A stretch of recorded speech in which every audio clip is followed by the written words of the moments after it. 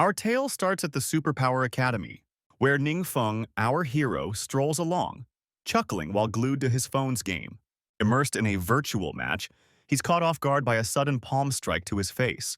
When questioned about his actions and reminded of the looming awakening exam, he's found gaming instead of studying. With a grin, he asks, "Isn't it just balancing work with play, sir?" He adds that at 18, he'll likely awaken a mere 1 or 2-star common profession. Leaning closer, he teases her, saying he's no prodigy like her, who claimed a 5-star profession at 16, and wonders why bother striving when he can just ride her success, irking her deeply. She snags him by the collar, yelling that she'll make him depend on her. As he gasps for air, onlookers spot Wang Yu, guessing she's back from elite training, noting their province hasn't seen a talent like her in ages. Wang Yu stands out, gorgeous, rich, and gifted, the epitome of excellence. Then they see him scrambling for his phone, prompting curiosity about his identity. Someone reveals he's the school's notorious failure. Unawakened at nearly E, Wang Yu tugs him along by the ear, while the annoyed crowd questions how a radiant star like her associates with such a nobody. Another mentions their childhood bond, puzzled by how an orphan like him could keep up with her. Blue Star blends gaming with reality, where anyone over 16 can unlock powers and embark on adventures. An instructor inspires the students, hinting that they could be the next to experience an awakening miracle. Ningfeng cues up, musing over Wang Yu's sudden seriousness, unfazed by his 3rd exam attempt and veteran status. The teacher directs those summoned to head to the testing zone, promising awakened students basic gear for their roles, and urging them to prep for practical trials. As the instructor calls his name, students buzz about their dream professions. Striding forward, peers mockingly note he's the 3rd-year trailing goddess Wang Yu, whispering he's powerless despite his age. Approaching instructor Kai Wise, she greets him warmly, urging calm with a smile. She instructs him to touch the crystal and clear his mind, which he does obediently.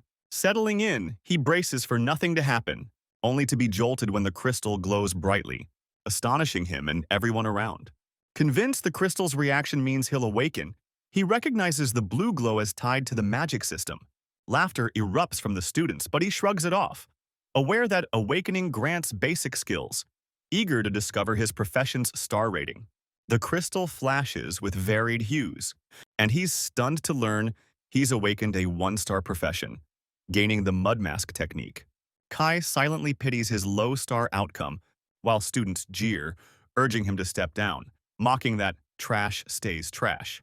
When Kai asks about his new skill and he stays silent, she calls his name again, snapping him back, his face a mask of confusion. She senses he's reeling from disappointment, judging by his expression. Despite the tense silence, his 1-star fate holds firm. Handing him his gear, she tells him to suit up and proceed to the next phase. He walks off, questioning if he misheard something, recalling the system confirming his awakening was finalized, and that he'd unlocked passive skills, Dark Kinship and Mystery Gift. The system clarifies that Dark Kinship shields him from dark power backlash, letting him cast forbidden spells without consequence. The Mystery Gift passive skill allowed him to cast forbidden spells weekly without cost, leading him to ponder if dark power was the vilest force in this world and whether forbidden spells were magic's pinnacle. Then the system announced his mud mask technique was starting to transform, leaving him baffled about what transform meant and what it entailed. The system simply stated the transformation was done, revealing the mud mask had morphed into a forbidden curse, Foul Earth's shell, leaving him dazed and clueless about the situation. He felt uneasy about the ominous sound of darkening and forbidden spells, and with the practical test ahead, he prayed nothing would go awry. Later, the instructor explained that 50 students would enter in groups to fight realm monsters, practicing their new skills. Teaming up or attacking peers was forbidden, with drones overseeing everything. Kai urged everyone to quickly verify their skills, assuring them others wouldn't see. The system revealed his active skill, Foul Earth Shell, a dark forbidden spell summoning otherworldly power to form a protective barrier, also able to crush nearby foes. Those words sounded menacing, making him wonder if it was an evil spell and worry about trouble if anyone discovered it. As the instructor commanded them to enter the arena, he obeyed while frantically yelling at the system for clarity. He steps through the portal, emerging in a bright forest. Students start wielding their new abilities to slay goblins within, but while others battle, he's crouched, hiding in the bushes, When a goblin nears, he instantly ducks out of sight. Knowing drones monitor the exam, he avoids using forbidden spells recklessly. With no other attack options, he opts to stay hidden, waiting for a chance. Unaware of a drone hovering overhead, a man spots him cowering and snaps that others are gaining strength by fighting, demanding to know what he's doing. Kai, addressing the man as Captain Zhu, defends Ningfeng, noting his late awakening, poor health, and sole defensive skill, ill-suited for solo combat. Captain Zhu orders her to summon Ningfeng, declaring a one-star profession disqualifies him from adventuring and ends his exam. Suddenly, the monitor operator makes a puzzled noise, prompting Captain Zhu to glance back and ask what's wrong. The man admits he's unsure but says a drone was attacked, cutting the feed. The operator shouts a warning, reporting massive power spikes in the realm, spurring Captain Zhu to frantically order his team to investigate. Meanwhile, in the arena, the drone lies in pieces, as a man cowers on the ground, trembling, questioning how such a mighty monster could infiltrate the exam site. Staring at a massive goblin wielding sharp blades, the goblin leader rallies his kin, urging them to rise against enslavement. He commands the goblins to slaughter the invaders, and they roar in agreement. A drone ventures near, but the leader blasts it with his power, causing it to burst and crash into a nearby thicket. Ningfeng, struck on the head, wonders why the drone fell, only to freeze in shock as a horde of goblins encircles him. The goblin leader chuckles darkly, mocking the little bug in their midst. Several goblins charge to attack as Ningfeng questions the swarm's presence, guessing the central figure is an elite leader. Realizing the drone's absence, he saw a chance to test if the forbidden spell was real, given the drone's absence. Raising his hand, a purple aura radiated from him. The goblin leader froze, stunned, as an undead rose from the earth. At the station, a man yelled that all screens went dark, detecting a dark power leak in the realm, likely from a king-level or higher monster. Captain Zhu ordered immediate reinforcements and evacuation of non-combatants. Kai knew a king-level monster could raise a city and questioned why such a terror was in the exam realm. Back in the arena, the goblin leader trembled in dread at Ningfeng's power. Ningfeng calmly unleashed his undead to assault the goblins. He marveled at the forbidden spells in action, finding them grotesque and sticky, which unnerved him. As his undead slew goblins one by one, the system reported each kill, granting 10 experience per minion and more with each death. Shocked by the dark force, the goblin leader questioned if he was even human, demanding how this was possible. Slowing down, the leader screamed for him to stay back, but the undead enveloped and killed it. The system notified him of slaying the goblin vanguard, earning 6,000 experience. Soon after, it displayed his stats: Mage, level 10, Health 10, Strength 8, Agility 8, Spirit 20, Experience 12. Amazed at jumping 10 levels instantly, he knew past tests only yielded 1 or 2 levels at most. He noted small monsters gave little experience, relying on the elite monster's hull, and wondered why an elite appeared in the exam. Then a glow caught his eye, revealing loot from the elite, 2 orange quality items. He picked up the Vanguard mark, a consumable boosting agility by 10 permanently.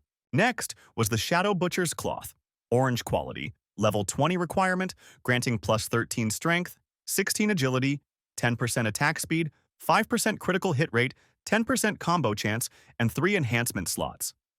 He knew orange gear was epic and highly valuable.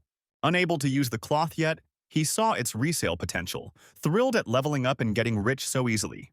A captain's order to abandon the test and teleport out startled him, and a surging power around him made him wonder what was happening. Peeking back, he saw holes in the ground, questioning if the forbidden curse caused the desolation or if traps were at play. He quickly used his scroll, knowing he'd be in trouble if caught, and fled. Other students teleported out of the arena. 2 captains shouted for everyone to evacuate to the city immediately. Zhu gritted his teeth, knowing even their combined strength couldn't face a king-level monster. Unsure if reinforcements would arrive in time, he was stunned when the dark power's source vanished, fearing the demon had escaped the realm. Emerging from the arena, he saw Kai telling someone the situation was beyond control, ordering a report, silence to prevent panic, and activation of the school's ceiling array with 1 exit for non-essential personnel. Calling to Kai, she anxiously asked if he was okay. He assured her he was fine, and she urged him to leave quickly, saying the school was suspended indefinitely, advising against returning unless necessary. Later, he asks Wang Yu what's happening, noting Kai seems up against a tough foe. She says an unknown power surged in the exam site, and the school's now locked down. He wonders if it's that elite monster, frustrated that after struggling to awaken, the test got cut short. Wang Yu sees his disappointment, thinking the ordeal hit him hard. She tells him defensive spells can save him but aren't great for solo leveling, so starting tomorrow, he'll join her team. He thanks her but insists he can level alone, declining her offer. He thinks to himself he'd rather not. His dark forbidden spells can't be used publicly, while Wang Yu eyes him, puzzled. She snaps that he can't refuse, ordering him to meet her at 8 a.m. at the West Gate. He tries to protest, but she storms off, leaving him annoyed. He yells after her, frustrated she won't listen, calling her overbearing. Calming down. He knows faking illness won't work. Wang Yu's too persistent to dodge forever. He hatches a plan, wondering if it'll succeed. At Yuncheng Exchange, he knows some gear carries attached skills. He aims to buy an item with a basic spell to fake using it tomorrow. Entering the shop, he hopes the system won't twist the item's skill into a forbidden spell and considers selling his monster loot. A striking woman asks how she can help. He requests an item with a minor spell, be it weapon, clothing, or accessory. She guesses he's newly awakened, suggesting there's no need for a weak spell when they have gear with stronger ones for leveling. She offers to show him, but he declines, saying he only needs something temporary and low level. She calls another worker to help and leaves. Muttering he's broke and not worth her time, she assigns a newbie to deal with him, leaving him baffled. Another woman approaches and he repeats his request. She shows him various gear. He tries gloves, armor, and a sword too heavy to lift, but chooses a ring in the end. She asks if he's happy with it. He says it's fine. He thanks her for guiding him through stores and asks where to sell loot. She leads him to the appraisal consignment room. Inside, she tells a man named Wang that Ningfeng wants to sell loot. He presents the armor, asking Wang to appraise it and estimate its value. Wang notes, it's an agility-focused orange weapon with low-level requirements, great stats for beginners, and 3 gem slots for customization. Wang says it's a solid piece with interested buyers and asks if he has a price in mind. Ningfeng says the higher, the better. Wang nods, asking him to wait while he phones clients, then calls Lady Yang to ensure Ningfeng's well-treated, which she agrees to. Wang calls a man named Zhang, asking if he's still seeking gear for his son, mentioning a fine piece available as Yang pours Ningfeng tea. After the call, Wang tells him the equipment sold for 50,000 crystals. After an 8% transaction fee, he'd net 46,000 crystals, shocking Ningfeng. Yang gapes at him stunned. Wang says once formalities are done, the money will hit his account instantly. Ningfeng, surprised by the speed, mentions wanting more gear. Wang promises satisfying recommendations soon. Outside, a lady teases the pretty clerk from earlier about liking handsome guys, asking why she passed on Ningfeng. The clerk snaps she only cares for rich, powerful, handsome men, dismissing poor ones as beneath her. Seeing him exit with Wang and Yang, they question why her client's with Master Wang now.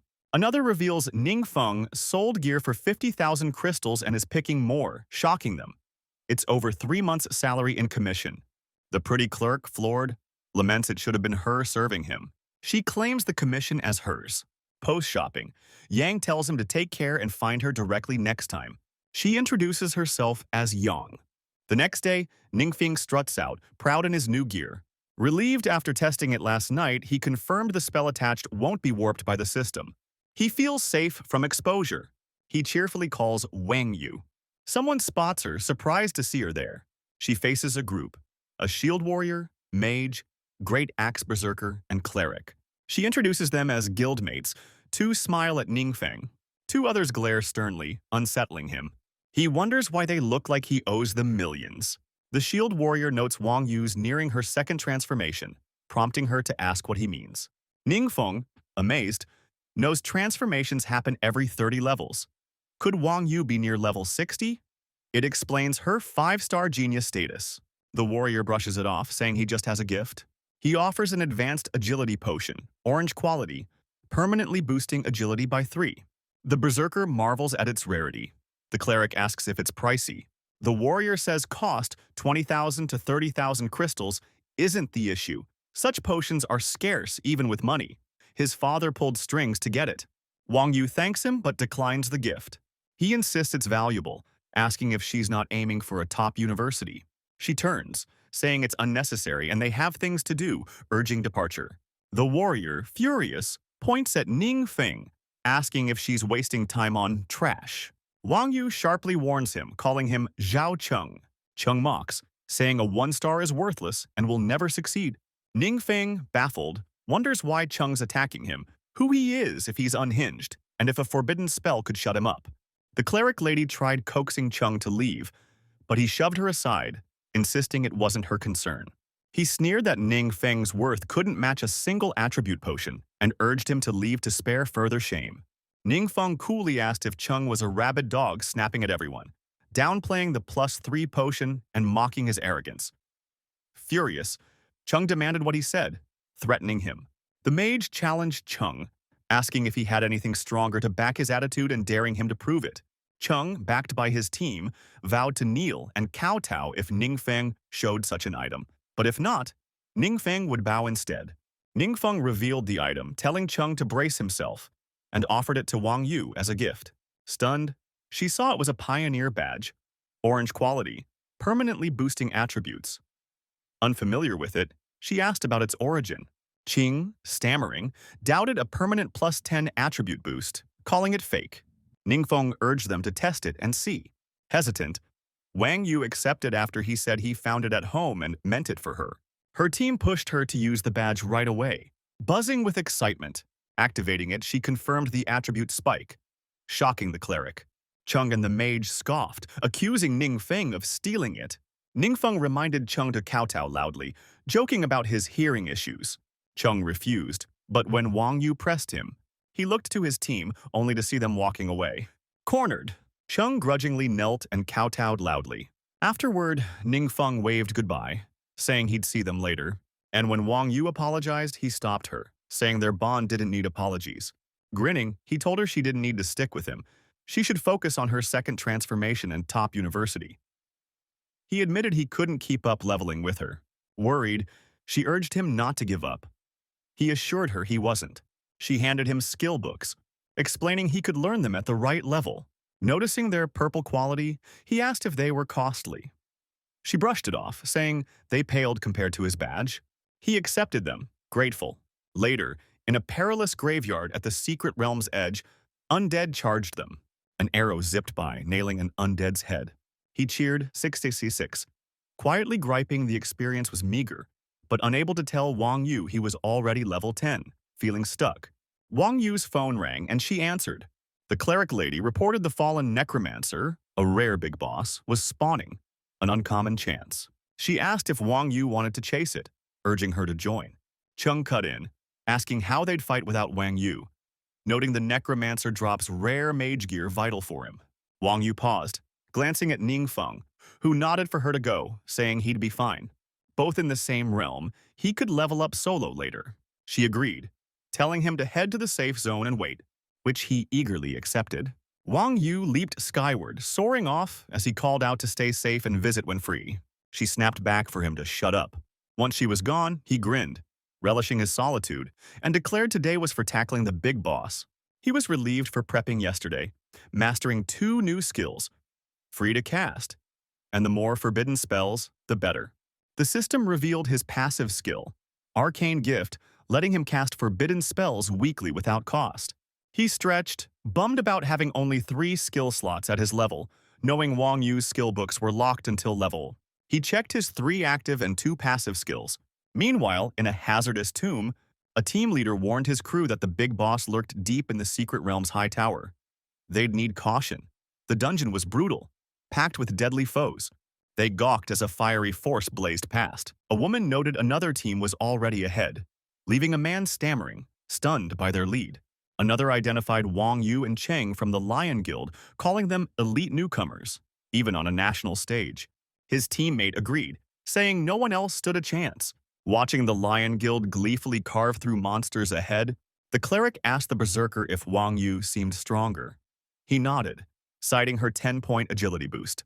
Deep in the secret realm's tomb, a forbidden black hole opened, and Ningfeng stepped out, thrilled, praising the swift forbidden spell, Void Step.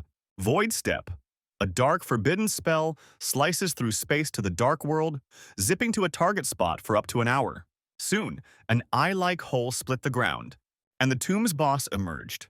He coolly told it was too late. The boss unleashed a fierce attack, triggering a deafening blast, leaving only dust where he'd been. It roared, calling him an arrogant adventurer, demanding how he dared face it solo, assuming he'd vanished. But he reappeared behind it with Void Step, saying he wasn't sharing the loot. He triggered Meteor Rain, a forbidden dark spell, summoning a blazing deluge from the heavens, devastating everything below. The boss stood stunned as molten rocks cascaded down, obliterating every creature in the tower with a thunderous blast. He nimbly dodged the inferno using Void Step, while the system tallied his kills. Corpse Demon, Moon Demon, Erosion Ghost, Dark Fist Ghost, Armor Warrior, True Armor Warrior, 12 experience per, 200 in all. The system notified him of slaying the fallen necromancer, granting 50,000 experience points and boosting him to level. He approached the loot, pleased with the plentiful haul, eyeing a usable pendant and gemstones. The two skill books, though not mage-specific, promised a hefty profit. He opted to absorb the necromancer emblem, reasoning he could handle its stamina cost. He figured it was a fair trade for the power it might offer. After absorbing the necromancer emblem, the system revealed that during transformation, he could unlock the hidden occupation Undead Wizard or start prerequisite tasks for the hidden all-elemental mage. He grinned, aware hidden occupations were rare and innate, untouchable by choice, wondering if emblems were the secret to unlocking them. Making his decision, he declared no more debate. A true man would aim for all-elemental mage. Meanwhile, his meteor rain reached the perilous tomb where Wang Yu's team battled. The berserker, alarmed, shouted about a terrifying magical surge. Wang Yu ordered a retreat, halting their advance. Chung protested, set on killing the necromancer, but she snapped, asking if he'd risk everyone's lives in such danger. Chung gritted his teeth, cursing their rotten luck. After pulling back, she grabbed her phone to warn Ning Feng, only to see his message saying urgent matters forced him to leave first. Later, Ning Feng reached the transformation hall, stepping inside, noting the sparse crowd. He spotted a lady nearby, who asked if he was there for a transformation task. He confirmed. She nodded, asking him to provide his details for registration, which he did. Shocked he was transforming at 18, she remarked his aptitude seemed low. She rose, directing him to follow her to the main transformation area, and he agreed. At the main transformation, she instructed him to proceed with the process, saying she'd step out, and he thanked her. Outside, she saw Captain Ju and asked if something was wrong. Ju said they'd investigated the perilous tomb, severely damaged, with an unclear power source, possibly king level or higher. She asked if that meant 2 king-level threats in 2 days. Ju confirmed. He added that higher-ups sent him to summon Solitary Shadow into action. In the transformation room, the system presented Ning Feng's first mission. Become a Lich Wizard by entering the Wu Ming tomb in the Illusion Realm to retrieve the Blood Soul Crown. 3-day limit. A-level difficulty. The alternative was All System Mage God, a prequel transformation task, requiring entry to the Hugang Divine Temple in the Illusion Realm to obtain the Holy Emblem. 3-day limit, A-level difficulty. He picked All System Mage God, figuring it was just a prequel task. The system prompted him to confirm his details again. Mission set, he left the room. Thinking a Hidden Professions S-level mission was fitting, relieved the 3-day limit wasn't too tight. Another lady smiled, bidding him farewell. He waved back, realizing she wasn't the same woman from before. Back at the perilous tomb, a man buzzed about seeing a Solitary Shadow member, noting their unique outfit.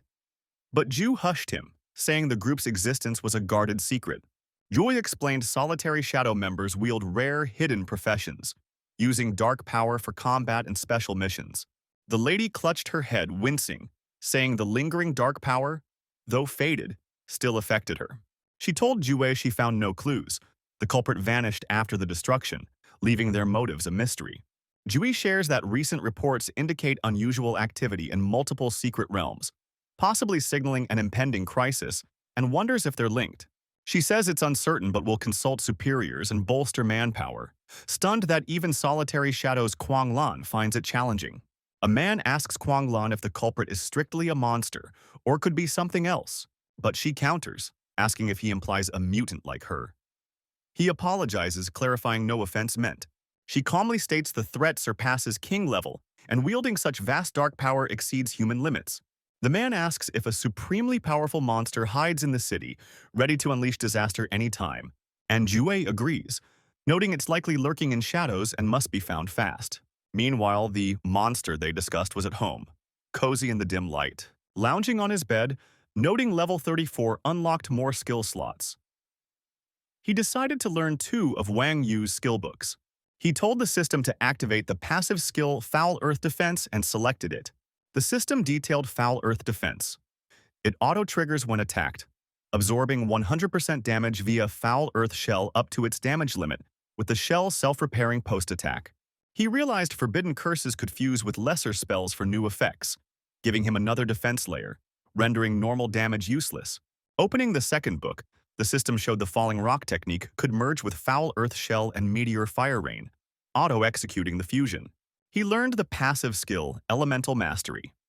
Earth, boosting all Earth-based spell effects by 20%. Checking his skills, he saw his 4 skill slots unchanged, so he planned to trade and buy new skill books.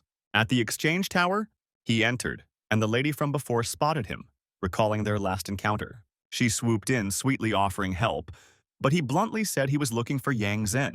Flirtatiously, she noted Yang Zhen was busy with another client, volunteering to assist him today. He brushed past, saying it wasn't needed and he'd browse alone, leaving her fuming, wondering if he was snubbing her and if she couldn't match Yang Zhen. She trailed him, insisting it was her duty to help. Suddenly, Yang Zhen rushed over, calling his name. He teased if she was slacking. She laughed, saying she was eating in the back when a colleague tipped her off about his arrival. He apologized for disrupting her meal, offering to treat her later, which she shyly called embarrassing. The other lady seethed, thinking he was taunting her. Pointing to the skill books, he told Wang he wanted to sell 2 and buy more mage skill books. Wang agreed, assigning Yang to assist, which he accepted. Recalling his prior orange weapon sale, Wang noted these purple skill books, growing curious about his origins and deciding to investigate his background. Later, he and Yang chatted in a restaurant. After eating, he called for the bill, but Yang said she'd already paid. He thanked her, insisting he'd cover the next one.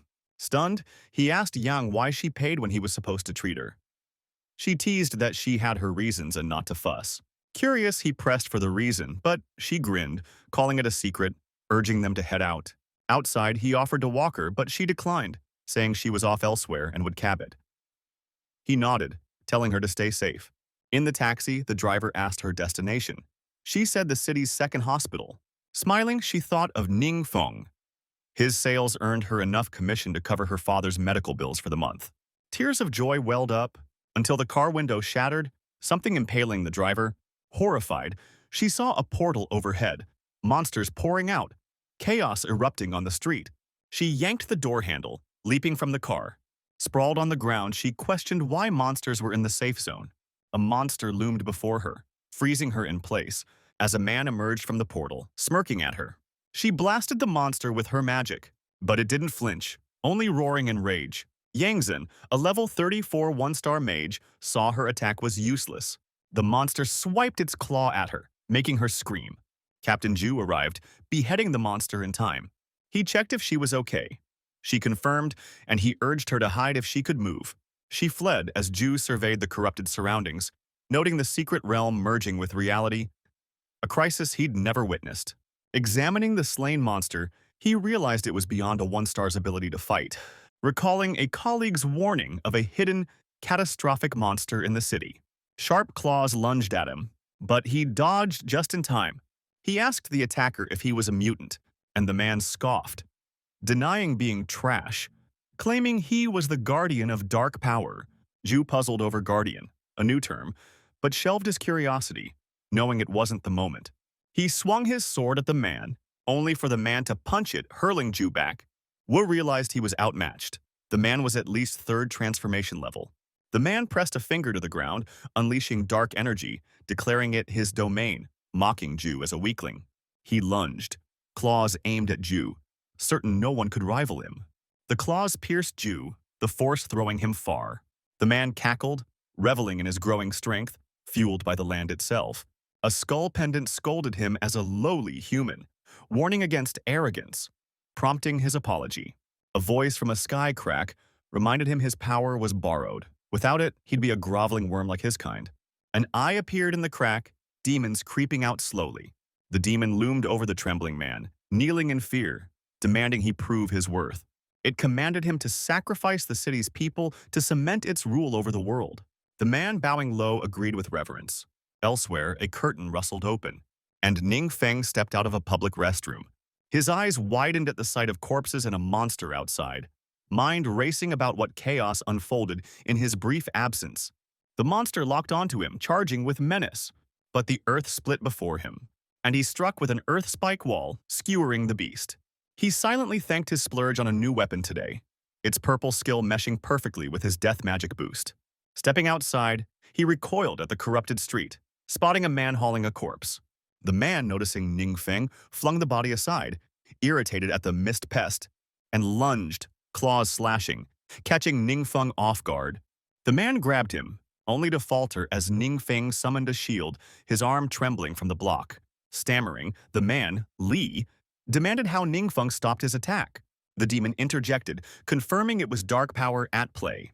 It added that Ning Feng's strength far outstripped Li's, then paused, sensing an aura in Ning Feng more dreadful than death itself. Eyes closed, Ning Feng gauged the man's power, wondering if he planned a forbidden curse to ravage the city. Snapping his eyes open, he shattered Li's crystalline arm, leaving him stunned, screaming for his demon leader, who curtly said the line was dead and to fend for himself. The demons ascended, vanishing into the sky's crack. The demons soared upward, diving toward the sky's crack, their leader barking at them to hustle before it sealed shut. The crack closed, leaving the man alone, bewildered, demanding why his power vanished. Ning Feng gave him a faint smile. Mutants, he knew, were those who awakened with hidden dark professions, granting them superior strength through dark power. Yet without it, they were frail. The man's scream cut short as an earth spike pierced him, killing him instantly. Ning Feng noted the man's potential threat, but was glad his defense freed him to attack boldly. He swiftly grabbed the scattered loot and slipped away home before anyone could spot him. Soon after, in the ruined city, Kuang Lan appeared with a lady. The lady reported the monster's retreat and the realm's invasion halting, noting two abrupt spells, one merging reality with the realm, vanishing mysteriously, leaving her baffled by the enemy's aims. Kuang Lan asked about other areas. The lady said most were secure, save for heavy losses in the south, where details remained unclear. Recalling Jue oversaw the south, Kuang Lan proposed they head there to check. Meanwhile, someone studied the spiked man's corpse, pondering if his possessions were looted. Kuang Lan materialized, commanding them to freeze, demanding their identity. They flashed a Cloud Realm badge, assuring her to stay calm, claiming membership. She identifies the emblem and confirms his affiliation with the covert group of warriors, which he verifies. She remarks on rumors of their secretive operations and inquires about his presence there. Doing reveals that the deceased was once part of their ranks but turned traitor, aiding the realm's invasion of reality, which triggered a monster attack on their base, leaving few survivors. The woman wonders if this event mirrors recent occurrences and questions whether the realm's incursion halted because of the man's death. When asked if they killed the man, she denies it, stating they don't know who did.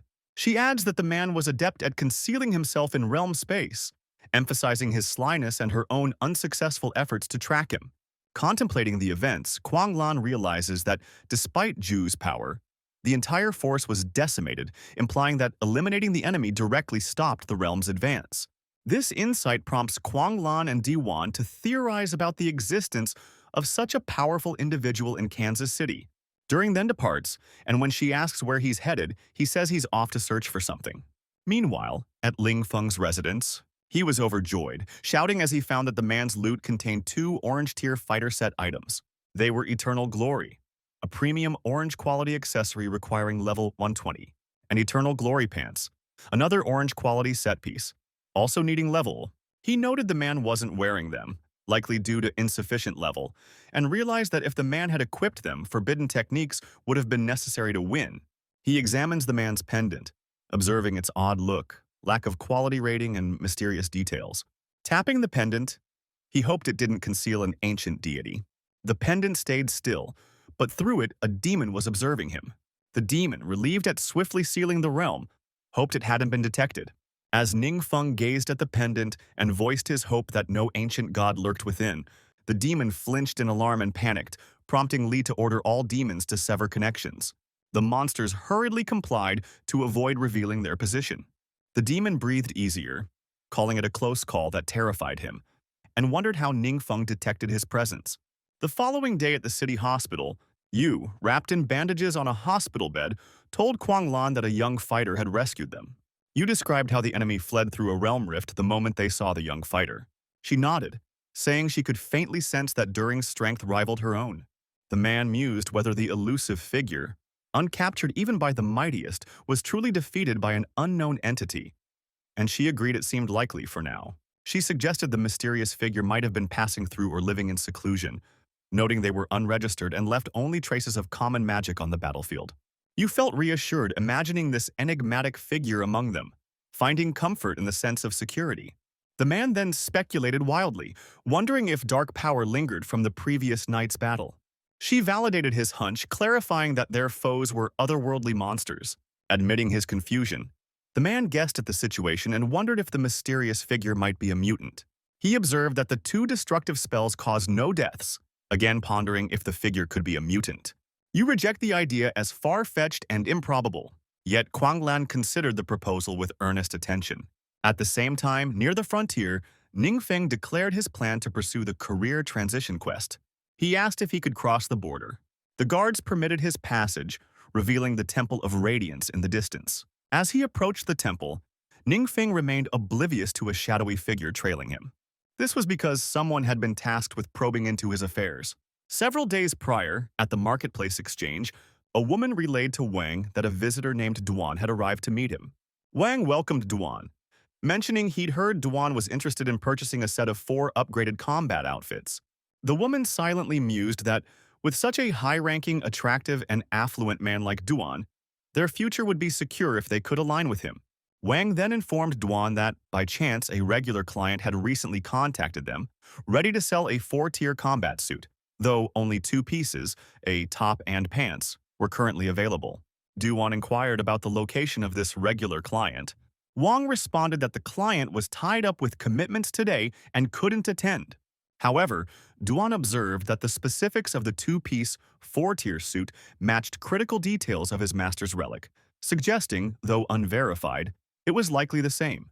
Duan pressed Wang for the client's whereabouts, offering payment for the information, which caught Wang off guard. Wang pondered the odd timing, recalling that just as Ningfeng announced his intent to sell the suit, Duan appeared asking about it, almost as if orchestrated. Wang remembered the client had spoken of traveling to a nearby city for business and proposed calling to verify. Later, Wang asked if Duan had already departed, and the woman confirmed she'd seen him leave. When she inquired if anything was amiss, Wang revealed he'd hired someone to dig into Feng's past. It was uncovered that Ningfeng's parents, mere 2-star professionals, vanished in a mishap during his childhood, leaving him to fend for himself. Ningfeng attended the city's 7th middle school and awakened at 18, but only as a 1-star professional. The woman, shocked, remarked to Wang that she'd thought Ningfeng was remarkable, but now saw him as utterly ordinary, noting his impoverished appearance finally made sense. She questioned how Ningfeng obtained the items he sold at their trading post, as a 1-star professional couldn't acquire such treasures. Wang replied that this was the issue, and though Ningfeng was close to the Wang family group's daughter, they hadn't significantly supported him. The woman noted Duan's earlier displeasure and asked Wang if Ningfeng's suit might be stolen. Wang suggested it might not be stolen, but was likely acquired illegitimately, adding that Ningfeng had likely crossed someone dangerous this time. The woman eagerly responded that a 4-tier expert was a prominent figure, even in Basin Province, and deduced Ningfeng's items were surely stolen, sparking her curiosity about him. At the Temple of Radiance, Duan concealed himself behind a boulder, stealthily tracking Ningfeng. He found it hard to believe a youth could fend off the realm's invasion, especially since even his powerful master fell to the realm's leader. Duan then darted to another boulder to maintain his covert watch, contemplating that his master's relic might be in Ningfeng's possession, per his intelligence. If Ningfeng wasn't the powerful one, someone formidable must be backing him. Yet Duan knew to proceed cautiously, hence his hidden approach. Upon reaching the Temple of Radiance's entrance, Ningfeng watched adventurers clashing with creatures. Duan noticed Ningfeng swapping his gear, believing that evaluating Ningfeng's equipment could roughly indicate his strength. After changing, Ningfeng looked strikingly plain, like an ungraduated student. This caused Duan to speculate if it was a clever ruse. He persuaded himself it had to be a disguise. Considering Ningfeng's youth, a subtle disguise would go unnoticed and let him slip effortlessly into the masses. Duan worried that if Ningfeng was concealing his movements, he might lose him. So he opted to trail cautiously to avoid arousing suspicion. To be certain, Duan discreetly marked Ningfeng with a skill, engaging his spiritual sense to tag him mentally without alerting him. Following Ningfeng into the temple, Duan noticed the realm's monsters were fairly weak, which sparked curiosity about Ningfeng's true motives there. All of a sudden, Ningfeng appeared to detect an incoming threat, quickly protecting himself from an assaulting creature. Duan was astounded, realizing Ningfeng had activated an unbreakable defense, impervious to any strike. He saw the monsters deliberately avoiding Ningfeng, strengthening his belief that Ningfeng was extraordinary. As Ningfeng stopped, Duan pondered if the massive figure ahead was the final boss and whether Ningfeng would face it solo, quietly marveling at the absence of others nearby. Watching the boss, Duan was confused about why someone as formidable as Ningfeng would challenge such a minor foe. Strangely, the statue remained entirely still. Ningfeng examined the area, realizing the mission guide omitted any reference to the enormous statue, which quivered in fear, struggling to stay motionless. He stepped inside the chamber and proclaimed boldly, "It must be here." Then he beheld a gigantic statue, an angel suspended in the air. The faceless boss unveiled its luminous eyes, then soared off, leaving Ningfeng stunned. He gazed skyward, baffled by its flight, while Duan, lurking nearby, wondered in disbelief if it was a rare hidden boss and how Ningfeng had learned of it. As it fled, Duan, still concealed, questioned in shock whether this could be an elusive secret boss, and how Ningfeng came to know its existence.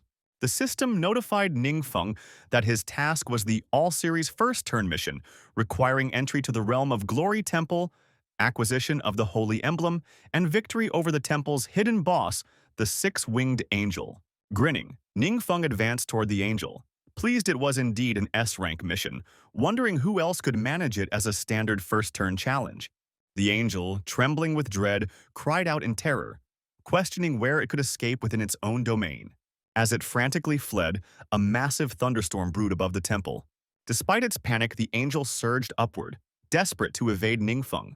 Ningfeng lifted his open hand skyward, triggering his Thunderfall descent skill, which summoned a tremendous storm to unleash celestial might.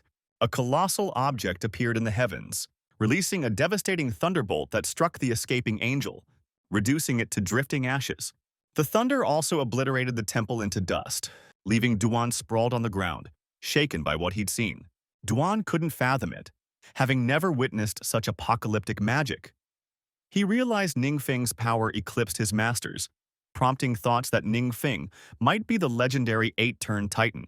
Meanwhile, Ningfeng sighed, noting his level couldn't rise until he completed the first turn, rendering his amassed experience points useless for now. Still, he set it aside, clutching the emblem and resolving to return to finish the mission. The Holy Emblem, an orange-tier consumable, permanently boosted spiritual attributes by 8 and doubled recovery effects. Ningfeng reached for his teleport scroll to depart, but Duan dashed toward him, calling out, "Big shot," and urging him to pause. Shocked, Ningfeng froze, wondering when Duan had arrived and if he'd seen everything. Duan noticed Ningfeng's sour expression. Hoping to ease tensions, Duan asked him not to be upset, promising an explanation. A sudden blaring noise, an alarm, caught their attention, and Ningfeng suggested they exit first and talk outside, to which Duan agreed. Outside the Temple of Radiance, in a calm spot, Ningfeng questioned Duan, asking if he'd been shadowing him the whole way. Duan apologized, clarifying he meant no ill intent, only seeking confirmation. Ningfeng's youth made his feats unbelievable without witnessing them firsthand. Duan revealed that his master, despite great strength, died sealing an invading realm, allowing a traitor to escape. That traitor later used human sacrifices to undo the seal, and Duan had been hunting him fruitlessly for years. Knowing Duan was a fourth-turn powerhouse, Ningfeng realized he'd have missed Duan's presence entirely if he hadn't shown himself. He attributed this to his low level, aware that exposure was inevitable over time. Duan grew uneasy when Ningfeng went quiet, fearing he might intend to silence him to protect his secret.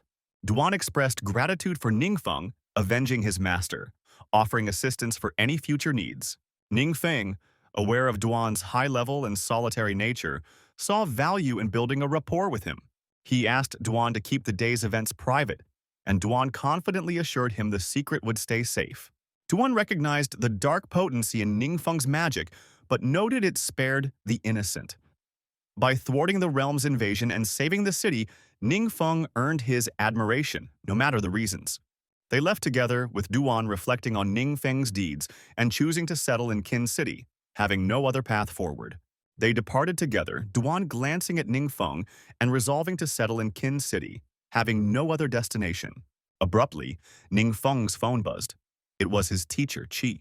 Chai inquired about his whereabouts if he needed anything, and mentioned she was out of town but returning soon. She added there was something to discuss when she got back. Ningfeng agreed, ended the call, and puzzled over Qi's sudden contact. Elsewhere, in a private room, Lan asked Qi about the conversation. Qi noted Ningfeng's tone seemed normal and he was preparing to return.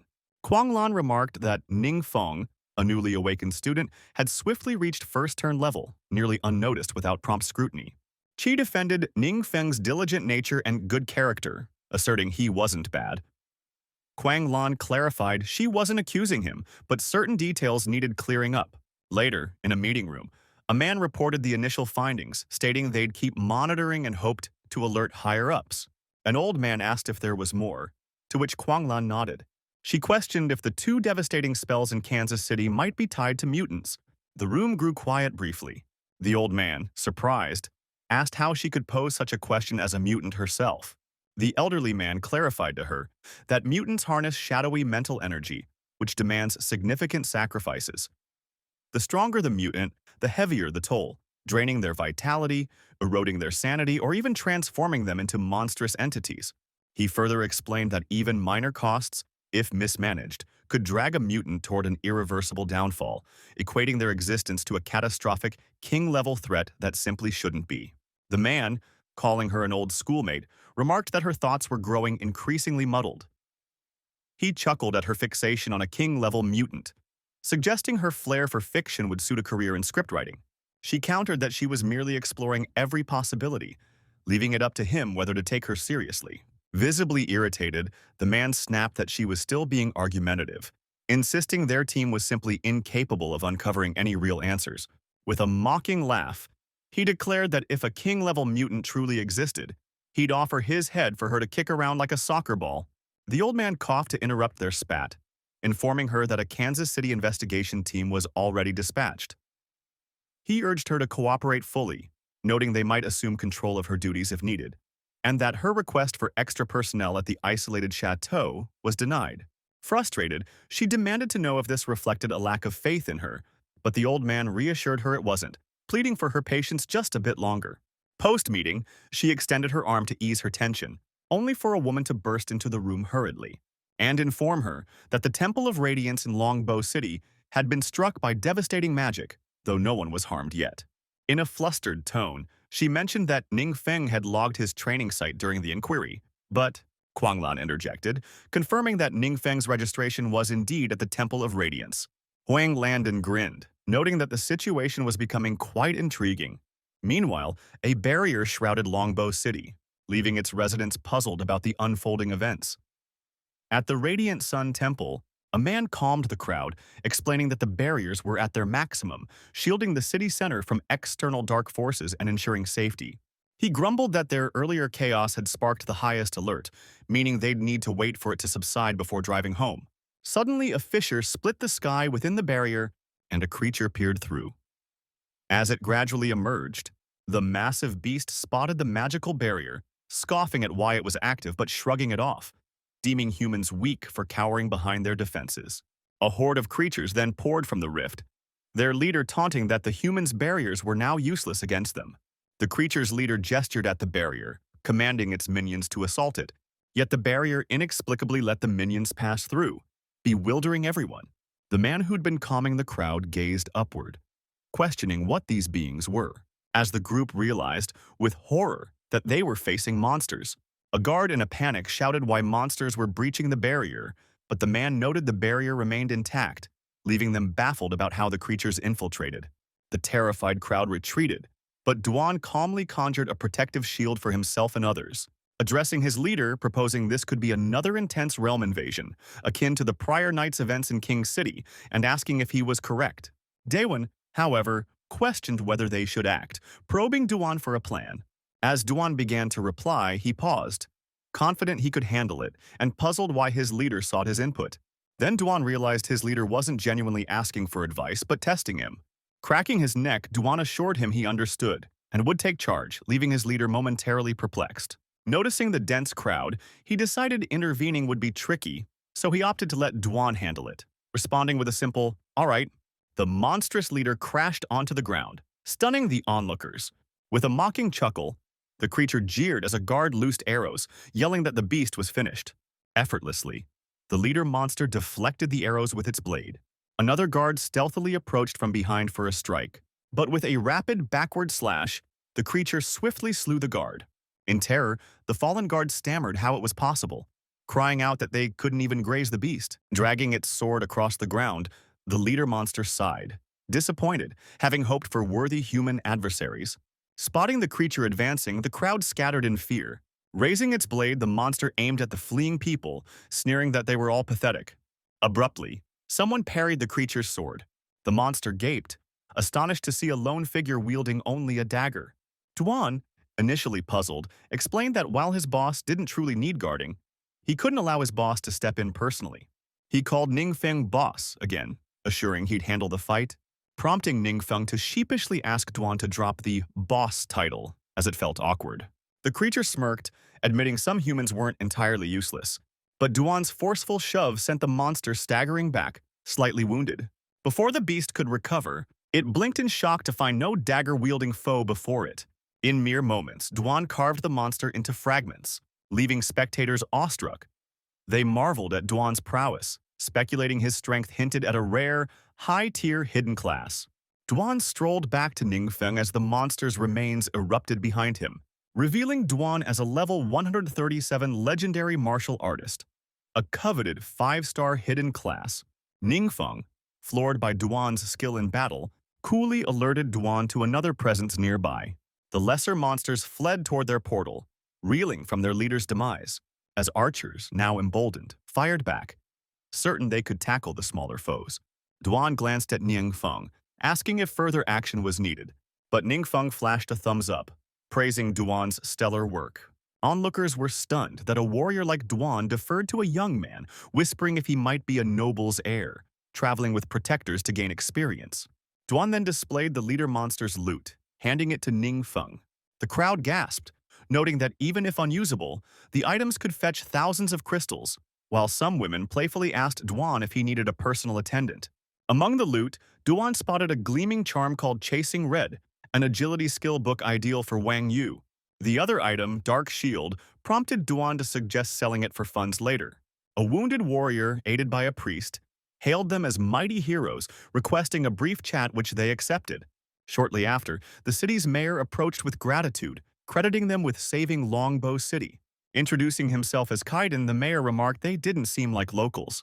Ningfeng explained they were there on business, but were currently stranded. He then asked Kaiden if he knew why they were stuck there. Dongming, visibly nervous, questioned if the highest alert had trapped them, but Kaiden apologized, admitting the fault was theirs for the inconvenience, though he privately knew he'd caused the issue himself. Chidongming instructed his aide to retrieve a newly purchased flight scroll, presenting it as an apology, which the man accepted graciously. He was taken aback, aware that flight scrolls were scarce in the region. Though single-use, they enabled swift and effortless short-range travel. Chi Dongming hesitantly shared an awkward request amid recent turmoil, asking if they could remain in Longbow City for a few days, as their defense forces were noticeably stretched thin. He expressed regret to Chi Dongming, citing a packed schedule that might prevent him from complying. In truth, his class transformation had only 3 days remaining, and any delay could jeopardize its completion forever. Playfully, he asked Chi Dongming if he assumed he had endless free time, prompting a flustered Chi Dongming to admit it was their misjudgment. The aide then delivered the requested scroll to Chi Dongming, who also gifted him a supreme black card from the Yuanchang trading post as a modest gesture of gratitude. Stunned, He recognized the card's rarity, reserved for elite individuals with exclusive perks, hinting at Qidong Ming's remarkable status and explaining his ability to procure a flight scroll. Duan accepted the gift with a warm smile, thanking Qidong Ming. The mayor urged them to keep it, confessing he'd worry about repercussions if they refused. He inquired if Longbow City could count on their aid should danger arise again. He assured them it was no issue, provided he was available, sparking cheers from the crowd who felt Longbow City was now secure. Activating the flight scroll, they relished the exhilarating rapid journey. Meanwhile, at the Kansas City class transfer hall, the cleric joyfully announced Wang Yu's emergence. Chung and Wang Yu exited the hall together, but she paused, sensing something approaching overhead, spotting vibrant purple and green streaks zooming past. When Chung asked what caught her attention, she mentioned seeing two figures fly by. Suspecting one was Ningfeng, Chung, doubtful, scoffed that flight scrolls cost a fortune, far beyond Ningfeng's means, and wondered why Ningfeng would be at the class transfer hall so soon after awakening. She sharply cautioned Chung that another jab at Ningfeng would bring consequences. Chung recoiled, baffled why he kept fixating on a nobody like Ningfeng and what made him inferior. The cleric shifted focus, asking Wang Yu about her second transformation tasks. Chung boasted his was A-grade, though he wished it had been S-grade. A berserker reassured Chung that A-grade was impressive, with S-grade reserved for the exceptionally fortunate. A mage added that achieving a second transformation at 18 was a feat top academies coveted, and graded tasks were rare chances. The cleric turned to Wang Yu, who gazed downward silently, causing the group to fall quiet. Noticing Wang Yu's odd demeanor, the cleric wondered if she'd drawn a task below C rank. Chung smugly mused that even a prodigy like Wang Yu had off days, knowing task levels impacted attribute boosts and skill access. Chung comforted her, urging her not to fret over a C-grade task and promising assistance if she lagged, seeing it as a notable setback. But she snapped back, declaring she wasn't fazed by an A-grade, let alone her actual S-grade, leaving her team dumbfounded. The cleric, surprised, asked why she hadn't mentioned it sooner, and she explained her case felt unique compared to others, disclosing that her task had unveiled a previously unknown hidden class.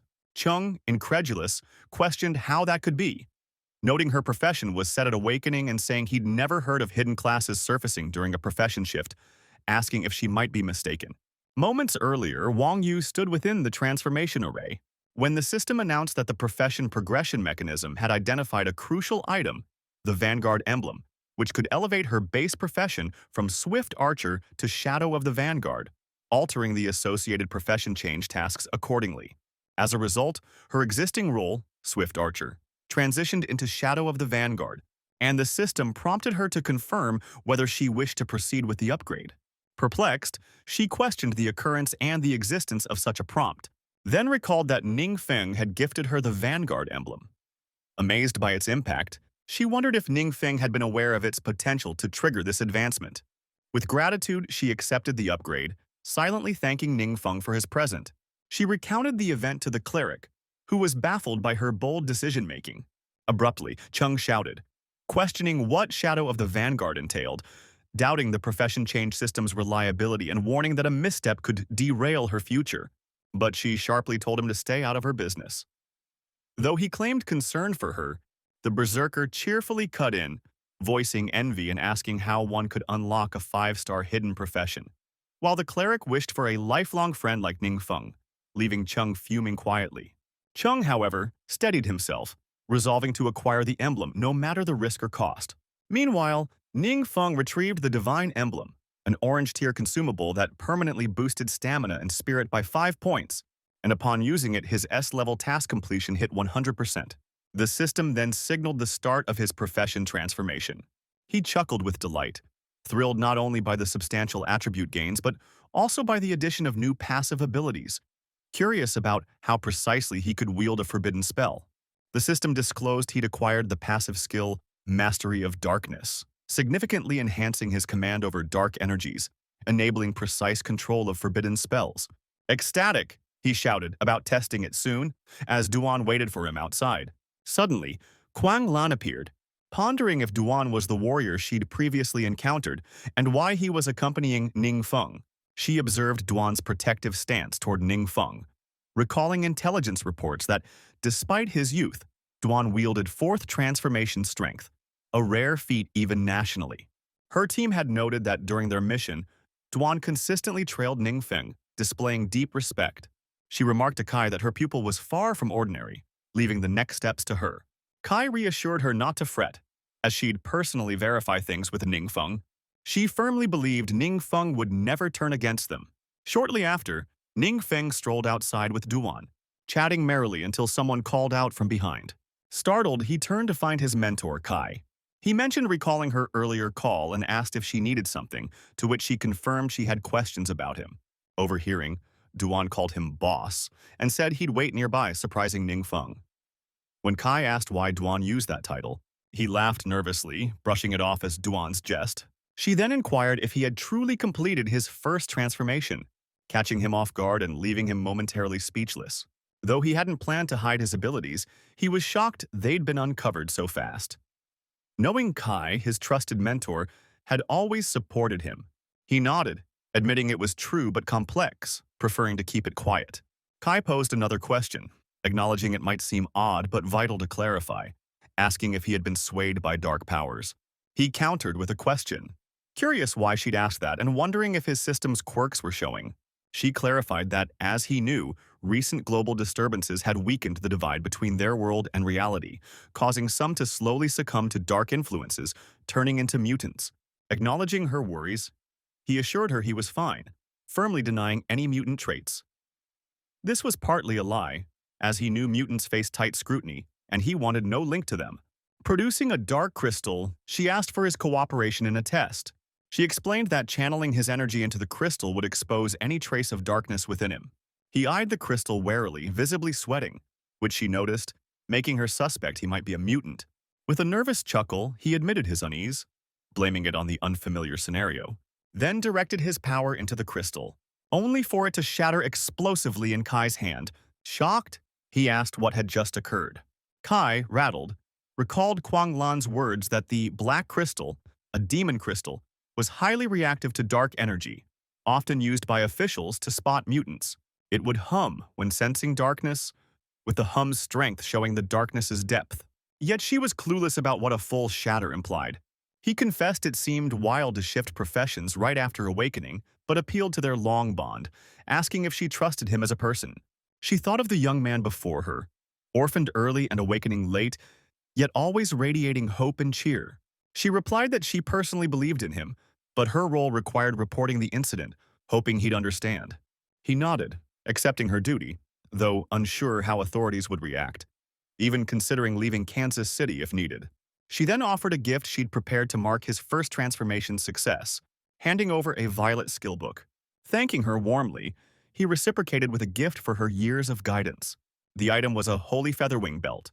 Orange tier, level 30, boosting spirit by 20, enhancing stamina recovery and healing by 50%, raising dark resistance by 100%, and allowing chantless healing spells with up to 3 inlays. She gasped at the priceless no-chant feature, knowing it could be a lifesaver in dire moments. Despite her protests about its worth, he insisted it was just loot from his transformation task, urging her to accept it, then excused himself, noting his friend was waiting, leaving her in awe as he departed. With Duan, she struggled to fathom Ningfeng gifting such a rare item, questioning who he truly was. Later, at the adventurer's office, Kai showed the broken crystal to Kuang Lan, who admitted she'd never seen such a reaction. As Kai voiced worry that Ningfeng might be labeled a danger, Kuang Lan suggested dropping the issue, which puzzled Kai. Kuang Lan explained their student might surpass their comprehension, advising they aim to ally with Ningfeng rather than antagonize him by digging too deep. Kai asked if they should report it, but Kuang Lan firmly said no, ordering a halt to Ningfeng's investigation, with all details kept secret. Kai agreed wholeheartedly, reasoning that, given Ningfeng's youth and lack of allies, this choice also shielded him. Kuang Lan proposed that since Ningfeng valued his privacy, they should focus on the martial artist instead. With recruitment season in full swing, securing another powerful ally would be advantageous. Back at Ningfeng's home, Duan noticed Ningfeng's quiet demeanor and asked what was troubling him. Ningfeng revealed that his mentor, Kai, had informed him his investigation was dropped, prompting Duan to ask if that was positive news. Ning Feng agreed it was, but he worried about future leveling, noting that disrupting mystery realms caused ripples, attracting official scrutiny that could complicate things. Duan chuckled at Ning Feng's peculiar dilemmas, remarking they were truly the concerns of someone exceptional, and suggested targeting uncharted mystery realms for leveling. He explained that recent global irregularities had spawned many new realms, some beyond the authorities' reach due to limited resources, while others were gripped by sinister forces. Ning Feng saw the logic in this plan and asked if Duan knew of any such realms. Duan confirmed he had details on two, and could gather more based on Ning Feng's requirements. Trusting Duan's support, Ning Feng deemed this approach smarter than tackling challenges as a student. He also planned to visit the trading post tomorrow to offload his loot, seeing it as a chance to unwind. Confident in his upgraded forbidden spell skills, Ning Feng felt unconcerned about falling behind others. Later, at the Express Hotel, Duan approached the entrance. Unaware it was already evening after leaving Ning Feng's, he decided to stay another night at the hotel, intending to hunt for a rental the next day. As he entered, a man greeted him enthusiastically, leading Duan to ask who he was. The man introduced himself as Jiang Yi, Kansas City's mayor, thanking Duan for his help during the recent Mystery Realm crisis, and asking if he planned to settle in the city. Duan affirmed his desire to make Kansas City his home.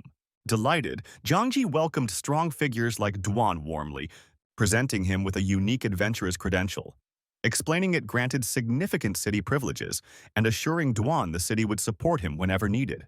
Duan accepted the card, studying it carefully. Jiang Yi mentioned knowing other cities had tried and failed to recruit Duan, hoping Kansas City's smaller size wouldn't deter him. Duan, however, expressed gratitude and accepted the offer, easing Jiang Yi's worries. Unaware of Ning Feng's situation, Jiang Yi was ecstatic about having Duan, a fourth-turn titan, in Kansas City, crediting Su Lan's recruitment idea as brilliant. Learning Duan needed a place to stay, Jiang Yi insisted he needn't bother searching, promising to arrange housing promptly. Duan thanked Jiang Yi, appreciating the kindness. Meanwhile, at Ning Feng's house, he won an online game and noticed the late hour, deciding it was time for bed. He wondered why his class group chat was still buzzing so late. Opening the chat, he saw Zhang Luo asking classmates their current levels. With Zhou Nana noting everyone seemed below level, Zhang Luo fretted about closed city dungeons and restricted travel, fearing their levels would lag. Marzio Bo shared that the goddesses had left the city, and Fang Yu clarified they were on second-tier tasks, advising against gossip since anyone with first-tier ability could also venture out.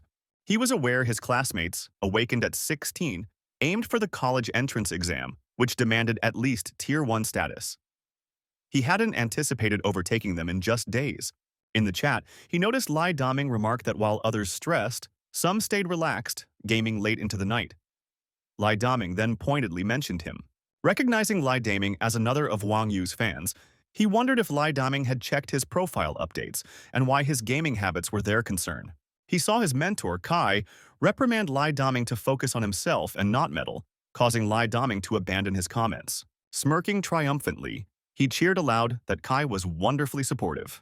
Returning to the chat, a new message appeared from Marzio Bo, sharing reports of dungeon breaches in several areas with heavy losses. He noted entire cities had been overrun by monsters, safe zones had collapsed, and mutants were spiraling out of control. Zhang Lo added it happened locally too, but a mysterious powerhouse repelled the creatures. Lai Daming asked if Kansas City harbored such a covert hero, and Zhang Luo replied it felt deeply reassuring. Lai Daming quipped he'd salute that hero as his ancestor if he knew their identity. He exclaimed he'd only heard Kai and Duan discuss world anomalies before, unaware of their gravity, pleading for his recent streak of calm days to remain undisturbed. He lamented missing the chance to defeat the last monster himself, prompting the demon in his pendant to sneeze, muttering why it suddenly felt a chill of fear. The following morning at the Yuanchang trading post, Yang Xin, previously wounded, had resumed her duties. A woman spotted her and questioned why she'd returned to work before fully recovering. Faltering, Yang Xin insisted her injuries were minor and healed. But the woman teased that despite her words, she was secretly eager to chase influential connections.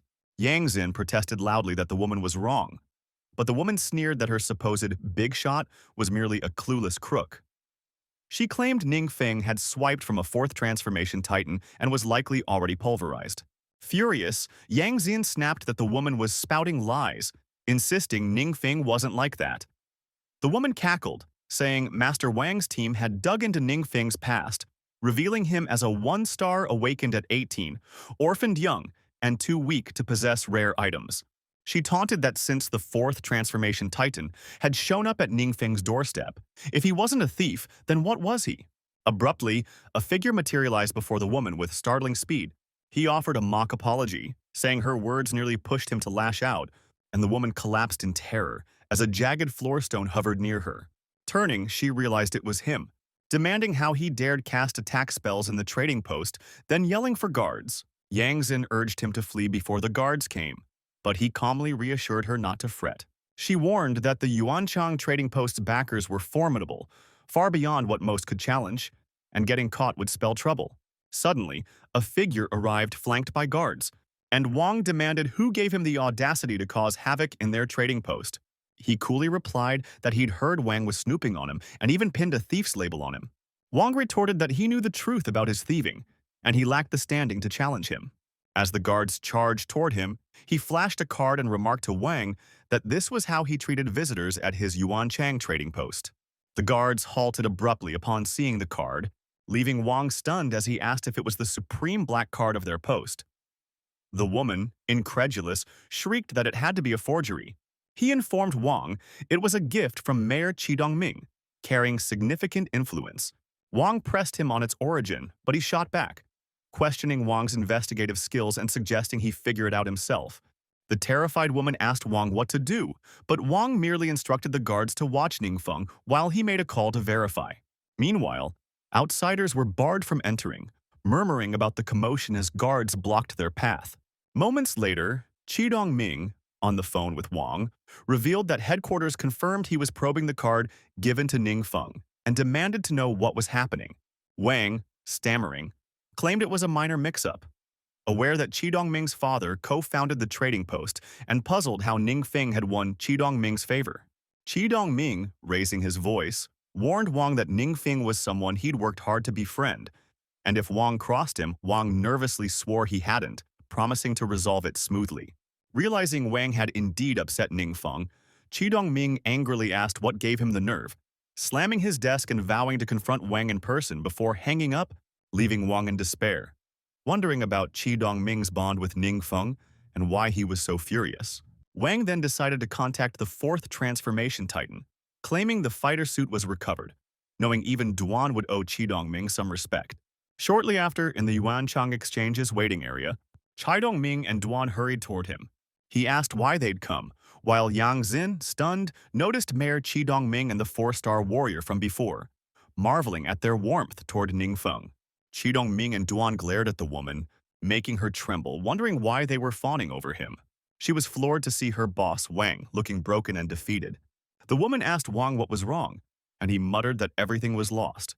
Qidongming courteously asked if he truly didn't want an apology, to which he replied there was no need, doubting Wang's sincerity in mere words. Qidongming barked at Wang and the woman to gather their belongings and leave immediately, leaving them both reeling in shock and defeat. Wang lashed out, slapping the woman and blaming her for his ruin. Exasperated, Qidongming summoned guards to escort them out. Later, in the VIP lounge, Yang Xin served them tea, and Qidongming noted Ningfeng's fondness for Yang Xin, relieved it hadn't fully tarnished the exchange's name. Yang Xin gazed at him, impressed by how effortlessly he, so young, conversed with such powerful figures. Qidongming told her she'd erred this time but urged her to strive harder, assuring her the exchange would support her. She nodded bashfully, vowing to work diligently. He apologized to Qidongming for the trouble caused on his behalf, but Qidongming brushed it off, saying his concerns were their own, noting that without his help last time, Longbow City might have fallen. Qidongming then observed his interest in the exchange's treasure catalog, asking if he sought something specific. He confirmed with a nod and inquired if Qidong had come across anything known as the Relic of the End. Qidongming pressed him to clarify which relic he meant and what end it referred to. He brushed it off, saying they shouldn't worry about it, mentioning he'd spotted it online the previous day and assumed it was a unique item. He suddenly recalled pulling a book from his inventory, It was the Spirit Energy Extraction Tome, handed to him by his mentor Chi, designed for mages to restore mana during combat. He pondered what kind of forbidden magic it might become. He then used his Dark Confluence ability to absorb it. This skill siphons lingering dark energy from objects, converting it into personal power. Afterward, he questioned if he'd misread the name, as it was unfamiliar, and the system offered no details, leaving him wondering where to look for answers. Still, he chose to set it aside for now, as there was no urgency, and drifted off to sleep. Shortly after wrapping up at the exchange, Chi Dongming remarked that their visit was rushed but urged them to return to Longbow City, promising to host them next time.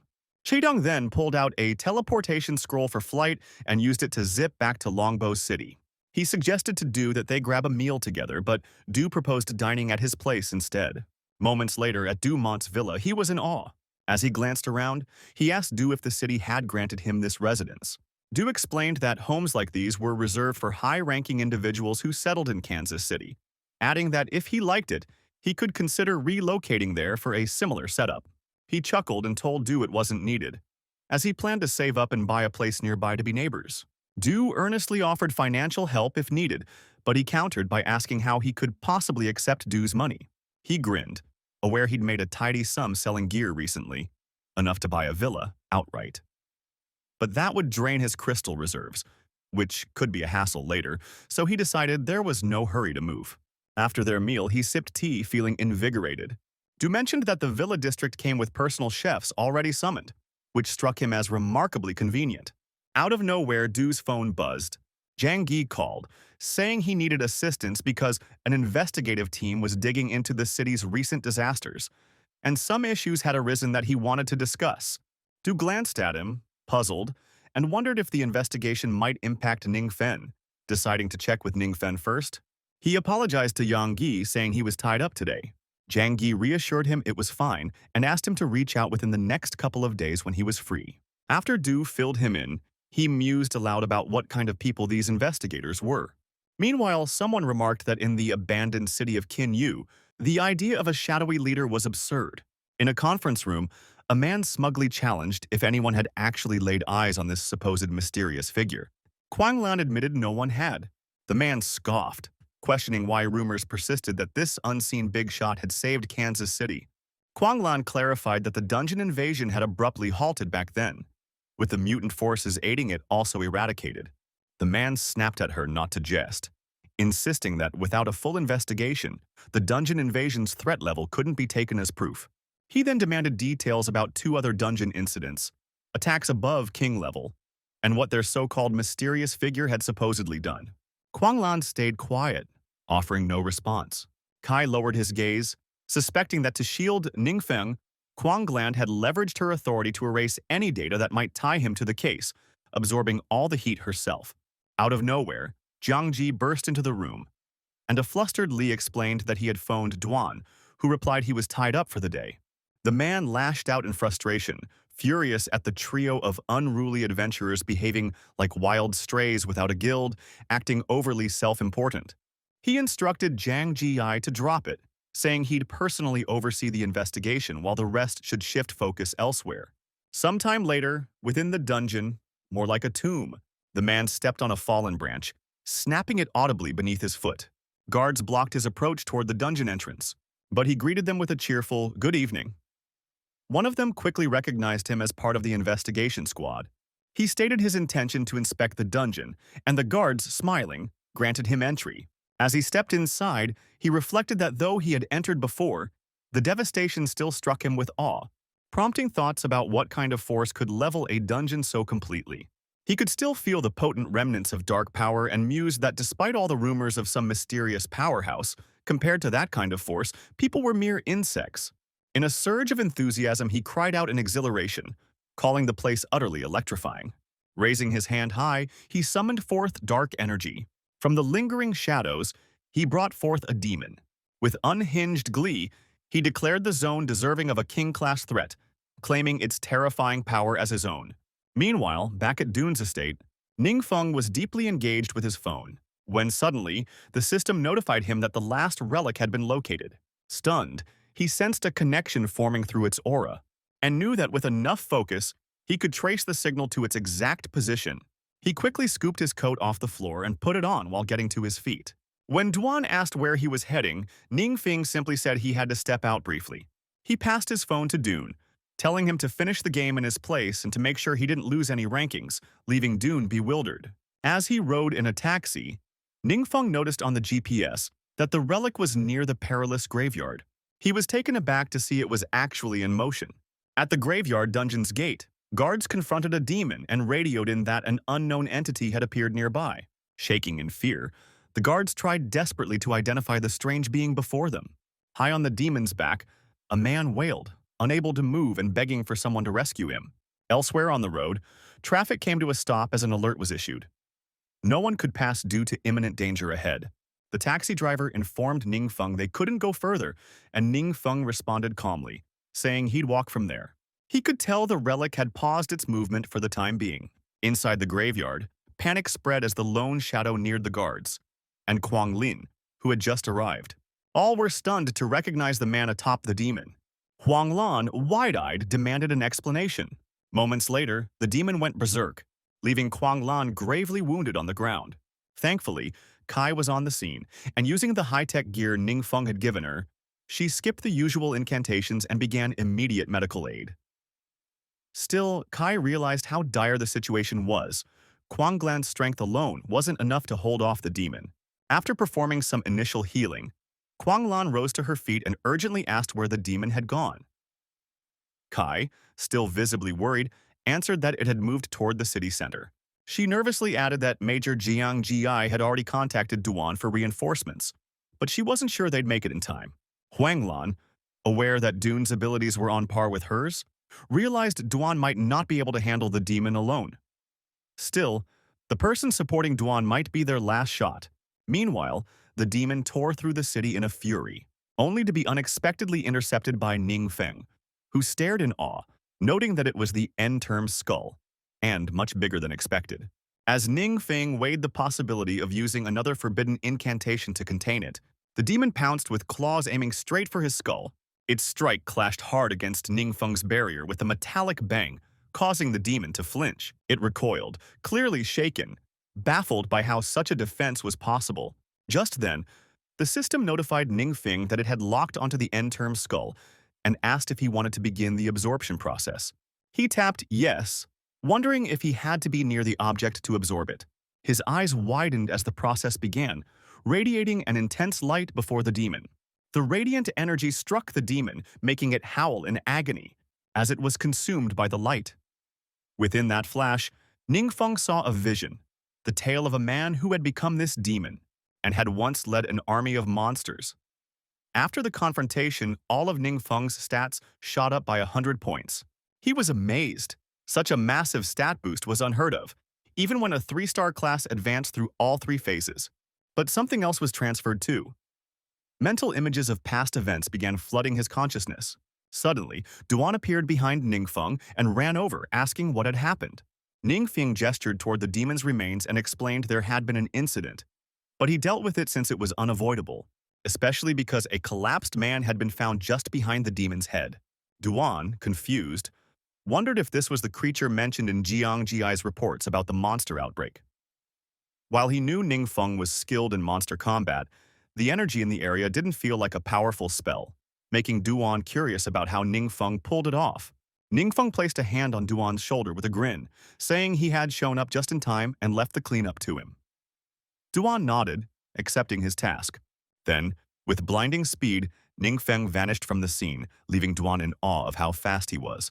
Although he knew Ningfeng wasn't a speed-class fighter, Duan admitted his boss's velocity could rival even those specialized in agility. He was once again reminded of just how exceptional his boss truly was, and silently resolved to keep learning. Sometime later, in Canyu prison, the man identified as the source of the chaos sat behind bars, while a report circulated. It described how the man had discovered the demon within a strange realm, one where dark energy could be extracted and used. He had exploited the investigation to access the realm and absorbed the dark force, not foreseeing that the demon would spiral out of control. Thrilled, Zhang Jia declared that a secret guardian really was protecting Canyu City. Huang Lan and Kai shared a smile at this discovery. Zhang Jia then turned to Duan, and asked if he had ever encountered this hidden protector. Duan replied that he had indeed met him once, surprising and fascinating everyone, especially the woman. Filled with hope, Zhang Jiyai asked Duan if he could arrange a meeting with this mysterious figure, promising that if he agreed to stay in Canyu City, they'd provide for whatever he needed. Duan respectfully declined, explaining that his boss valued privacy and rarely showed himself to the public, implying that meeting him was unlikely. Internally, Duan was relieved. He and Ningfeng had skillfully invented the mysterious expert to divert attention. He knew that without any hard proof, no one could uncover the truth. Jiang Jiyai sighed in disappointment, expressing regret that such a formidable individual was out of reach, suspecting many would love to gain favor with someone of that caliber. Duan assured him that the expert had close ties in Canyu City and would naturally offer protection when needed, but equally valued their privacy and preferred not to be disturbed. This sparked a curious thought in Kuanglan. Could Ningfeng be somehow connected to this enigmatic powerhouse? Chai Wei pondered aloud if this person might be a senior member of Ningfeng's family. Meanwhile, over at Ningfeng's residence, he was in the shower when it struck him. The so-called final relics were actually remnants left behind by fallen demon lords of the secret realm. The flashes of imagery he'd seen were actually slivers of those demon lords' memories that had been absorbed all at once. He had no desire to become a realm lord himself and questioned the true purpose of accumulating these relics. But his musing paused as he acknowledged that certain aspects of the relics held immense potential. He realized that the realms, fueled by collected dark energy, would evolve over time and could become catastrophic if their expansion timelines weren't counteracted, potentially leading to apocalyptic fallout. Ningfeng understood that in this timeline, few were strong enough to reach the fourth transformation due to the Awakened One's flawed class progression and inefficient systems. What he had gleaned from the Realm Lord's memories was both alarming and critical. Though he could fend for himself, survival in a world teeming with monsters would be impossible alone. Luckily, not every timeline succumbed. Some had successfully pushed back the invasions. He came to the conclusion that gathering more relics and distributing the vital knowledge within them could dramatically shift their future. But he also recognized the danger of spreading that information recklessly. It was far beyond their current understanding and could create chaos if shared improperly. Just then, his phone buzzed. It was Wang Yu calling. He answered and asked her what she needed. Now fully transitioned into her sharp shadow class, Wang Yu cheerfully said she was treating him to dinner that evening, insisting he had to come. He immediately agreed, teasing that he'd never missed a meal when she was paying. She smiled and confirmed the plan, saying she'd text him the address soon. He said he'd be ready. As she descended the staircase, her teammates jumped out to surprise her with congratulations for reaching her second transformation. The onlookers were genuinely impressed that she had reached such a milestone at her age. Chung said he had already booked a private dining room at a top-tier restaurant to celebrate the occasion, but she politely declined, explaining she had a prior engagement. She promised to reschedule the gathering for the next night and would invite everyone then. Chung, a little disheartened, asked if she couldn't delay her plans just this once. But she was firm, saying it was something important, and left without further explanation, leaving her team behind. Chen, annoyed, muttered that Wang Yu had just reached her second transformation and was already pulling away. The cleric girl defended her, saying Wang Yu probably had a pressing matter to deal with, and wasn't the kind to blow off friends lightly. Still, Chung voiced concern about the pace Wang Yu was setting, wondering if everyone else was starting to burn out just trying to keep up. He pointed out that she not only cleared the S-rank transition quest, but had also unlocked a hidden profession, implying the gap between her and the rest of them was only getting wider. The cleric girl silently watched Wang Yu walk away, while Chung quietly admitted his fear. One day, Wang Yu might leave them behind for good. That evening, inside a lively and crowded restaurant, Ningfeng admired the feast laid out before him. Wang Yu enthusiastically pointed out the roast whole lamb, saying it was surprisingly affordable and absolutely delicious, urging him to give it a try. He agreed with a grin, joking that only by tagging along with her did he get to enjoy such a wide variety of gourmet food. She thanked him for the emblem he'd given her, explaining how much it had helped, but Ningfeng simply nodded while continuing to enjoy his meal. His curiosity piqued. He asked if it was true the emblem had triggered a hidden profession awakening. Reflecting on the Demon King's memories, he began to suspect that emblems might be artifacts designed to boost awakenings and refine the still-developing profession system of their time. Wang Yu confirmed this and asked where he had found the emblem. He admitted honestly that he wasn't entirely sure of its origins. She sighed, expressing her wish that emblems could be bought somewhere. She wanted to equip herself and her team with them. Ningfeng smiled, appreciating how Wang Yu always considered him part of her circle when something good came up. She encouraged him not to worry about the emblem and reminded him to prioritize leveling up, especially during unstable times. She hinted that the right emblem might even help him unlock a new profession. He laughed, teasing that leveling was a hassle and that having her around was protection enough. She gave him a serious look and told him to quit with that smile. Her advice wasn't a joke. Suddenly, a flash of pain crossed Wang Yu's face, and she clenched her teeth tightly. Concerned, Ningfeng asked what was wrong. She brushed it off, saying it was just a lingering wound from a recent mission. When he asked if she hadn't received medical attention, she said she had, but the mission was S rank, and the final boss had done a number on her. She still needed time to recover. Hearing that made Ningfeng truly understand the kind of danger involved in S-rank class advancement tasks. His phone rang abruptly. The caller ID was unfamiliar. When Ningfeng picked up, a voice with a threatening tone asked if he was Ningfeng. Instead of answering, he coldly asked who was calling. The voice, now clearly annoyed, said his name didn't matter, but demanded to know where Ningfeng had acquired the emblem. Wang Yu noticed the change in his expression and asked what had happened. He told her someone aggressive was questioning him about the emblem. She suddenly looked alarmed. Wondering how the caller could possibly know, she swore she hadn't told a soul. Ningfeng told her to let it go and suggested they focus on enjoying their dinner. But the phone rang again. It was the same caller. Now yelling, the man accused him of hanging up and threatened that Ningfeng would suffer for it. Calmly, Ningfeng lowered his voice so Wang Yu wouldn't hear and hung up again. Later, as they stepped out of the restaurant, Ningfeng happily commented on how stuffed he was. Wang Yu asked if he was sure he didn't want her to walk him home. He reassured her that it wasn't necessary, brushing off the earlier call as just some random harassment. They said their goodbyes. When Ningfeng reached his apartment, he unlocked the door and yawned as he stepped inside, only to discover the place was a mess, furniture overturned and belongings destroyed. Shocked, he spotted someone emerging from his bedroom. The stranger sneered and greeted him mockingly, calling him Young Master Ningfeng. Taken aback, Ningfeng asked if he was the same person who had just called him. The intruder confirmed with a smirk, reminding Ningfeng that he'd warned him, and that if he had just cooperated, this wouldn't have happened. Staying calm, Ningfeng asked who had sent him. The man suddenly exploded in anger, calling Ningfeng disrespectful and mocking his recent awakening, wondering if his teacher had ever taught him how to act before the storm. Without warning, another attacker appeared behind Ningfeng and launched a strike. Ningfeng swiftly dodged and retaliated with a sharp elbow, smashing it into the man's face. The blow was so strong that the attacker dropped his dagger and crumpled to the floor. The first intruder watched in horror as his comrade collapsed, stunned by Ningfeng's power.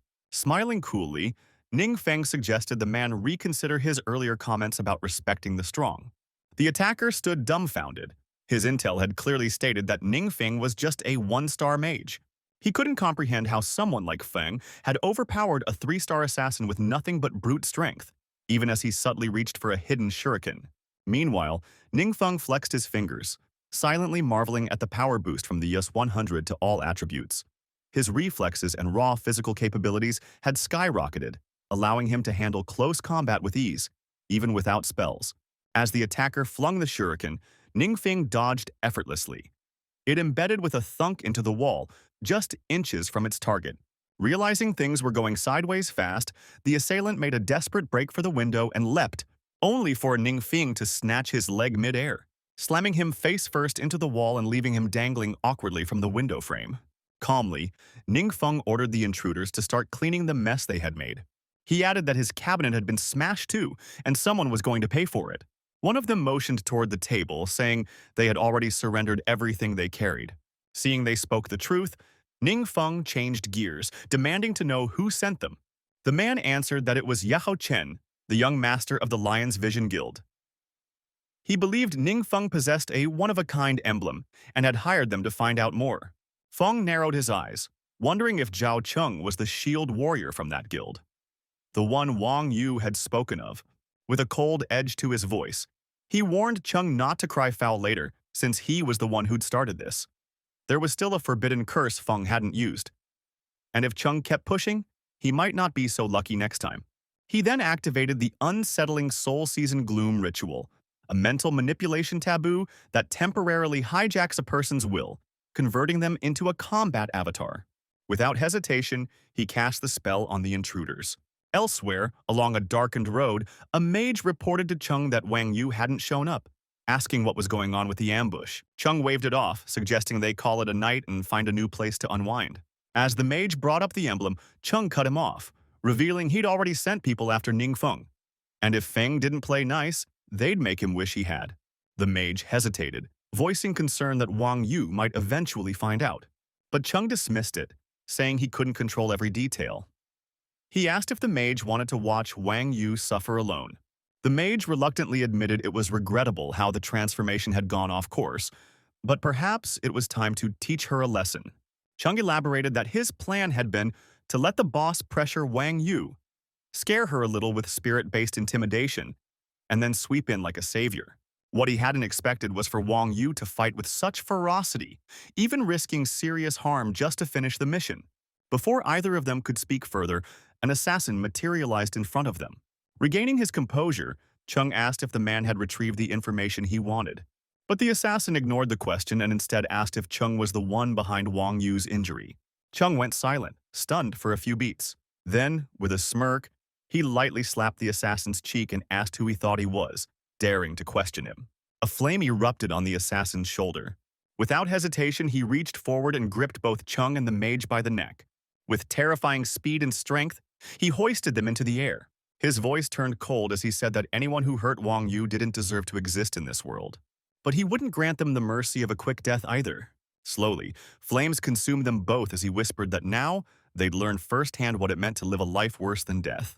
As the men screamed in agony, their bodies eventually crumbled into ash. The assassin himself slowly turned to ash as well, vanishing without a trace. He knew this method erased all evidence, an effective way to cover his tracks completely. Still, he was aware of the underlying danger in all of this. After all, he lived in a regular residential area, one that couldn't prevent high-level awakened beings from entering or exiting at will. Though he wasn't afraid, even with his newfound power, he couldn't guard his home. 24. Originally, he had planned to start organizing key matters based on the memories inherited from the Demon Lord. But he hadn't begun yet. If those intruders had found anything, the consequences could have been disastrous. So he made a decision to tidy up and move into Dune's place first. Dune was a fourth transformation powerhouse, and the security in the high-end villa district was top tier. Later, at Dune's villa, Dune furiously exclaimed that attacking someone of such status was reckless beyond belief. He told Feng to rest for now while he investigated who else might be stirring up trouble behind the scenes. But Ningfeng reassured him there was no need to rush and added that he had something else to discuss. He asked Dune if he knew any reliable alchemists. Dune raised an eyebrow, asking about the specifics of what Feng needed. Feng explained he was looking for someone highly skilled, trustworthy, ideally with minimal affiliations, and preferably freelance, to keep things simple. Dune admitted that while the alchemists he knew were excellent, most were tied to large guilds, making them less ideal for confidential work.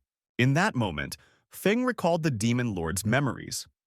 How he had once slain several high-ranking alchemists whose potions far surpassed anything available in this world. Unfortunately, Feng didn't understand the full process and could only transcribe fragmented recipes. He needed a real expert to analyze them. But most alchemists affiliated with large guilds weren't free to act independently, and trusting them came with the risk of leaks. Especially after today's incident, Feng wanted to avoid attracting greedy attention before he was ready. He then asked Dune to keep an eye out for someone suitable and said he'd also seek help from other contacts. Later, he called Wang Yu to ask if she knew any reliable alchemists, and to his surprise, she said she did. "Seriously? You know an alchemist?" he asked, surprised. She explained that their team's priest, Zhou Ting, had an older brother who was a talented alchemist. He had once considered joining their guild, but apparently he and Zhao Cheng didn't get along, so the arrangement fell through. If Feng was interested, she could introduce them. Hearing Zhou Cheng's name again annoyed Feng, and he thought it unfortunate that Wang Yu had such a teammate. Still, he felt relieved knowing he'd already dealt with Cheng, and the man wouldn't be a problem anymore. Wang Yu then asked why he needed an alchemist. Feng said he had come across some old potion formulas at home and needed a professional to help evaluate them. Amused, she teased him about finding things at home again. Laughing, he admitted he was still cleaning up. She told him to wait a moment. She'd set up the meeting right away. He agreed. Not long after, he met Zhou Ting's older brother, who introduced himself as Sue Yu. Feng handed over the prescriptions and asked if he could take a look. Outside the villa, Zhou Ting pouted and complained that she wanted to get closer to Ningfeng, but her brother had kicked her out for being too noisy. Wang Yu could only laugh awkwardly. Inside the lab, Zue Yu examined the documents, noting that although the ingredients weren't rare, the refining methods were entirely unfamiliar, complex, and unconventional. Curious, he asked if Feng knew what the potion was meant to do. Feng replied that it was said to double experience gain by 100%. Wei Yu's jaw dropped in disbelief. He explained that current experience potions on the market only boosted gains by up to 40%, and those were already extremely expensive. A potion with a 100% boost could allow even 1-star or 2-star professionals to level up rapidly. He admitted it was likely, but he couldn't be sure, and since it was difficult to consult others, he had come to Sue Yu for a professional opinion. Xu nodded and asked him to wait downstairs while he conducted an experiment upstairs. From above, Sue Yu called out for Zhou Ting to come in and serve tea to their guest. A moment later, they were seated in the living room, chatting pleasantly, when a sudden crash from upstairs startled them. They exchanged confused looks, unsure of what had just happened. Zhou Ting got up, saying she'd go check it out. But as she reached the top of the stairs, something leapt in front of her, and she shrieked, realizing it was the slime her brother used for experiments. Suddenly, another figure rushed toward the slime, striking it with such force that it exploded into gooey pieces, leaving everyone stunned. Alarmed, Zhou Ting rushed into the lab, only to find Sue Yu excitedly shouting, "It worked! It really worked! It's 100% effective!" He pointed his flaming fingertip at them, grinning with exhilaration, leaving Zhou Ting and Wang Yu thoroughly confused. He eagerly called them over and explained that he had tested a sample of the potion on the slime. The result? A full 100% experience gain. He smiled with relief. If this formula worked, then the others likely would too. In his excitement, he conjured a fireball and accidentally blasted his own lab table into pieces. Zhou Ting gasped in disbelief. She complained, "You always treasure your lab and never even let me in, and now you're the one destroying it." Once things had calmed down, the girls, still recovering from the shock, asked if the experience gain was really 100%. He nodded, smiling proudly. Zhou Yu then urged everyone to keep quiet and not let this information spread. Zhou Ting rolled her eyes and reminded him, "You were the one yelling the loudest just a second ago." Sue Yu chuckled, then asked what Ning Feng planned to do next. He added that selling this potion could generate unimaginable wealth, especially in times like these, when no one would turn down something that could boost their power. Ning Feng didn't answer immediately. He went silent, deep in thought, when suddenly, his phone buzzed with a new message. He excused himself and checked it. Reading aloud from the class group chat, he said that Kai had just announced the school's plan. All Senior 3 students would be heading to a secret area in a neighboring city for a leveling up session starting next Monday. Due to space constraints, each class would go in shifts, using designated areas. Everyone needed to prepare seriously and cooperate. As he scrolled through the chat, Marcio commented that anyone who didn't level up would flunk the college entrance exams. Zhang Luo chimed in, saying he heard the secret area had been overcrowded lately and monsters were in short supply. Marzio asked why that was.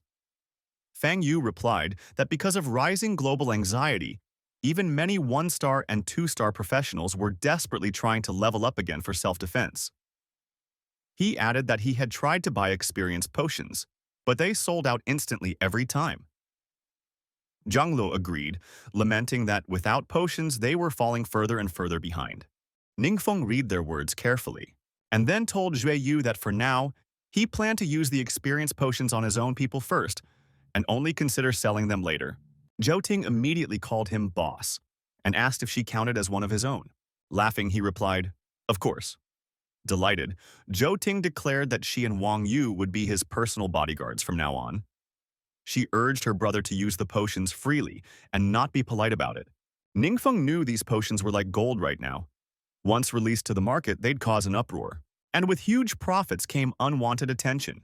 People like Zhao Cheng or worse, buzzing around like flies. That's why he believed it was smarter to first empower his inner circle and quietly build up his own influence. That way, anyone who tried shady tactics in the future would think twice.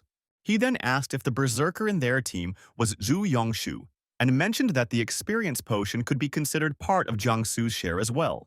Wang Yu gave an enthusiastic nod, saying that sounded great. Shu Ting chimed in, saying he was the best, and added that Yang Shu had been worried about not getting into the same university as them. He smiled, knowing that Yang Shu was quite capable and had a good relationship with Wang Yu, so it made sense to include him. Wei Yu playfully called him buddy, then corrected himself with a grin. I mean, boss? He then asked if there were any more prescriptions. Ning Feng nodded and handed him a few. Yu Yu examined them carefully, noting that many ingredients were listed, some he'd never even heard of. He recognized the materials for 2 of the recipes, but admitted that his current skills weren't enough to craft them yet. Ning Feng nodded in understanding, saying these were prescriptions from another world. Even if they could only utilize a few, it would still be a huge benefit. Wang Yu suggested that when the first batch of experience potions was ready, they should invite Yang Shu to join them in leveling up. Shu Ting agreed immediately. Wang Yu then clapped a hand on his shoulder and told him he was coming too. He started to protest, asking, "Why me again?" But she reassured him, saying the city had just issued a notice allowing guilds to form leveling teams for outside operations, and he should just tag along. Before he could say anything else, Shui Yu interjected, saying they'd need enough potions ready by next Monday. Wang Yu set the plan, thanking everyone for their hard work, while Shu Ting joked that her brother had nothing better to do anyway. Slightly overlooked, he quietly wondered why no one had even asked for his opinion. Days passed, and Monday finally arrived. He called Wang Yu to let her know he had arrived at the meeting point. She told him to wait by the roadside. They were almost there. As he stood waiting, the class bus rolled by. Inside, some students spotted him and wondered aloud if he was the person they were supposed to pick up, since they were heading out to level up that day. But Ning Feng wasn't with them. One girl scoffed, asking what Ning Feng was doing there, acting like a tag-along. A guy chimed in that even if Ning Feng wanted to tag along, no one would bother picking him up. With his low level, they'd probably have to protect him in the dungeon. The whole bus burst into laughter as the light turned green and they drove off. One student suggested they forget about Ning Feng, calling him a hopeless case, and use the ride to catch up on sleep. The others agreed, though they were concerned about the wait once they reached the secret area. Later, at the dungeon entrance, the class, along with Caillou, arrived at the scene. A man asked Caillou when they could go in, and she said it would probably be around 2 hours. A woman looked surprised.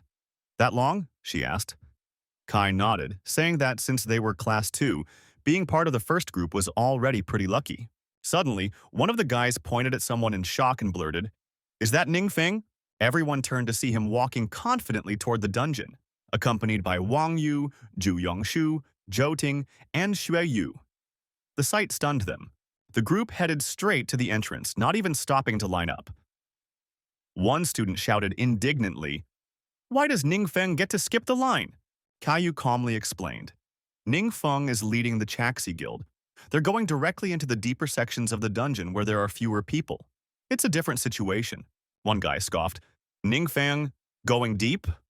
One random monster could squash him. Another grumbled angrily. What makes him so special, huh? I want to be led by the Chaxi Guild, too. And by the Wang Goddess. Someone nearby raised an eyebrow and asked, "Wait, by Wang Goddess, do you mean Wang Yu? The one ranked 5th on the national super rookie list?" The student nodded seriously. "Yeah, that Wang Yu." At the same time, the guildmaster mentioned to his squad that they seemed to have arrived at the ideal location. A female member then declared it was time to head inside. Without bothering to queue, the pair walked straight toward the dungeon's entrance. A man questioned what gave them the right to act so entitled. The woman replied that those 3, like Wang, were also listed as national-level super rookies. She introduced herself as Chang Nuku, stating she was ranked 4th. The towering man added that his rank was 3rd. Another calmly spoke, saying Zhu held the 2nd rank.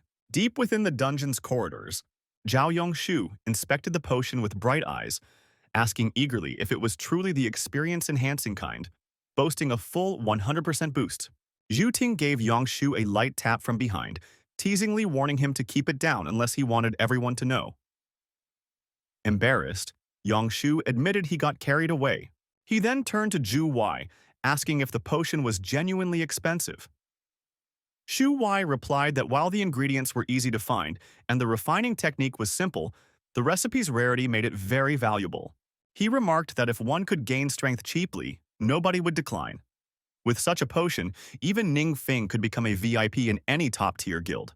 Shooting grinned and said their gains were all thanks to the boss. Yang Shu chimed in, insisting they didn't need to be so formal and assured them they could order him around anytime since they were now teammates. Wang Yu observed quietly, thinking about how Ning Feng, who was never good at making friends, had always been a loner, especially after his failed awakening at 16, which led to relentless teasing at school and pushed him into isolation.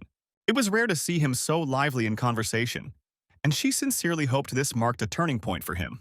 She cleared her throat to gather everyone's attention. She reminded the group that without a tank or magic DPS, caution was vital. She advised Ning Feng to stay alert and not act impulsively, then assigned everyone their roles. Yang Shu would tank. Zhu Ting was responsible for support and shielding, while Zhu Wai would deploy potions at the right moments. The team acknowledged the plan with a nod. Ning Feng remained silent, knowing that this slow pace wasn't ideal. Still, for the sake of the team's spirit, he went along. After all, using forbidden spells to boost levels could wait, as now was the time to assess everyone's capability. Wang Yu pulled back her bowstring and let an arrow fly toward the group of monsters. Upon hitting its target, the arrow detonated with force. The creatures shrieked in agony from the impact.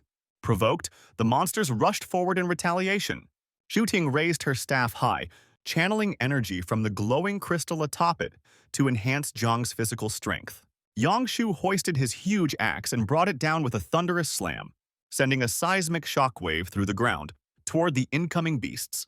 Simultaneously, Zhu Wai launched potions at the monsters, causing each one hit to combust and disintegrate into ashes. He yelled excitedly about the XP boost and confidently predicted he'd soon have enough to craft a brand new potion. Yangshu and Zhu Ting exchanged fist bumps, sharing in the joy, saying they too might undergo their second awakening before college entrance exams and get into a top school like Wang Yu. But their joy was interrupted by eerie laughter echoing from the dungeon entrance, instantly putting them on edge. Yangshu shouted out, demanding to know who was there. A voice answered, apologizing and claiming the laughter had slipped out unintentionally. As they turned around, they spotted the top-ranked rookies of the nation entering the dungeon.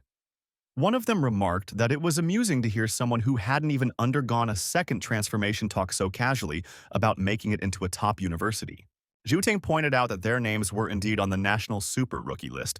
Gujun responded playfully, saying their reputation must be pretty solid if people recognize them so quickly.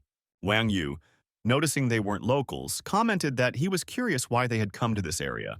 She walked up and confirmed they were simply grinding levels, then politely asked if the newcomers needed something. Gujun replied they had come specifically to find Wang Yu. He then casually asked if Ning Feng was asleep behind them. He suddenly invited her to join their team, catching Wang Yu's squad completely off guard. But she firmly declined, stating she already had a team of her own. Gujun acknowledged her answer, but pointed out that her team included Yao Chen, the mage ranked 14th on the super rookie list. He hinted that Chung should also consider the offer, even if her rank wasn't high, calling it a gesture of goodwill. Wang Yu restated her refusal, making it clear she had no interest in switching guilds. Gujun tried to persuade her not to reject the idea so hastily, claiming that in a small place like Kinyu City, the latest information might not have reached them. He explained that recent dungeon anomalies had made monsters stronger, and as a result, the top 3 universities had raised their entry standards.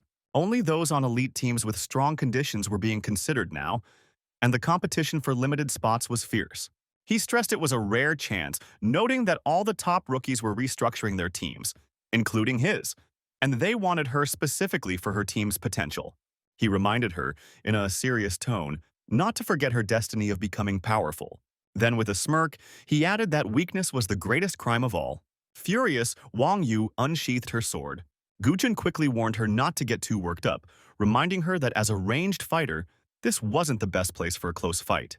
Zhu Tan stepped in, telling Wang Yu to let it go and suggesting they continue leveling elsewhere to avoid escalation. Wang Yu didn't say a word. She just turned and walked away with her team silently following. Ningfeng, having just woken up and caught parts of the conversation, thought Gu Jun seriously needed a reality check, but doubted if he could beat him in a fight. Just then, as Ning tried to catch up to his group, Lai Chi stepped right in his path. With a smug tone, he asked if Ning was Zhao Chen Wen Lingfeng. Ning simply said no. Lai Chi scoffed and told him to scram, calling him a worthless nobody. Ning Feng's eyes narrowed in fury as he stared daggers at Lai Chi. Yang Shu stepped forward to defend Ning, yelling that they had gone too far. But Lai Chi just flexed, mocking whether Yang Shu really believed he could shield anyone all by himself. Then Lai Chi swung a punch which Yang Shu managed to block using both arms. But without missing a beat, Lai Chi followed up with a crushing blow to Yang Shu's chest. Worried, Wang Yu called out his name and began to rush over. But Gu Jun quickly moved to block her way. Enraged, she shouted at him to move aside. Gu Jun flinched, both startled and annoyed by her outburst. From the ground, Yang Shu called back to her, insisting he was fine and urging her to stay put. But inside, he felt several ribs had cracked from the blow and realized Lai Qi was deliberately being ruthless. Gritting through the pain, he told Ningfeng to stay out of it. He couldn't let him get dragged in. Lai Qi sneered at Yang Shu, calling him pathetic. Fueled by rage, Jiang Shu lunged with a punch of his own, shouting at Lai Qi to go to hell. But he was stunned when Lai Qi's fist shot forward, closing the distance to his face almost instantly. From afar, Shooting and Wang Yu raised their weapons, prepared to leap in and shield Yang Shu. Just as Lai Qi's fist was about to land on Yang Shu's face, it was suddenly intercepted. Ningfeng had darted in and caught Lai Qi's punch midair, halting it completely. Wang Yu called out Ningfeng's name in surprise, while everyone stood frozen, shocked by his raw power. Lai Qi's expression twisted in disbelief. He couldn't budge his arm an inch. With zero effort, Ningfeng gripped Lai Qi's arm, spun his body around like a rag doll, and flung him violently into a nearby giant boulder. The collision cracked the stone apart, and chunks of it tumbled down onto Lai Qi's body. Ningfeng mocked him, calling him nothing but trash. Gu Jun, momentarily distracted from Wang Yu, dashed to check on Lai Qi. But as he turned his back, Wang Yu loosed an arrow, hitting him squarely in the butt. His eyes widened in agony as he clutched his behind in pain. Shu Tan quickly covered her mouth, trying not to burst into laughter, while Muke was left speechless, unable to grasp how a mage had beaten a berserker with just his hands, and how the archer landed a hit on a human tank at such close range, especially since Gu Jun and Lai Qi were both elite supernova members. Ningfeng sighed in irritation, admitting he had hoped to stay low-key, but their actions had forced him to expose his strength, something he found very annoying. He then turned to Shu Ting, still in a daze, and told her to focus and tend to Jiang Shu's wounds. Snapping back to her senses, she nodded and began treating him right away. Ningfeng looked over at Lai Qi, then asked Jiang Shu what they should do with him. Jiang Shu replied that he'd follow Ningfeng's lead. As everyone's attitude towards Ningfeng shifted into awe and respect, Ningfeng grinned and told Jiang Shu to strip Lai Qi of his gear as compensation. Jiang Shu agreed without hesitation. Gu Jun, still lying on the ground, shouted angrily, accusing them of robbery and demanding how they dared to steal from them. In response, Ningfeng smashed his fist into the ground near Gu Jun, splitting the earth and growling, "What did you just say?" Startled, Gu Jun immediately changed his tone, nervously saying his gear wasn't that valuable anyway, and if Ningfeng liked it, he could just take it. Ningfeng placed a hand on his shoulder, saying he was finally acting smart. He added that he didn't like causing trouble, but warned them that if they ever retaliated, they knew what would happen. Gu Jun, trying to appease him, swore there'd be no revenge and admitted they'd misjudged the situation and brought this on themselves. Muke, who was nearly stripped of her equipment, mentioned that all her gear was intact and offered to let them inspect it. Her remark left both Ningfeng and Gu Jun visibly surprised. Ningfeng responded with a soft tone, praising her for being sensible, then told his team it was time to move forward and level up, leaving Muke flustered and blushing. His teammates eagerly agreed. As they headed off, Wang Yu commented that she had initially planned to help him level, but no one could have guessed he was this strong. He chuckled and reminded her that he had only recently awakened, and showing off too much would only attract trouble. Slightly annoyed, Wang Yu told him that if he didn't want to share, she wouldn't press. He'd always been like that. He thanked her for understanding, adding that she really did know him best. To his surprise, she grabbed his shoulder and smiled, telling him she was genuinely happy about his progress. He grinned and gave her a cheerful thumbs up in response. Zhu Ting then asked if he had decided on a university yet, and Yu Jiangshu countered by asking which guild he planned to join. Ningfeng admitted he hadn't thought that far ahead. Zhu Ting reassures him that someone as strong as he is doesn't need to rush decisions. Yang Shu jokes that if he were that amazing, he wouldn't even be stressing over entrance exams. Meanwhile, a breathless Shu Yi yells at them to slow down and wait up. Ningfeng knows that both guilds and universities enforce strict codes, and joining either risks exposing hidden cards, so he feels no real need to commit right now. He then shouts his new plan: push harder and level up faster. He'll take on the main damage drawing aggro, while the rest handle the stragglers. The idea fires them up, and Zhu Ting exclaims that he's truly taking the lead. He thinks that even without being able to cast forbidden spells, the buffs and passive traits from his gear, along with its spell effects, can still be put to great use. The next morning, he arrives at Duhan's estate, where Duhan warmly welcomes him. He feels a bit let down. Despite days of grinding, he'd only gained 1 level. Without that new type of experience potion, it would have been even slower.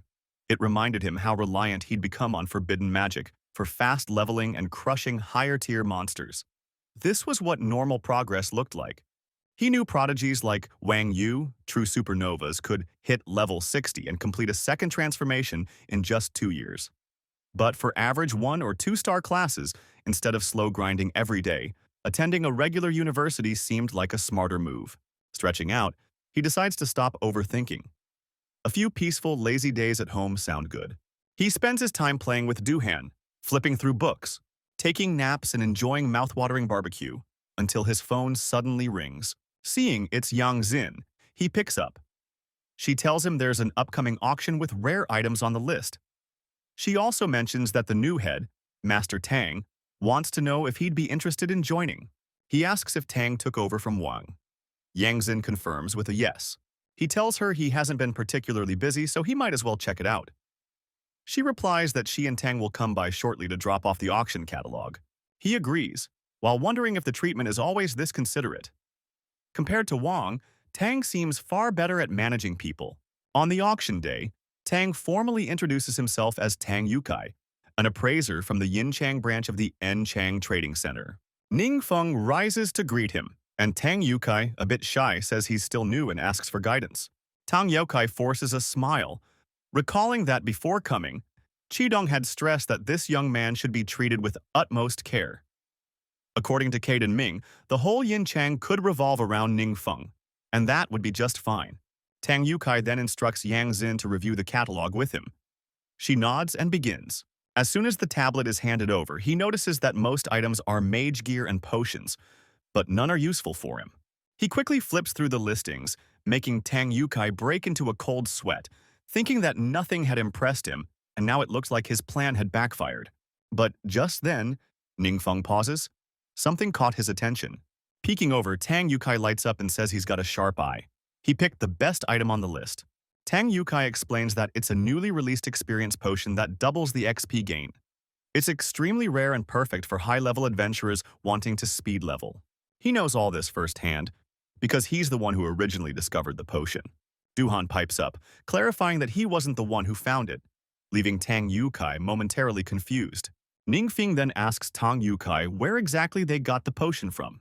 Stammering a little, Tang replies that it was submitted for auction by the Azure Sharp Guild, and nervously asks if something about it is wrong. Knowing that the Azure Sharp Guild is one of the top 7 elite guilds in the nation, famed for their overwhelming strength, he begins to wonder, did Zhui Yi secretly sell them the recipe, or did something happen to Shu? Why else would they have it? He then asks Tang Yukai whether the origin of the potion was ever disclosed. Tang Yukai replies that he heard about a newly discovered solo-entry secret realm called the Trial of the Gods. It's said to have multiple floors, each granting unique rewards when cleared, one of which was the recipe for that very potion, obtained by their guild members during their runs. Duhan notes that it's the first time he's heard of such a secret realm. It makes Ningfeng suspect this could be another sign of the world's growing anomalies. Duhan also reminds him that, per official rules, all active secret realms must be registered, with basic details accessible online.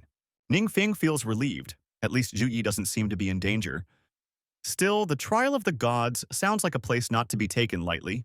Suddenly, the system assigns him a mission titled The Trial of the Gods. The task: conquer the secret realm and claim its power. The deadline is 60 days. The consequence of failure: complete host termination.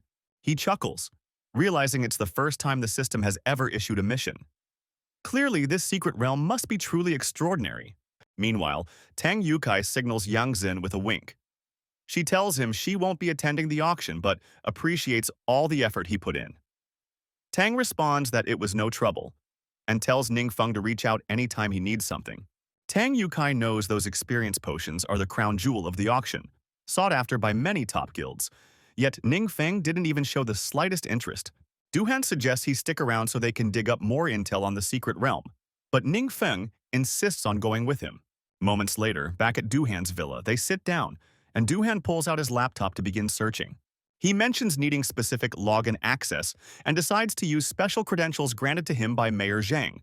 Ningfeng leans in as Duhan navigates the website, and together, they locate information on the Trial of the Gods. Duhan reveals that the Azure Sharp Guild holds exclusive registration rights for the realm, meaning officials have authorized them to manage it independently. Without their consent, no outsiders can enter. Ningfeng knows this kind of exclusivity is standard among elite guilds, but with his life on the line, failure isn't an option. He needs a different way in. A short while later, at the location of the trial secret realm, he opens a portal and is surprised to see guards stationed there, even this late at night. The Azure Sharp Guild had posted detailed info about the realm on their forums to draw in powerful recruits. It's helped him understand it better, and he's confident that sneaking in with his skills won't trigger any alarms. Grinning, he leaps out from the portal, landing right behind the guards and playfully taunting them. He then sprints toward the entrance, only for the gate to suddenly explode, catching him off guard. The blast sends out a powerful shockwave, flinging the guards back. The explosion echoes through the nearby city, making citizens curious. They quickly realize it came from the trial secret realm and decide to alert the guild leader immediately. Meanwhile, back in his room at Duhan's villa, a portal bursts open and Ningfeng stumbles out, injured and collapsing in pain onto the bed. He's completely stunned. What just happened? He remembers getting close to the gate when a massive energy surge erupted, obliterating his protective filthy earth shell in an instant. He's left in shock, unable to make sense of the power he just encountered. Suddenly, the system chimes in, warning that it has resisted a scanning attempt, but suffered 3% damage in the process. Then, another surge deals an additional 4%, bringing total system damage to 7%. He's stunned that even the system has sustained damage. Frustrated, he demands to know what kind of probing skill could cause this. But before he gets an answer, the damage continues climbing second by second, eventually reaching 34%. Meanwhile, members of the Azure Sharp Guild arrive at the Trial of the Gods site. One of the healers quickly attends to the guards who had been blown away by the explosion. The healer informs the guild master that the guards were only stunned and had not suffered any physical harm. As one of the guards regains consciousness, he's shocked to see the guild master standing before him. The Azure Sharp Guild's president asks the guard to explain what happened. The guard says he's unsure himself, only remembering a sudden explosion at the entrance before blacking out. He adds that nothing like this had ever occurred at the secret realm before, suggesting something unusual may be unfolding within. A female member proposes using magic to investigate. The guild master agrees. She then conjures a magic circle and activates her time reversal ability using her staff. The guild master is relieved that the secret realm is equipped with a specialized array capable of recording both internal and external events and enabling time reversal. Once the time reversal spell concludes, the guild master is horrified to witness a shadowy entity emerging from the portal. They see the guardian of the trial realm facing off against a bold, dark god who dared to breach his domain. The guardian gathers energy in his hand and launches it at the approaching evil deity. Everyone watches in disbelief as the divine and the corrupted clash. Enraged that the evil god has once again escaped, the divine guardian vows to track it down before more of the world is destroyed. The Azure Sharp Guild members are left in shock by the implications of what they've seen. Later that day, the guild master shares the footage with other guild leaders, explaining that for the first time, They now have visual proof confirming the existence of actual gods. President Liu Xinjin of the YU Guild notes that although the entity's identity is unclear, the scale of its spells suggests a power level comparable to legendary forbidden magic. The Epoch Guild's president asks the Azure Sharp Guildmaster to confirm if the trials were said to grant the gods recognition and blessings. The Guildmaster affirms that this was indeed suggested by the realm's internal lore, though they never expected a literal deity to appear. President Huling of the Qianchu Guild expresses concern. If even forbidden-level magic couldn't destroy the evil god, that presents a grave danger.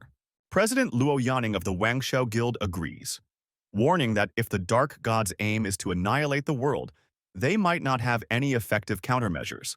President Wang Bo of the Illuminati Guild proposes that the god's blessings, earned by passing the trial, might include a method to combat evil gods, possibly even granting new forbidden-tier spells. President Jiang Yi of the Blazing Guild supports the idea, saying it's worth trying and they should attempt it. Ning Feng realizes these guild leaders have long had their eyes on the trial of the gods and now seek to use this opportunity to persuade him to collaborate. He calmly tells them he doesn't object to others trying the trial, but warns that the creatures inside are incredibly strong, and with their current power they wouldn't make it far. He also remarks that none of them may yet qualify for the divine recognition or blessing required. Then, with a knowing smile, he turns to someone named Lao Feng and asks for his opinion. Lao Feng chuckles, feigning confusion, and sarcastically asks if any of them actually lack the strength to try. Jingjian reassures Lao Feng not to be upset, explaining that he was only summoned back because something truly important had occurred. Lao Feng, once the head of Solitary Shadow, scoffs and asks what could possibly be more urgent to them than guarding against mutants. He angrily informs John that his disciples had earlier reported unusual activity in Kenneth City, warnings that were dismissed, forcing them to send an investigative team. He insists that whether or not an investigation took place, it ended in disaster, and had he not stepped in while in Kansas City, innocent lives would have been endangered. Engine tries to defuse the situation, urging Lao Feng to calm down as he's getting agitated again. Bying recalls hearing that senior Lao Feng had filed for retirement due to the increasing toll of using dark powers and hadn't expected to see him again. Engine suggests Lao Feng have his disciple show the footage to the mysterious powerhouse in Kansas City, thinking someone of that caliber might uncover important details. Lao Feng, still fuming, questions if John seriously wants to talk about his disciple at a time like this. But when Engine mentions he's about to send over 2 premium wine cases and that his disciple's military honor is close to being approved, Lao Feng is taken by surprise and begins to calm down. The flames on his head fade, revealing his human form, and he agrees with Engine's plan. Meanwhile, back at Dune's villa, Ning Feng is alone in his room, focused on the system interface. A mission titled "No Problem" appears, labeled as a trivial task. The goal is to reach his second transformation and fully repair the system. He's startled to see this new mission appear while the previous one remains incomplete. And judging by the mission's title, he suspects the system, despite its damage, doesn't treat the situation seriously at all.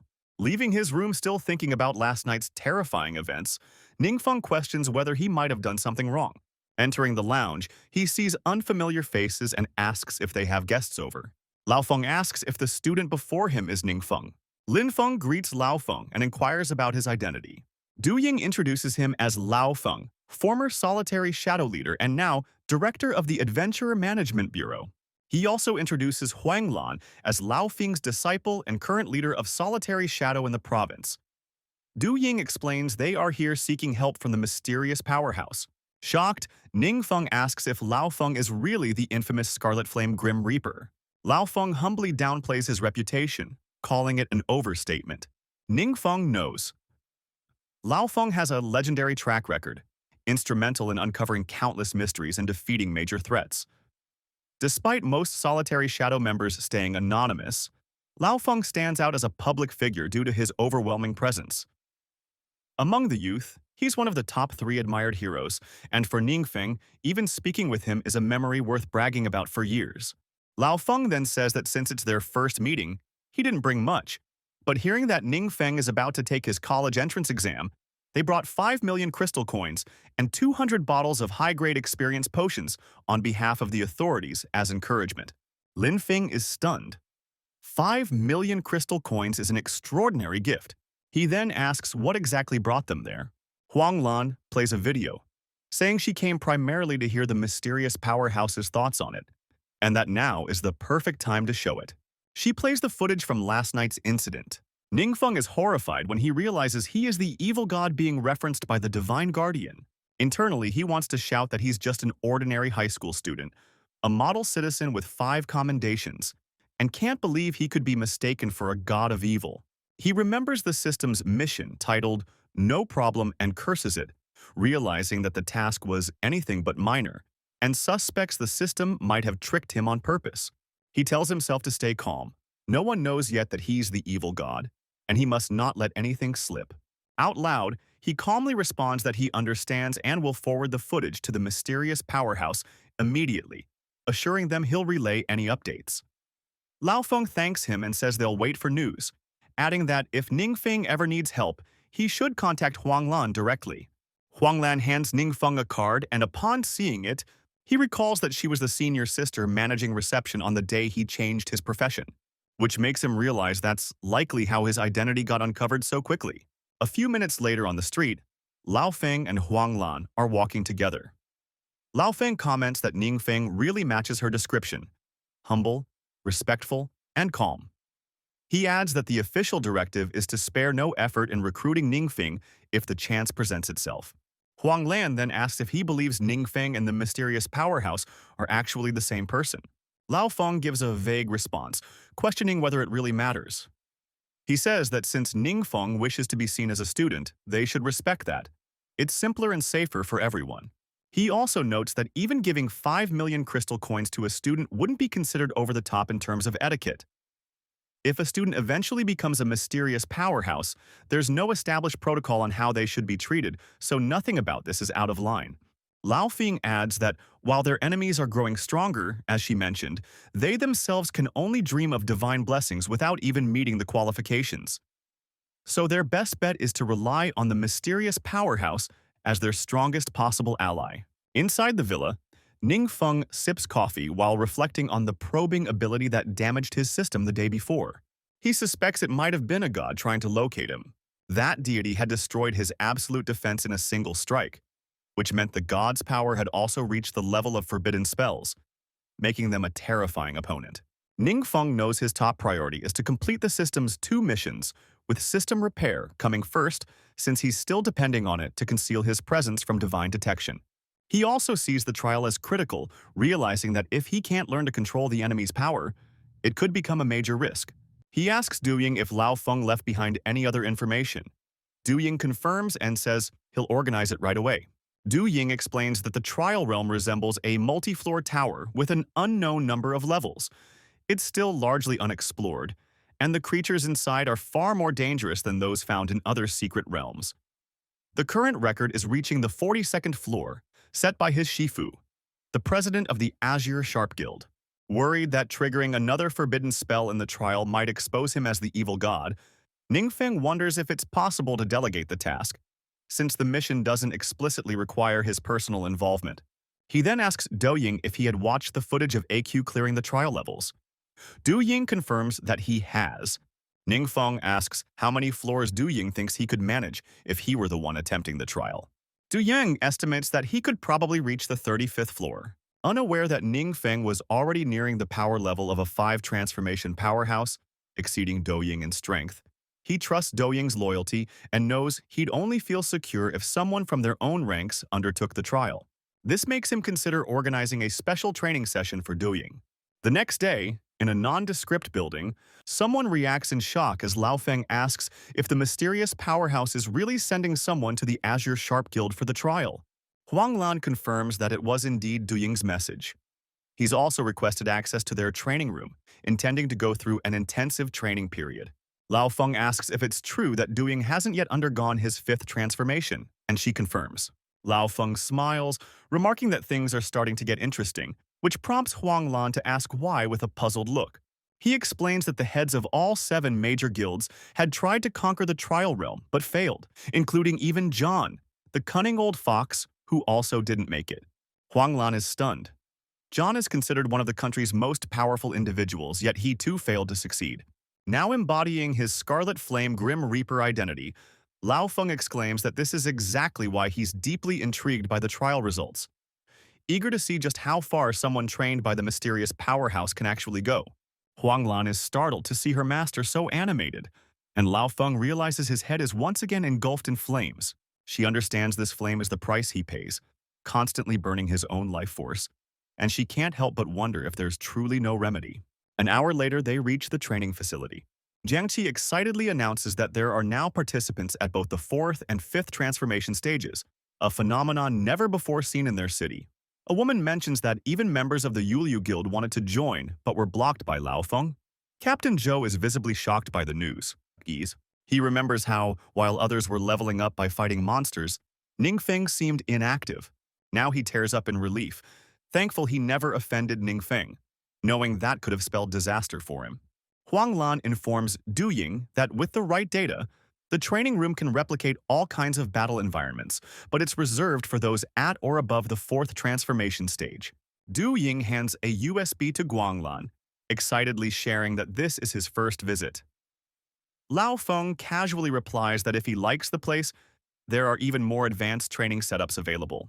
After Guang Lan plugs in the USB, she's amazed by how accurate the data is. It even lists the monster's weaknesses in detail. What surprises her most is that Liu only reached the 10th floor, yet this much info is accessible. She recalls that the secret realm had once been taken over by its realm lord, so pulling data from his memories would naturally provide the most comprehensive insights into the minion's vulnerabilities. Lao Feng asks Du Ying if they can watch his training session. Du Ying gladly agrees, saying it's an honor to have them observe, but Lao Feng gently corrects him, saying, "Guidance is a generous way of putting it. They're actually hoping to learn something themselves." He has something he's very curious about. He then asks whether the mysterious powerhouse ever mentioned if the evil god truly intends to destroy the world. Huang Lan is taken aback by the question, seeing the two men locking eyes with serious expressions. Back then, Du Ying had asked him that very same question directly. Asking the person who might be the evil god if he plans on destroying the world struck Ningfeng as impressively bold and perceptive. Since Du Ying was one of their own, simply brushing it off didn't seem right. But he also couldn't reveal too much. It left Ningfeng wondering how best to answer. Returning to the present, in response to Lao Feng's question, Du Ying recalls the answer he got from the boss. It was just 8 words. Lao Feng, curious, asks what those 8 words were. Du Ying replies, "As long as I'm here, it won't happen." Lao Feng bursts into laughter, calling it a casually understated yet powerfully confident answer. So typical of the boss. Huang Lan quietly marvels at what kind of powerhouse their boss must be to treat even gods so lightly. Meanwhile, Ningfeng silently takes pride in his ability to answer cleverly and stay composed. Lao Feng then tells Du Ying that the next phase of the Secret Realm trial will be in his hands. From outside the training chamber, they watch as a simulation of a crumbling tower begins, with Du Ying being slammed to the ground. He's immediately swarmed by demonic creatures launching fierce attacks. Du Ying cries out as he unleashes his power in response. Lao Feng asks if he wants to come out and take a break, but Du Ying refuses, saying he's fine. He'll just rest for a bit and then try again. Internally, he's determined not to waste the chance Ningfeng gave him. Huang Lan observes that these monsters have already surpassed the level of the 4th transformation and admits she wouldn't be able to pass the trial herself. Lao Feng recalls that Huang Lan once mentioned Ningfeng awakened at 18 and completed his first transformation within mere days. This leads him to wonder, could Ningfeng truly be capable of such feats? Maybe a miracle lies ahead for Diwan. If the boss can shatter the existing combat system, Diwan might tap into even greater power, almost like receiving divine favor. Lingfeng realizes he misjudged the difficulty.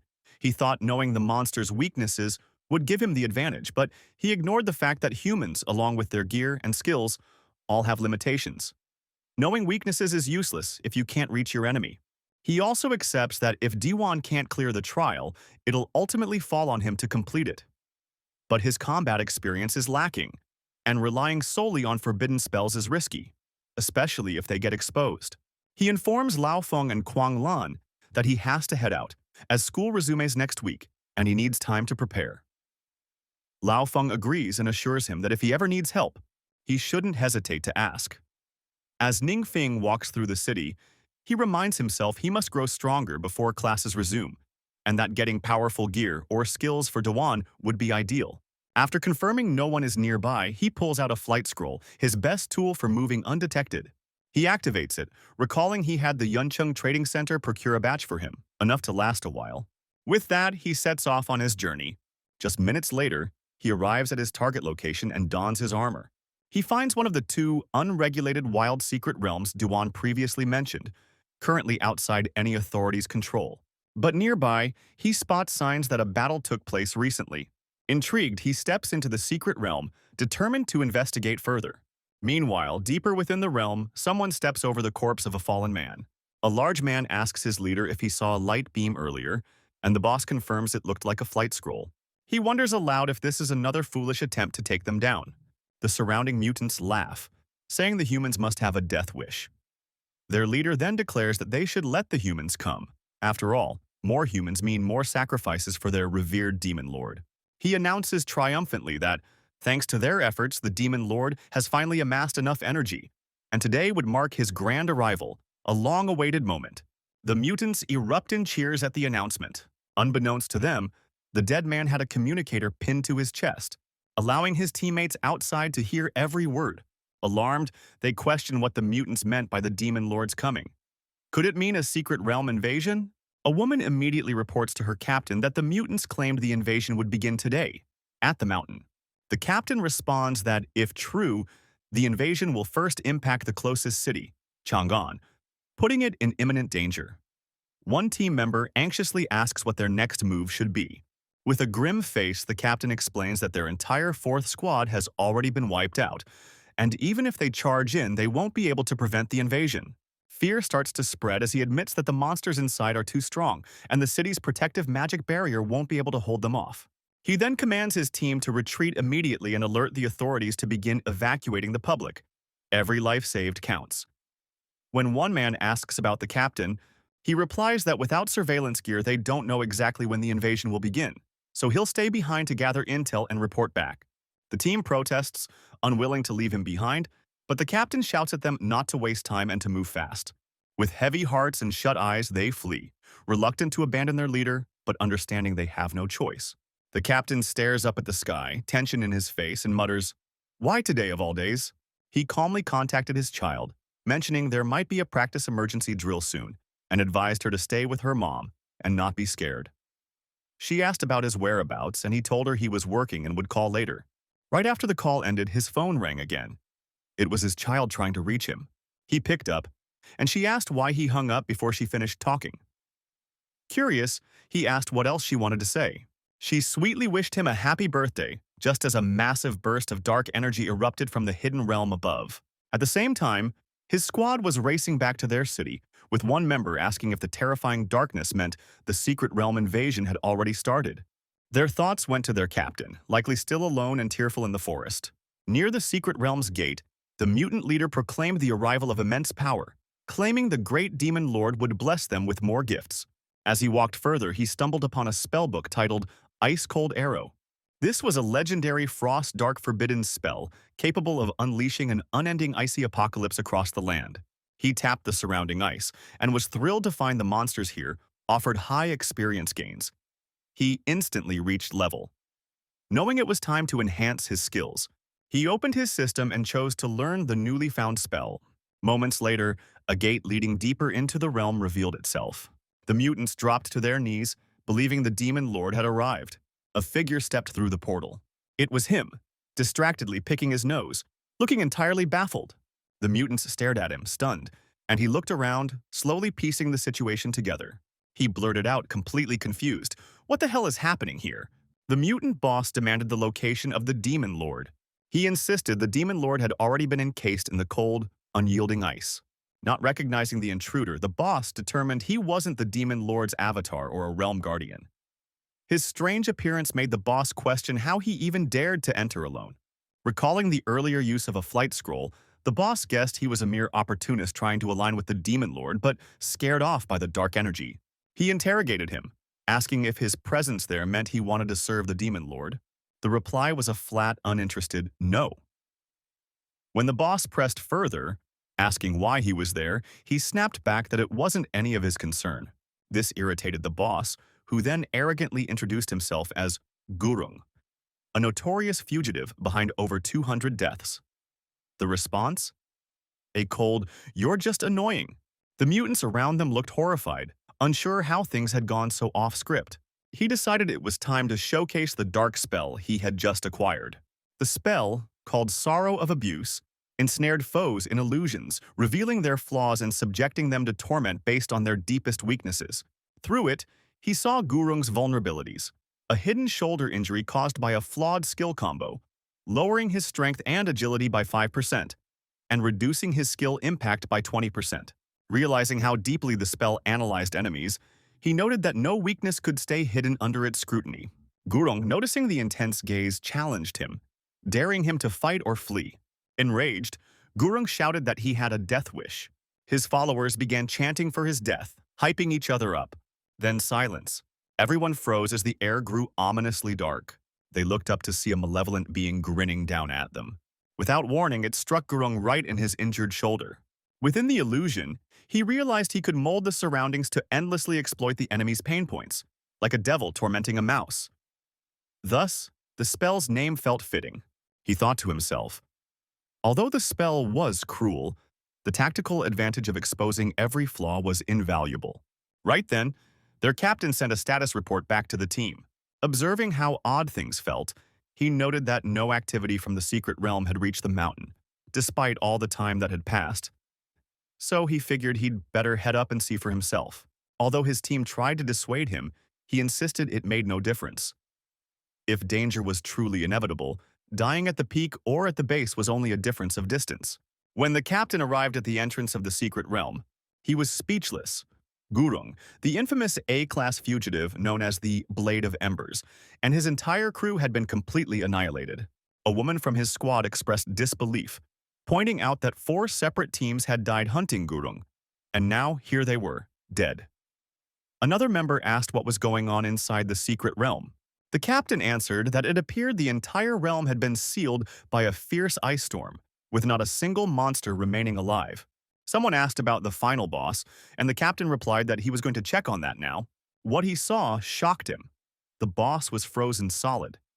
He told the team he'd confirm its death himself, remarking that no one would have guessed such a powerful being could fall to a single strike. When asked if the boss was really dead, he said no loot had dropped and no XP had been gained, so it had to be dead. One teammate asked if, with the boss down, the secret realm invasion planned for that day would still happen. The captain didn't answer, too busy jabbing at the frozen demon lord's body with a stick to make sure it wasn't faking. Later, at Dune's villa, he asked if Doing was still training, suggesting he take a break and rest up a bit. Doing, frustrated, admitted he was stuck on the 45th level, disappointed in himself for not being strong enough and feeling he'd let him down. But he simply smiled and told Doing not to worry. He encouraged him to take a short break and reassured him that the main goal had always been to help him grasp the secret realm's nature. He promised special demon training for the following week. Overwhelmed with gratitude, Doing cried with joy and said he was relieved that he hadn't been abandoned. He replied warmly, "Of course not." Doing then asked what he wanted for dinner and offered to order it immediately. He walked off humming, visibly happy. While casually checking his phone, he suggested they play a few games together during the break. Just then, a message came in from Lao Feng. Feng asked if he wanted to grind for ranks, adding confidently that he was a Tank Thief 6 veteran. Suspicious, he questioned whether it was really Lao Feng messaging or if someone had hacked his account.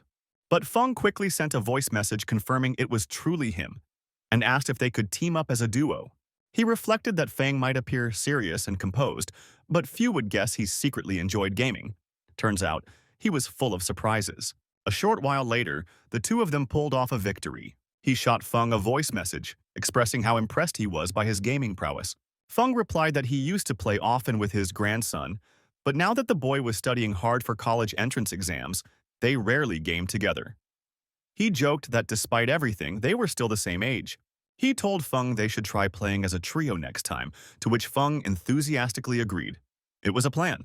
He knew that Feng held a respected government position and had a strong sense of justice, making him think that having a good connection with Feng could really benefit him in the long run. Feng suddenly changed the subject, sharing that 3 prestigious universities were organizing a supernova training camp to scout top students. Those who excelled could skip entrance exams and receive abundant resources. Feng asked if he was interested. He had 2 open slots. At first, he figured having a forbidden spell meant college was irrelevant, but then it hit him. Without real combat experience, he'd be crushed if he ever had to face one of the so-called gods. He eagerly messaged Feng, saying he was in. Feng confirmed he'd reserve both spots and said if he had a friend to recommend, they could apply together. Grateful, he thanked Feng. Feng glanced at a photo of his grandson on the desk and murmured that Ning Feng and the boy had similar vibes. Maybe they'd hit it off as close friends. The next morning, at City 7 Middle School in Grade 3, Class 2, a girl told her friends that this year, even average universities had raised the bar for combat majors. Some college students couldn't meet the requirements and had to switch to non-combat paths. A boy pointed toward Ningfeng, snoozing in the back corner, and asked if being a 3-star awakened was really any better than being a 1 or 2-star dud. The girl sighed, saying it felt pretty disappointing. Just then, the speaker crackled to life, signaling the start of class. Their teacher, Kai, announced a new student had transferred in and asked everyone to be kind and welcoming. The room froze. Every student stared, jaws dropping, as the new classmate stepped in. Chang Nuku entered shyly and introduced herself to the class. Ningfeng sat up, startled, wondering if this was the same Nuku who stirred chaos in the secret realm last time. Whispers broke out. Students panicked, realizing she was indeed Mukyu, the 4th ranked on the national supernova list. They couldn't understand why someone like her would leave a prestigious city school for a small-town class. Mukyu turned to the teacher and asked if she could sit beside Ningfeng. After a moment's hesitation, Teacher Kai nodded in agreement. Nuku made her way over and sat down next to him. Ningfeng caught one of his male classmates glaring at him in envy, clearly annoyed that yet another pretty girl was sitting next to him. He quietly glanced at Nuku, who was sitting calmly by his side. Meanwhile, over in the principal's office, Principal Zhang confronted Principal Fang of City 7 Middle School, demanding to know how he managed to poach Chung Nuku from their school. Fang played innocent, telling Zhang to relax and claiming he had no clue. Zhang snapped that Nuku hadn't just left. She also took one of their coveted training camp slots with her and asked if Fang had any idea what that meant for their future enrollments.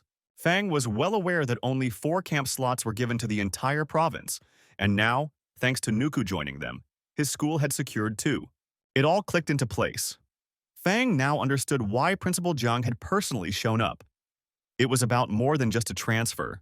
A sudden knock on the door interrupted them, and Fang invited the visitor in. An assistant stepped in and reported that someone had come by to see him but couldn't reach him due to his phone being off. Fang asked who it was and mentioned that he'd silenced his phone for the meeting with Zhang. Both principals were stunned when the assistant casually said it was Lao Feng from the Adventure Management Bureau. They quickly left the office to meet him, and Principal Fang extended a respectful handshake to greet Feng. Both men knew how rare it was to see Lao Feng in person. He was usually just a figure on television. Feng introduced a young man beside him as his grandson, Fang Rui, who offered the principals a polite greeting. Fang asked how he could assist, and Lao Feng calmly stated that he had 2 matters to discuss. First, he revealed that his grandson was transferring to their school, shocking both principals. Principal Fang recalled that Fang Rui was ranked 12th nationally on the supernova list, known for his class, the Bloodborne Dark Knight. He remembered that Rui had held back due to worries about losing control of his dark power. Otherwise, he might have easily cracked the top 5. Principal Zhang glanced at Principal Fang with suspicion, puzzled by why Lao Feng's grandson would choose such a backwater school, until it clicked.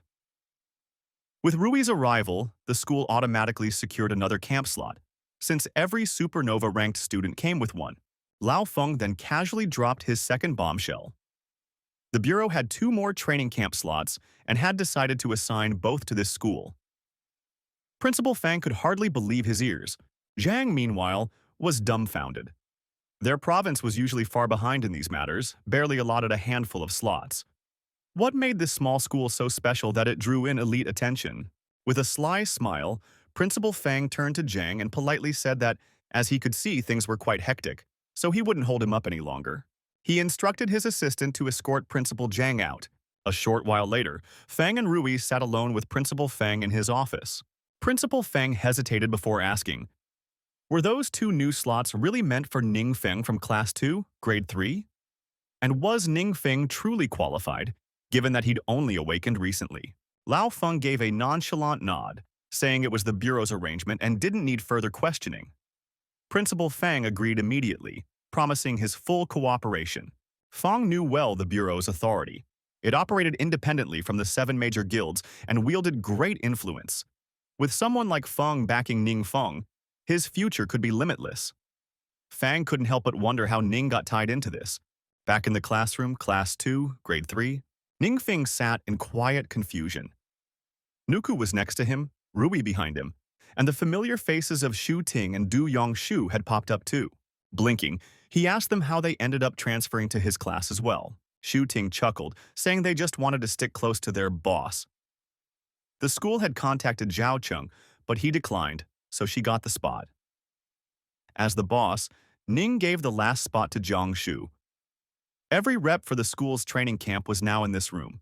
Off to the side, Mu Q and Yu locked eyes, both radiating silent tension. Jiang Shu greeted Rui, saying he'd heard of him before.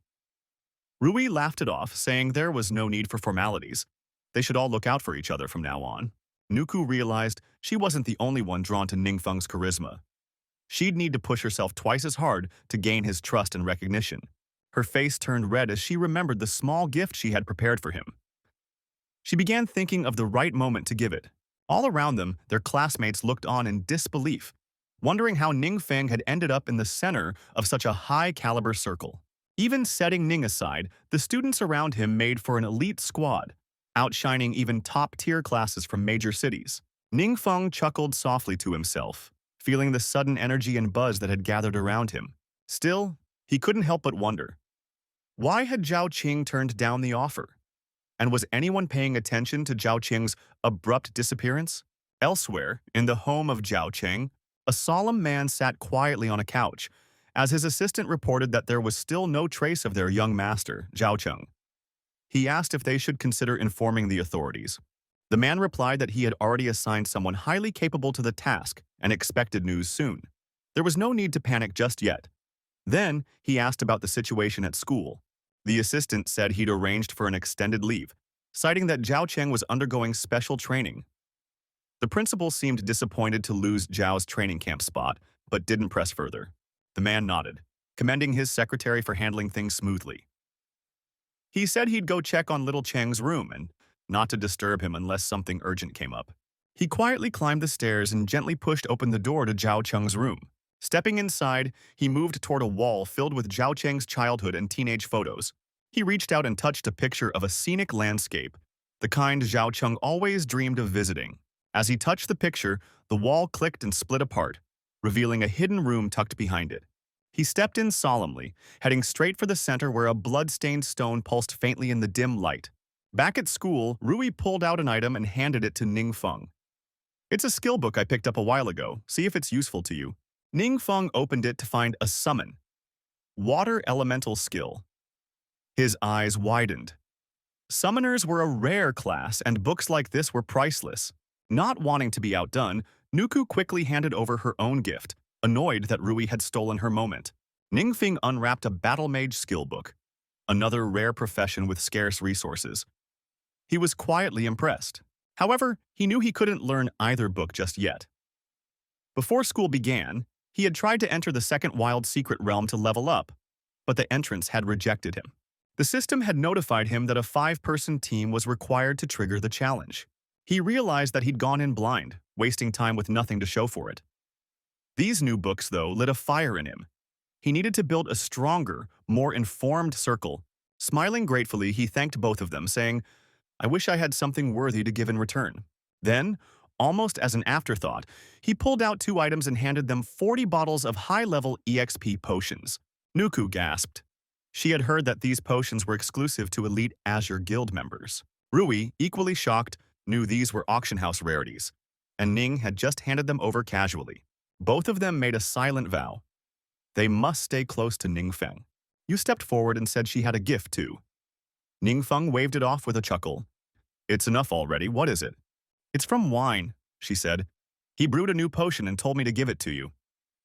She handed it over, and Ning Feng's eyes lit up when he saw it. Later that day, at Dune's villa, Dune greeted Ning Feng at the door, surprised to see him back so soon.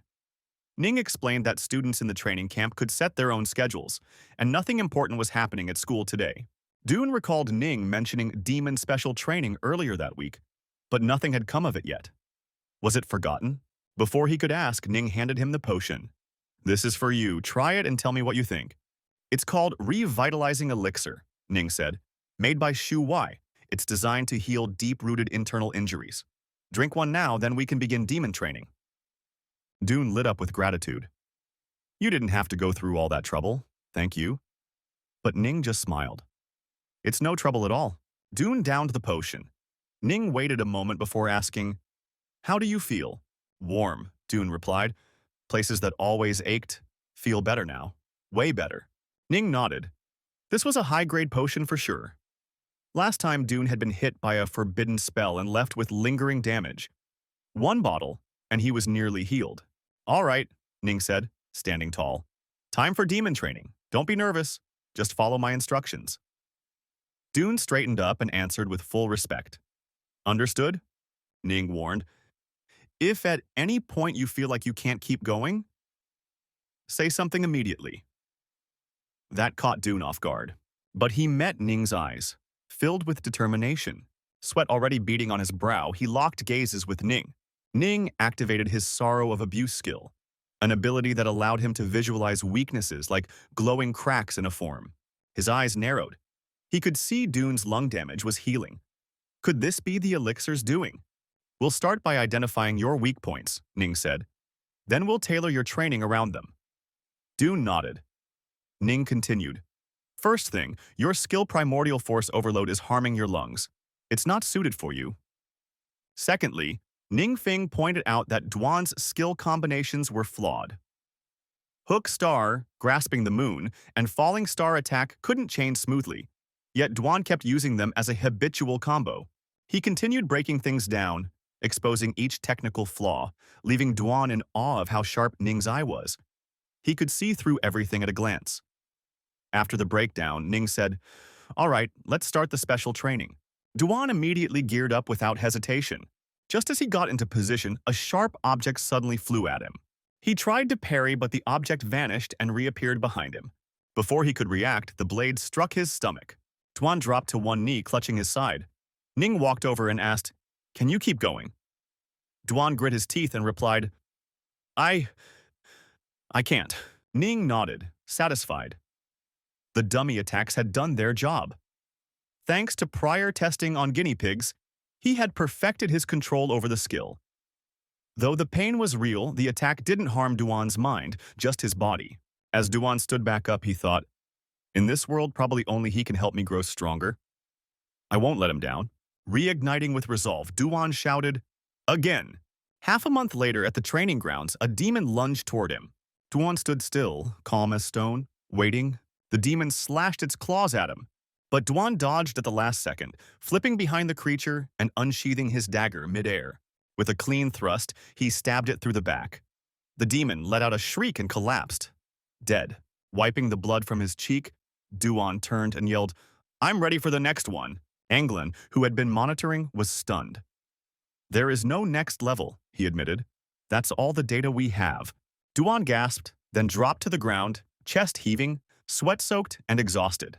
Still lying there, he asked Ling Feng with trembling emotion, Did I make it?" Feng smiled proudly.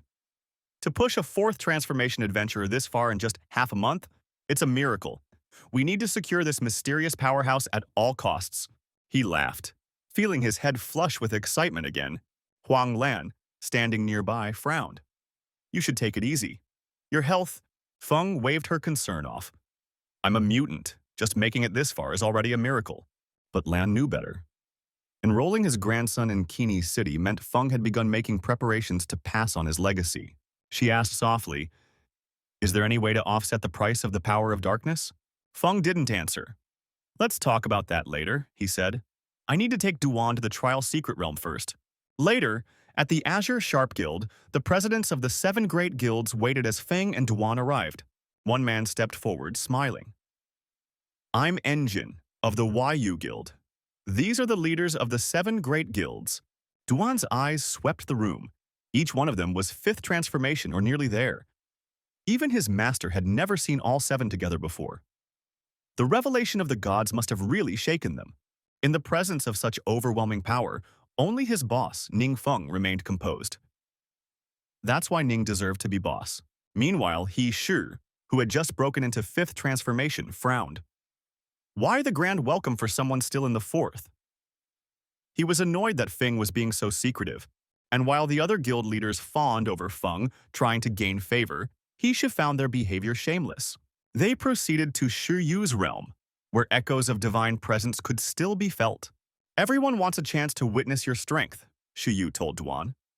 Would you be willing to let us stream it through the formation? That's fine, Duan said casually, but I want something in return. Moments later, a tripod with a phone was set up. The 7 guild presidents stood behind it, beads of sweat forming on their foreheads as the live stream began.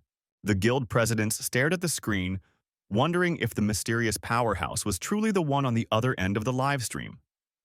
Some were tempted to speak up and introduce themselves, but none dared. They all knew, if they angered that powerhouse, the consequences could be catastrophic. Meanwhile, back at Duan's villa, Ning Feng was sprawled out on the couch munching on chips and watching TV when his phone buzzed. He looked down at the screen and realized the trial had begun. Seeing Duan's performance, he sat up, startled. How was he that fast? Duan's movement speed was several times faster than his own. Li, who had been sitting beside him, stammered, Is he really just at the 4th transformation? Duan blazed through the 30th, 40th, and even 50th floor, his progress on full display for all to see. Shu jumped to his feet in shock, shouting, he already passed the floor that Engine struggled with. At breathtaking speed, Duan reached the final boss of the trial. Calmly and methodically, he engaged it and defeated it with little effort. The trial cleared. The room fell silent. The guild presidents sat in stunned disbelief. He actually did it. Suddenly, a brilliant light burst forth from above Duan. A system prompt appeared. You have obtained the blessing and recognition of the gods. First clearance reward unlocked. The reward, God's forbidden spell. Everyone gasped. Some nearly dropped their devices. Shu Yu's face turned pale with fury. Wait, that was a first clearance reward? If Duan received it, no one else would ever get that chance again. She muttered bitterly, This is my secret realm. That reward should have been mine. You have obtained the scanned Duan. He was taken aback when it indicated, Your current adventure or profession is not suitable for learning the forbidden spell. What does that mean? Duan asked aloud. Ning Feng, still watching from home, suddenly remembered something. According to the Realm Lord's memory, our professions haven't yet reached their optimal forms. Was that why? The system then updated, reward adjusted, divine emblem granted. Duan blinked, confused. The system explained, Duan's profession belonged to the strength category, blessed by the 12 main gods, marking him as a candidate for the true Holy Spirit. He had now unlocked 3 unique advancement paths.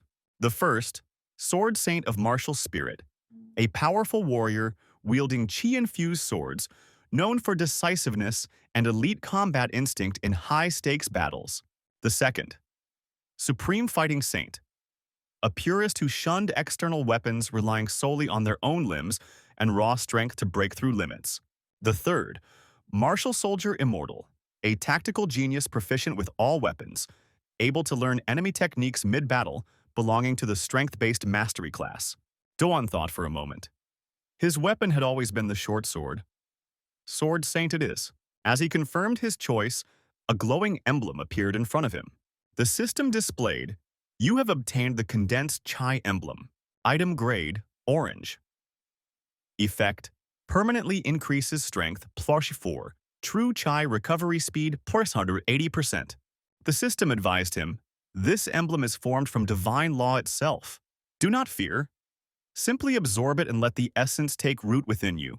Suddenly, Duan pointed to the sky. Look! Everyone turned their gaze upward. The heavens opened, and divine light rained down upon the world. The system message appeared once more. Trial of the gods. Ruins of Laurel City cleared. World level increased by +divine emblem. Drop rate 0%, 1%. The same system notification echoed across Kini City, catching thousands off guard. People pulled out their devices to record the phenomenon. None of them had ever seen anything like it. Back in the villa, Ning Feng stood silently by the window, watching the divine glow spreading through the sky. The system showed him a mission prompt. Trial of the Gods, objective. Pass the trial secret realm and harness its power. Ning Feng's eyes narrowed. It's time. The notification eventually shifted to display completed. The presidents of the 7 great guilds were alarmed upon seeing the message, especially after hearing that it was visible worldwide. Dune emerged from the dungeon and made his way toward the guild, where the president was already awaiting him. In Yangon, someone noticed that Dune's strength had surpassed the usual limits of a 4th transformation, leading them to suspect that his existence could disrupt the world's entire power structure. The guild leader then invited Dune to join them, and other guild presidents extended similar offers. Dune politely declined, saying he wasn't planning to join any guilds at the moment. Later, upon returning to his villa, Dune tearfully told Ning Feng that he had succeeded and didn't let him down. Ning Feng laughed and praised him, saying his own efforts had also contributed. He admitted that he couldn't see his phone screen clearly at the time and began sketching something. After showing it to Dune, he asked if this resembled the divine emblem Dune had described. Dune confirmed it did and noted that while the designs varied, their shapes were all the same. Dune asked if Ning Feng was familiar with those emblems too. Ning Feng nodded and explained he'd gotten one during a dungeon run and had given it to Wang Yu. That revelation led to an awkward silence between them. Dune thought to himself that Ning Feng had casually given away a divine item, which made him feel he still had a long way to go. He recalled that divine insignias form from concentrated divine energy, and wondered if Ning Feng, having divine power, could create them even in regular secret realms. Though he didn't like admitting it, Dune recognized that even the evil god was, after all, still a god. But another issue weighed on him. He began to suspect he might soon be facing threats from all 12 main deities. Dune explained that the 7 major guilds were already moving to find more secret trial realms to get divine emblems, and soon, every guild would join the hunt. He understood that completing a trial causes the system to acknowledge the user, letting others potentially harness their power. But what if the person completing it wasn't an ally, but an enemy? He came to see that the divine emblem was a smaller issue. Passing the trial might unlock a forbidden spell. If such a spell ended up with someone hostile to him, it could be catastrophic. Even worse if his presence was revealed to the gods. He wondered if there was a way to make sure only his own people completed the trials, but knew how unrealistic that was. Dune then mentioned there was something else on his mind, though he wasn't sure if what he did was the right thing. Curiously, the other person asked what it was. Dune replied that back when he was with the Azure Sharp Guild, Shiyu had told him that, though it was awkward to bring up, their contract stated that any rewards from secret trial realms must be returned to the guild. Dune apologized to Shiyu, explaining that he had already absorbed the divine emblem, but offered the remaining items back. Shiyu yelled at Dune, demanding he hand over the divine emblem or be prepared to stay there permanently. But she wished she could say that seriously because deep down she couldn't. Meanwhile, the guild leaders were stunned by the orange tier equipment, rare gems, and the formula for the potion of forgetfulness. They knew this potion could delete a selected skill, freeing up a valuable skill slot. Since skill slots are limited and level ups hard to get, this potion meant more flexibility and potential. She smiled, realizing this potion, like the high-grade XP potion, could reshape the world. If the Azure Sharp Guild controlled both, it would attract elite members and surpass rival guilds in power. The only concern, keeping Dune from revealing the recipe.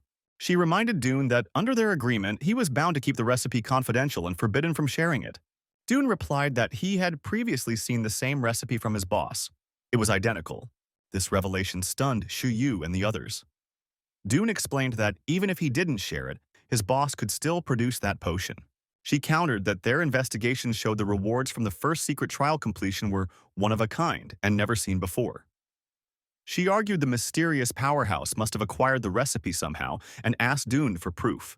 Dune stayed silent, prompting Shiyu to smile smugly, thinking he couldn't possibly use the mysterious figure to pressure her. No one could steal what was rightfully hers. Dune admitted he had no qualifications to prove anything on his boss's behalf. But if it was about evidence, his boss also knew the recipe for their high-grade experience potion and had already brewed it. Shu was stunned and asked how that was even possible. The other guild leaders began to panic, realizing that the mysterious powerhouse had knowledge of the secret trial realm's contents. They wondered if Dune had already used such potions himself. Then, one of the guild leaders noticed Fang grinning on the side and asked what he was laughing at. Fang replied that he just remembered something amusing. Jingjian asked what was so funny, but Fang dismissed him, saying it was none of his business. That irritated the guild leader, who called Fang an old rascal, but Fang only smirked in response. Fang then connected the dots. No wonder Rui mentioned Ningfeng had casually handed out 40 bottles of experience potions. He clearly didn't value them much. Transferring Rui to another school had turned out to be a smart move. Dune then said if nothing else was needed, he'd take his leave. Fang offered to walk him back. The two left together, leaving the guild president speechless as they watched them go. On the way, Fang quietly asked Dune if he could check whether the mysterious powerhouse had any other potions. He admitted his body had been corrupted by dark energy and was slowly failing. Despite this, he longed to live just a little longer, to stay with his grandson. Dune said he would make inquiries on Fang's behalf. Fang sincerely thanked him for the consideration. Later, Dune apologized to Ningfeng, saying he shouldn't have made decisions alone. But Ningfeng reassured him that he'd done nothing wrong. He wanted to help Fang too, though he wasn't sure if the nourishing potion would be effective in Fang's case. Ningfeng then instructed Dune to deliver a few bottles of the nourishing potion to Fang when he had time. Dune agreed. Dune later arrived at Fang's residence and asked Huanglan if Fang was in. She informed him that Fang had an important meeting and returned to the bureau. Dune told her he'd brought potions meant for Fang. Huanglan told him to leave them with her. She would make sure Fang received them. Moments later, Huanglan rang the bell at Lao Feng's apartment, but no one answered. She wondered whether Rui was home or had gone somewhere, feeling a bit lost in unfamiliar Kansas City. She turned and left, deciding to return tomorrow, unaware of the dark energy seeping from Rui's room. Inside, Rui knelt on the floor, trembling as tendrils of darkness emerged from his body. A demonic voice asked Rui if he wished to save his grandfather, offering aid in exchange for submission. Rui answered defiantly, declaring that as Feng's grandson, he would never betray humanity by forming a pact with a demon. The demon mocked him, saying humans cling to fragile ideals, and questioned how long Rui could maintain his resolve. It warned him that once his grandfather died before his eyes, he might not be able to speak with such courage. The next day, Rui sat alone on the schoolyard steps, lost in heavy thought. Ningfeng approached and asked if something was bothering him. He then offered to play a few games with him to lighten his mood. But Rui apologized, saying his grandfather didn't allow him to play games at school. Ningfeng smiled and told him that when Feng returned, the three of them could team up. He mentioned how good Feng had become, which genuinely impressed him. Rui replied sadly, saying his grandfather only learned to play because of him, back when he was a kid. Rui explained that his parents had died while on a mission, which devastated him and caused him to shut himself away in his room for a long time. His grandfather, unsure how to console him, remembered his love for competitive games and secretly taught himself how to play them. During Rui's darkest moments, his grandfather stayed by his side, helping him slowly recover, something Rui would always be grateful for. Rui then apologized to Ningfeng for suddenly bringing up personal memories, assuring him he didn't mean to make things awkward. Meanwhile, in the conference room, Feng was listening to a briefing from a reporter. The reporter introduced Peng He, a third transformation, 4-star professional, noting he had been imprisoned 8 years ago for injuring someone in a secret realm. Though sentenced to 15 years, he mysteriously vanished 6 years ago. The reporter continued, introducing another man named Gu, also a third transformation, 4-star professional, and a monitored subject who disappeared from his home 5 years prior. Just a few days earlier, both men suddenly appeared in Peng's hometown of Jingyuan City, where they gruesomely murdered 2 adventurers and their entire families. Feng's secretary reported that the 2 victims had been members of the team that captured Peng years ago, implying his motive was revenge. However, another attendee pointed out that the victims were reportedly 4th transformation experts, questioning how they were so easily overwhelmed by 2 third transformation fighters. One man said that the home surveillance footage from one of the victims had captured the incident. The group then watched the footage, which showed Ying confronting one of the adventurers. The adventurer swung a sword at Ying's head, but he dodged effortlessly. and counterattacked with a small, needle-like weapon that pierced the adventurer's body, stunning the entire room. They watched in horror as Ying ruthlessly cut down the man, who screamed and bled profusely. Fing's secretary observed that Ying clearly possessed strength beyond even 5th transformation level. He added that in a direct confrontation, even he might lose to Ying, and questioned how someone with a 3rd transformation could reach such terrifying power after vanishing for years. Meanwhile, in Zhao Cheng's home, a man sat nervously waiting inside. His anxiety spiked as the door creaked open and Peng entered with Ying beside him. Zhao Cheng's father greeted them, asking if they'd made any progress. Peng answered that they hadn't found Zhao Cheng yet, but during their search, they detected an immense surge of dark energy. Cheng's father asked what that could mean. Peng explained that lesser, favored ones can only harness dark power through blessings from a demon lord. For instance, the guy who died recently in Kansas City was merely a disposable pawn. True favored ones like them are directly chosen and trained by a demon lord, vanishing from the world while undergoing intense training in a secret realm. Based on what they knew, Peng said Zhao Cheng's case resembled their own in the past. He suspected Cheng might have been selected by a demon lord and given access to a secret realm. Cheng's father revealed that his son had been performing rituals recently and wondered if they were connected. Peng admitted he wasn't sure, but had inspected the ritual chamber Cheng used. The configuration was accurate. If Cheng continued the sacrifices, his potential could earn him a demon lord's favor. Cheng's father became ecstatic, boasting that he had expected this all along and sneering at the idea that the Wang group could ever compete with him now. Pigman handed him a card and asked if he could arrange a car for them to reach a particular destination. Glancing at the card, Cheng's father asked if they were heading out to search for someone. They replied calmly. They were going to meet a future recruit. Rui recalled someone once telling his grandfather Feng that his son and daughter-in-law had sacrificed their lives to seal a rampaging entrance to a secret realm. Their actions had saved the entire city from destruction. On behalf of all the citizens, they offered their deepest gratitude and heartfelt condolences. That night, while silently gazing up at the stars, Rui was interrupted by the sound of the doorbell ringing. He approached cautiously and asked who was there. When he opened the door, he was greeted by the unsettling smiles of Ying and Peng. He asked whom they were looking for. Peng, ignoring the question, asked if he was Rui. When Rui confirmed, Peng motioned toward the interior and said they should go inside to talk. Feeling the menace in their presence, Rui asked again who they were. Peng responded that they had come on behalf of their master and that, from now on, Rui should address them as senior brothers. Startled, Rui asked who their master was. Peng simply said he should have met their master the previous night. At that moment, Rui spotted a demon standing behind them. Without hesitation, he activated his bloodborne night transformation. But Peng quickly closed the distance, grabbing Rui's face and slamming him into the wall, causing it to collapse. Peng scolded him for attacking his senior brother, calling it extremely disrespectful. Struggling against the hold, Rui cursed at them and tried to free himself.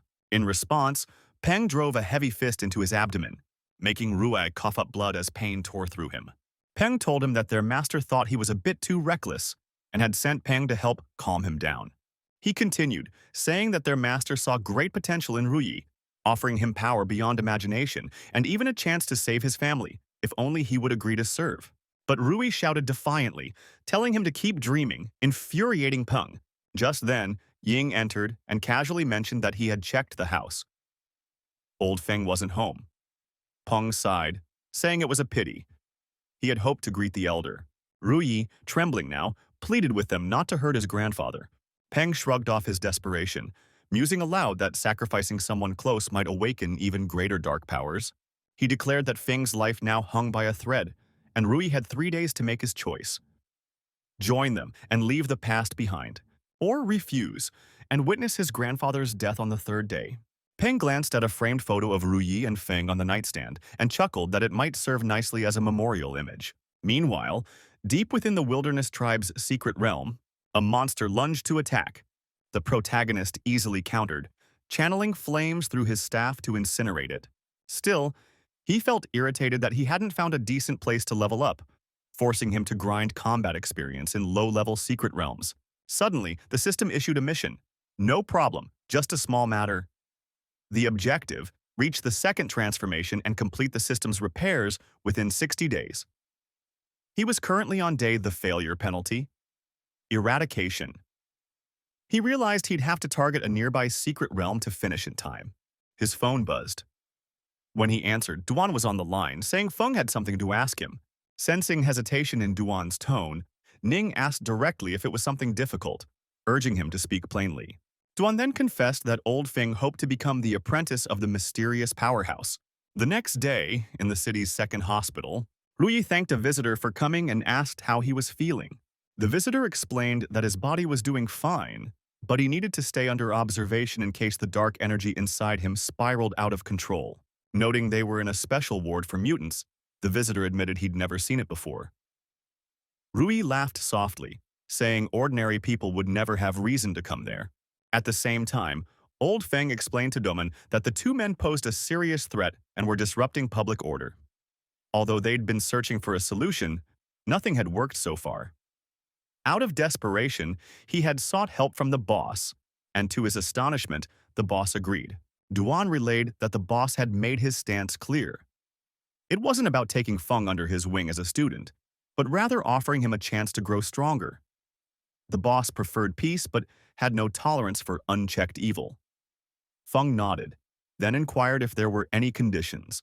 Duan went on, saying the boss requested a private training ground. Nothing extravagant, just something low-key and secluded where he could train and handle special tasks. Feng promised to prepare something appropriate right away. Suddenly, they heard Rui's voice shouting from down the hall, demanding to know why someone was there. They rushed toward his hospital room without hesitation. Inside, they found Rui in a tense standoff with Peng. Feng quickly stepped in, explaining that Rui might have gone a bit overboard previously, and that's why his junior brother ended up hospitalized. Peng had only come to apologize. Just then, Old Feng himself appeared in Rui's room, his aura flaring as he shifted into his rage state. Yet Peng remained composed and asked if Feng truly wanted to battle in a hospital. Feng fell silent, recognizing the consequences. Peng smirked and said that since a fight wasn't happening, they would be leaving. He reminded Rui he had 2 days left to decide. Without another word, they calmly passed the still silent Feng and exited Rui's room. As they left, Jing spotted Duan and was visibly shaken by the encounter. Ying, on the other hand, walked away chuckling to himself while Duan glared after them. Feng apologized to Duan, but Duan brushed it off, saying it wasn't Feng's fault at all. He then casually offered some fruit, noting it looked ripe and would be a shame to waste. Later that night, at Cheng's father's private estate, Peng and Ying were living it up, celebrating with beautiful women by their sides. Peng mentioned hearing about the remarkable daughter from the Wang family. Cheng's father asked if he meant Wang Yu, and Peng confirmed it, adding that while CEO Qing planned to use her in a ritual, Peng could claim her if he was interested. Suddenly, the wall exploded inward with a deafening crash as Peng burst out laughing. From the smoke, 2 masked figures, Duan and Ning Feng, stepped into the room. Cheng's father demanded to know who dared enter. Duan simply stated that everyone aside from Peng and Ying should leave immediately. Peng smirked, amused that they had actually come looking for them. As Ying raised his weapon and lunged forward, Peng casually kept drinking. Just as Ying's attack closed in, Duan unsheathed his dagger with lightning speed, deflecting the strike and catching Ying completely off guard. Realizing the strength Duan now possessed, Ying thought to himself that if it weren't for their boss's training and divine blessings, Duan might have killed him outright. He couldn't understand how Duan had blocked the blow, then realized Duan only needed to delay him briefly, just long enough for the mage behind him to strike. This made Ying question if they really thought they could win using such a setup.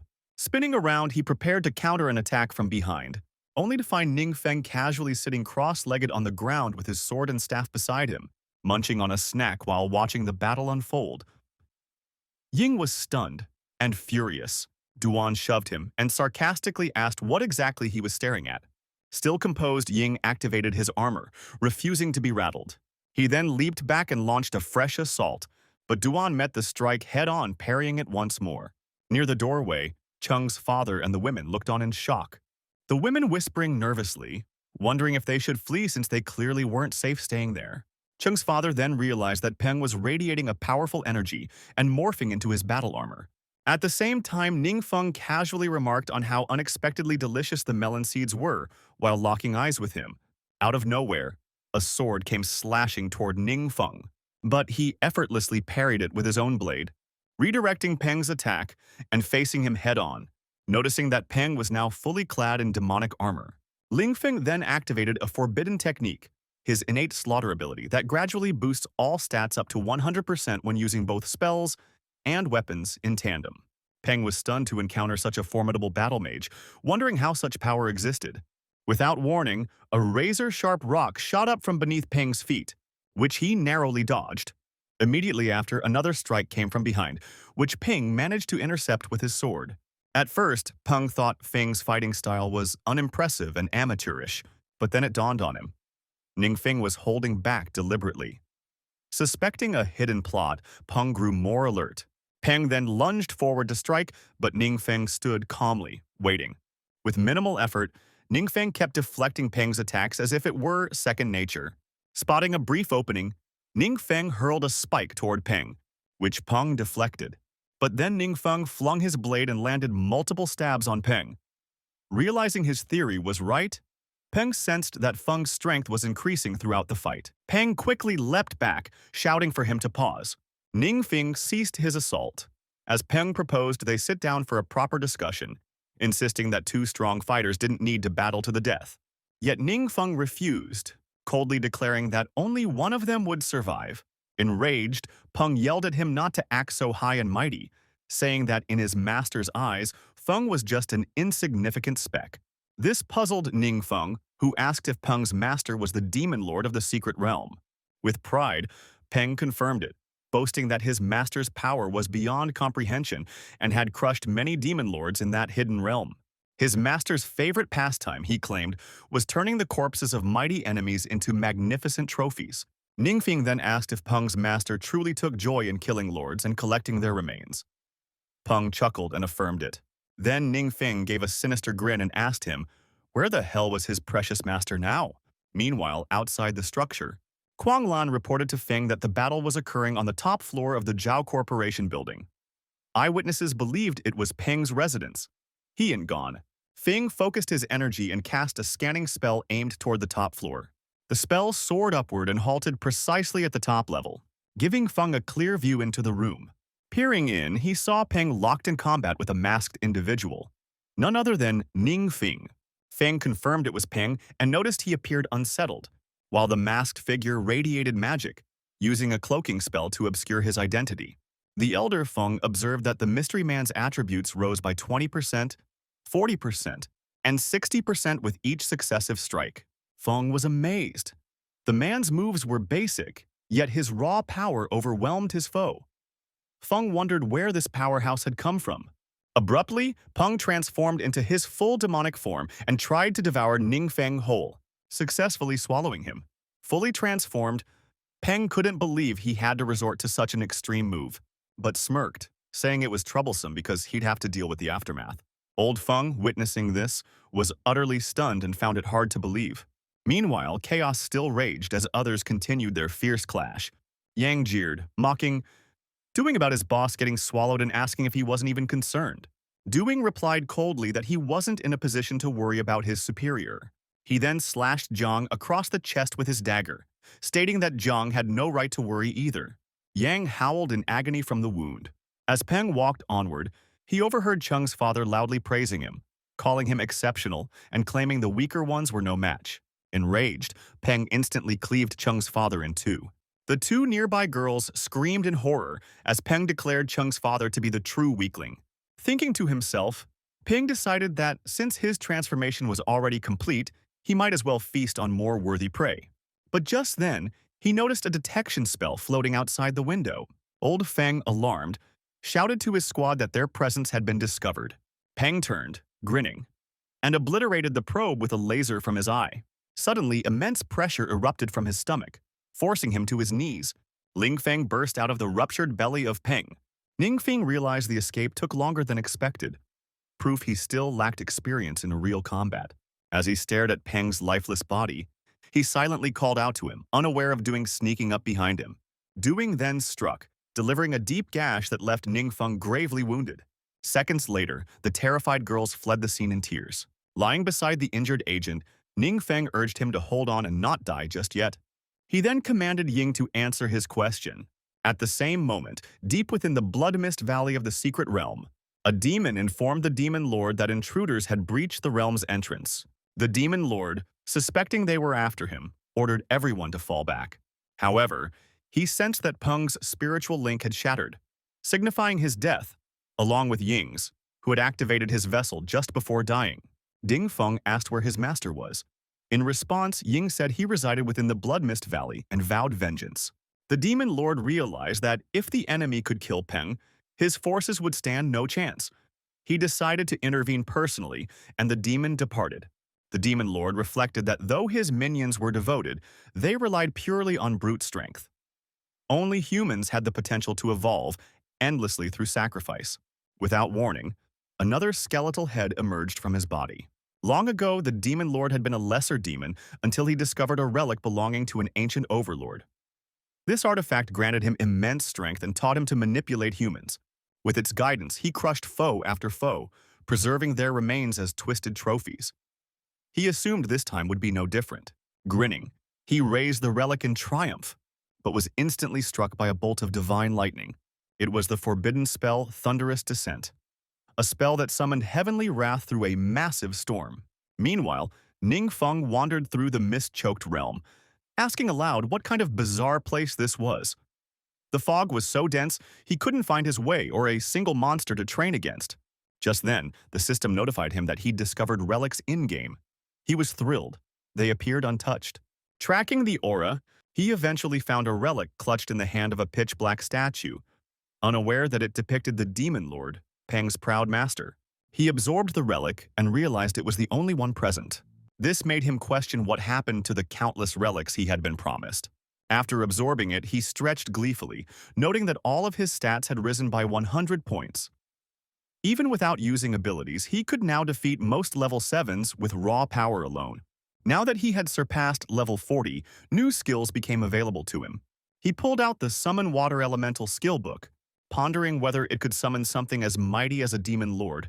If not, perhaps his power would make him resemble an evil god even more. Deciding to test it out, he first learned the spell. He soon discovered it was a dark spell capable of either summoning waves of dark creatures for 12 hours or calling forth a high-level demon lord permanently. Disappointed, he groaned, feeling like it had no immediate use. Still, the idea of summoning a demon lord intrigued him. It might come in handy at a critical moment. The next morning, Duin reported to Old Feng that the two targets were too dangerous, so they eliminated everyone to prevent loose ends, though it meant losing all leads. Still in his wrath form, Old Feng thanked Duin deeply, stating he and the boss had protected countless lives and that he couldn't express his gratitude enough. Duin modestly replied that he was being too generous. Huang Lan was relieved that the authorities placed their trust in Old Feng's judgment and respected the mysterious figure, easing doubts and avoiding potentially massive destruction. Old Feng then informed Duin that the state also valued the situation highly. He'd heard the boss wanted a training space, and multiple locations were quickly approved. He handed over a detailed folder to Duin, explaining that these were top-tier, purpose-built training facilities with everything needed, secluded, well-equipped, and secured from external interference. What no one realized, however, was that Ning Feng's so-called training base was merely a cover. He didn't want to expose his real methods. Du In planned to let him review the options himself. When they arrived, Ning Feng was surprised by how vast and scenic the base was. As they toured the site, Duin explained that it was the government's newest adventure hub, codename Base 51, not yet in operation. Feng offered it to Ning Feng if he liked it. Shocked, he stuttered, asking if he meant the entire facility. Duin confirmed it. They continued exploring as Duin elaborated that the 10-floor compound included spaces for combat training, administration, recreation, housing, and could host up to 2,000 people. The infrastructure was cutting-edge, complete with advanced smart systems. Duin assured him that staying there long-term, 1 or 2 years, would be no problem at all. Ning Feng grinned, thinking this place was perfect for building his power and growing his influence. Just imagining the possibilities filled him with excitement. Later they met again with Old Feng, who wasn't surprised the boss picked Base 51. It was clearly the best option.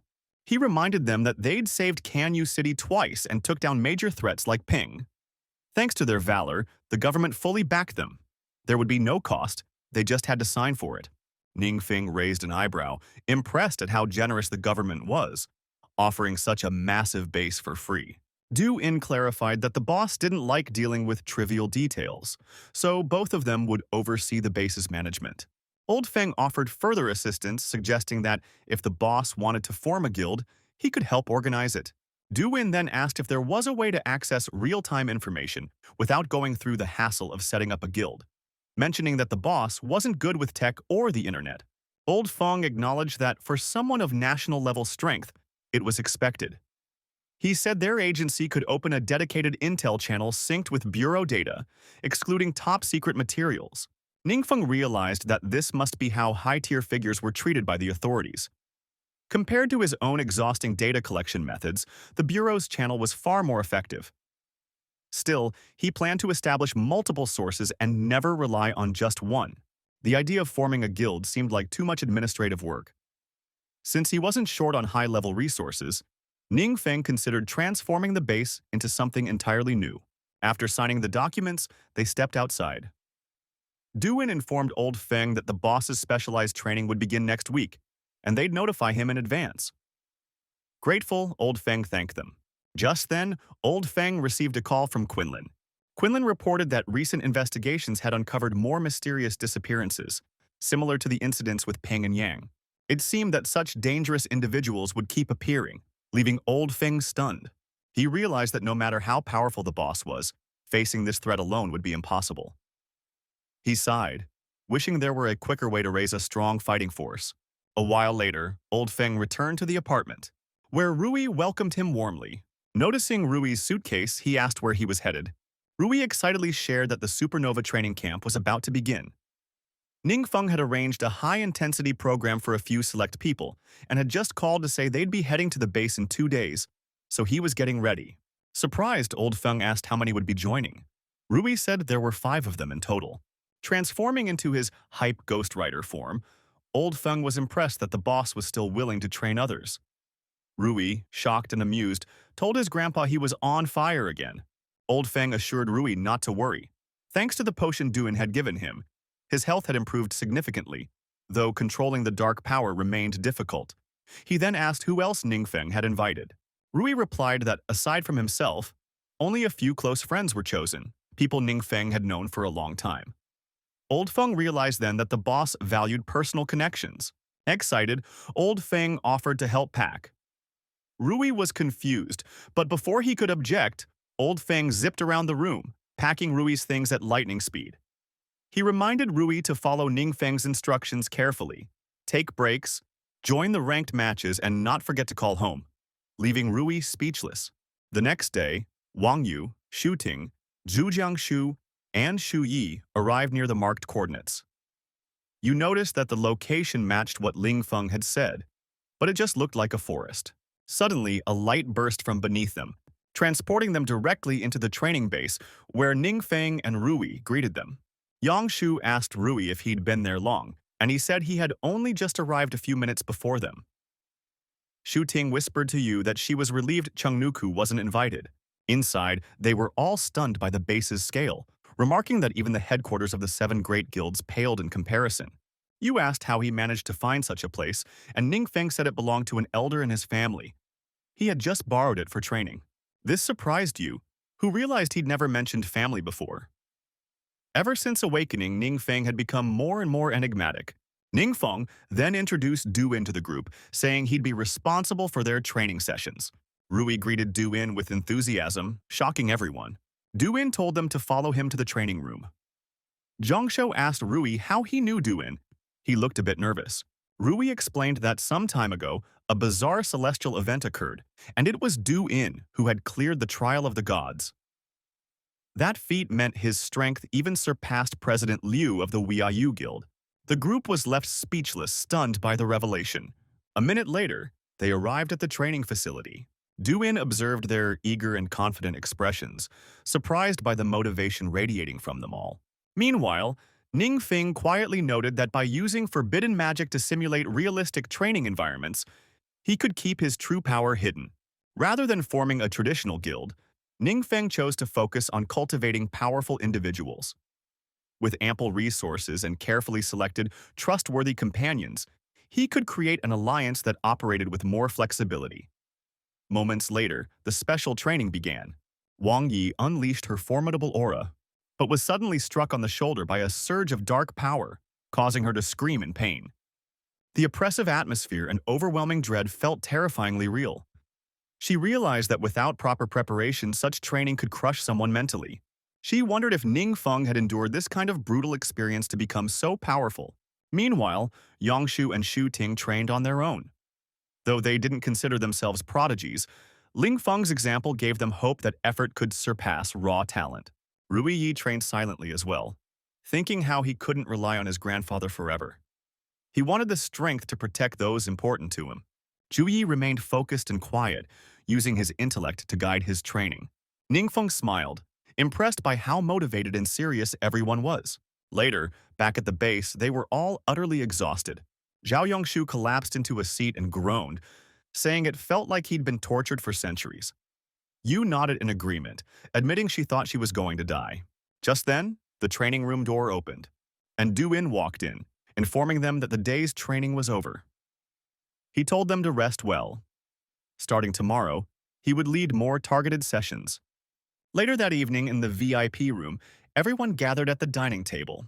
Yu commented that even though the special training had just begun, today's gains already surpassed what she'd achieved over the past few years. She added that without external guidance, they'd never realize their own weaknesses. Rui realized something odd. The darkness inside him had remained calm all day. No matter how hard he pushed himself, it hadn't spiraled out of control like before. Suddenly, Shu Ting burst into tears. Ningfeng immediately asked what was wrong. Yu explained that both Shu Ting and Zhao Yongshu had been under a lot of stress lately. Their school had several students accepted into the supernova training camp, attracting harsh criticism online. Curious, Ningfeng opened his phone and asked where the comments were. Yu pointed him to the source.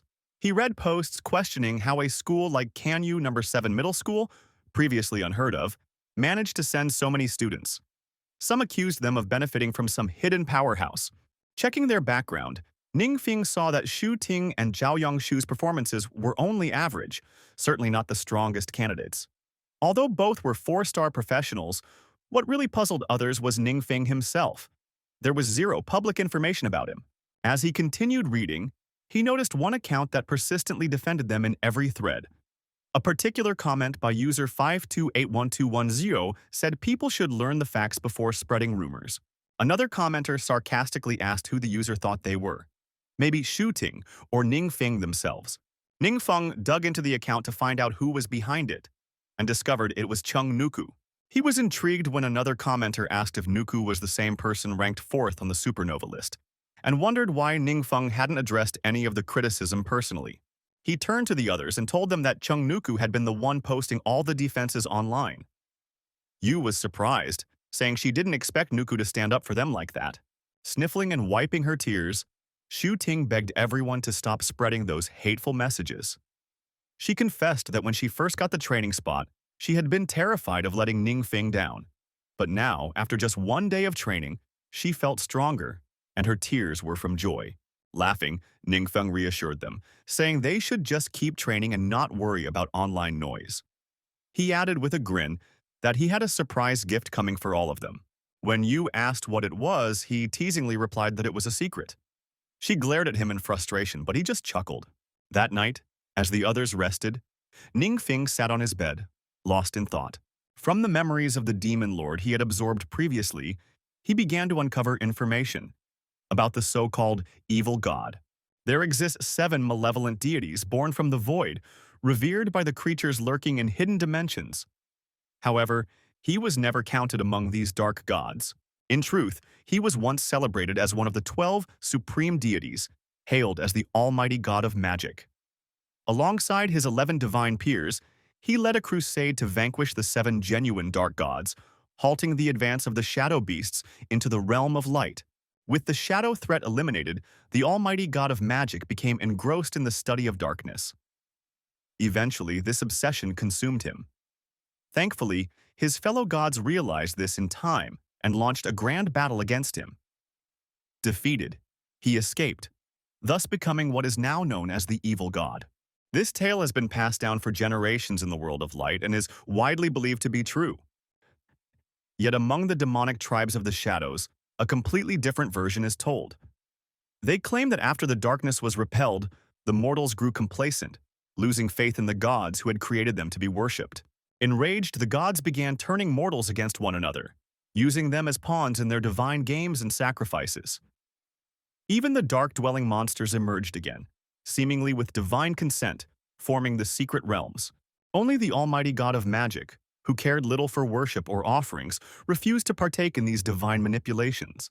Then, without warning, war came to his followers, who were ill-prepared and nearly wiped out in a single wave of violence.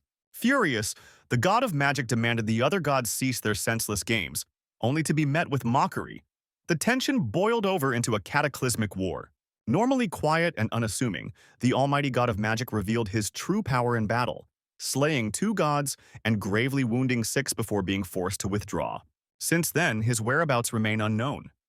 Some whisper he wandered into a mysterious realm, neither light nor dark, and vanished.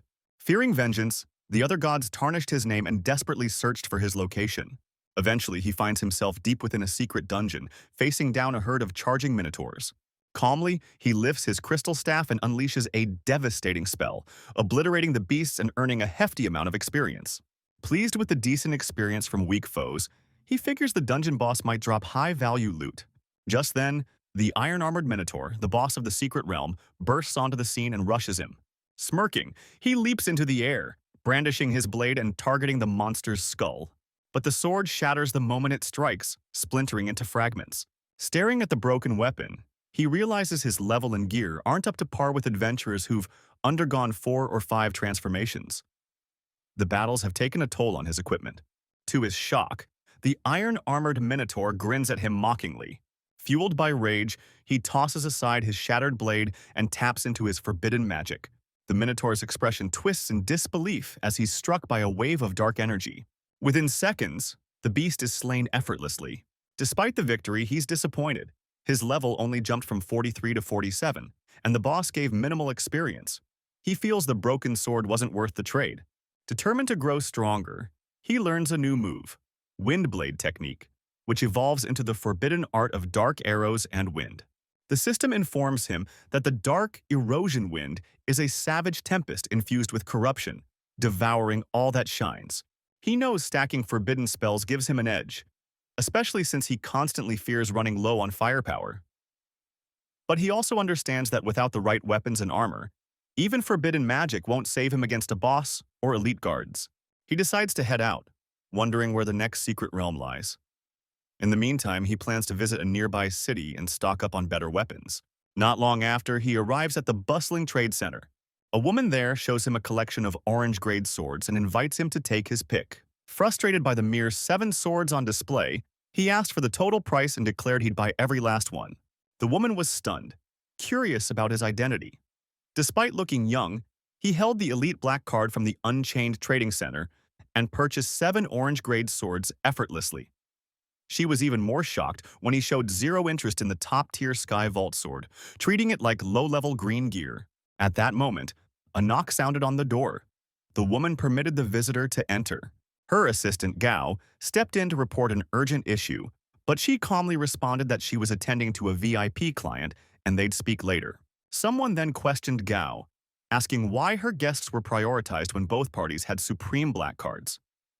He implied their GU family's young master deserved no less than the Golden Sky treatment. The person stepped into the room. It was none other than the prestigious young master GU Junzhou. Gao was caught off guard. She knew the GU family's reputation, and that any friction could cost her job. But when she noticed Ning Feng calmly sipping tea, she was stunned.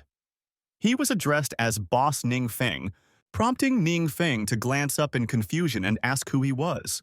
Yunji was upset he didn't even recognize him after taking all the gear. But instead of causing a scene, he introduced himself, which jogged Ning Feng's memory.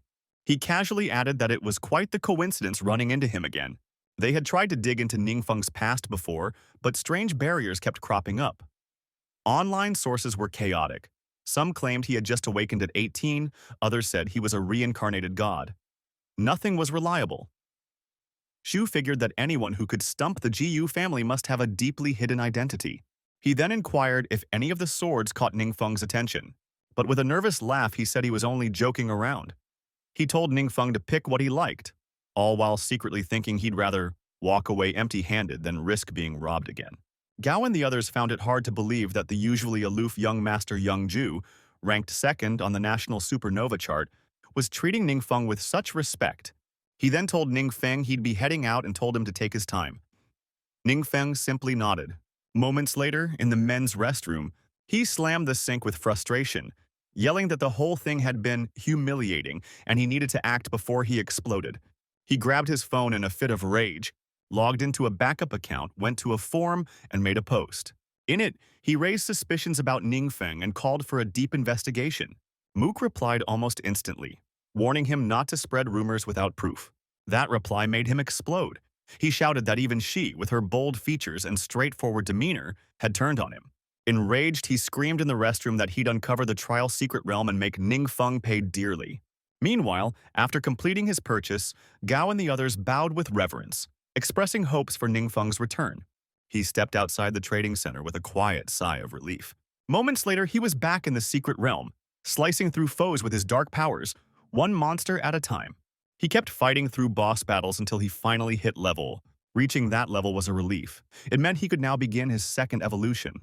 Without forbidden spells, it would have taken much longer. Then, out of nowhere, an altar rose before him. It reminded him how these monsters had once served twisted deities, until the 12 main gods wiped them out. These monsters now relentlessly attack the human world, aiming to resurrect the 7 true evil gods through powerful beasts aspiring to rise as evil gods themselves. Yet, the so-called main gods never truly protected humanity. Instead, they viewed him, an alleged false evil god, as their ultimate enemy. Thinking it over, he began to suspect the legends about the all-powerful god of magic might be true. To the gods, humans and other beings were nothing but toys in their divine game.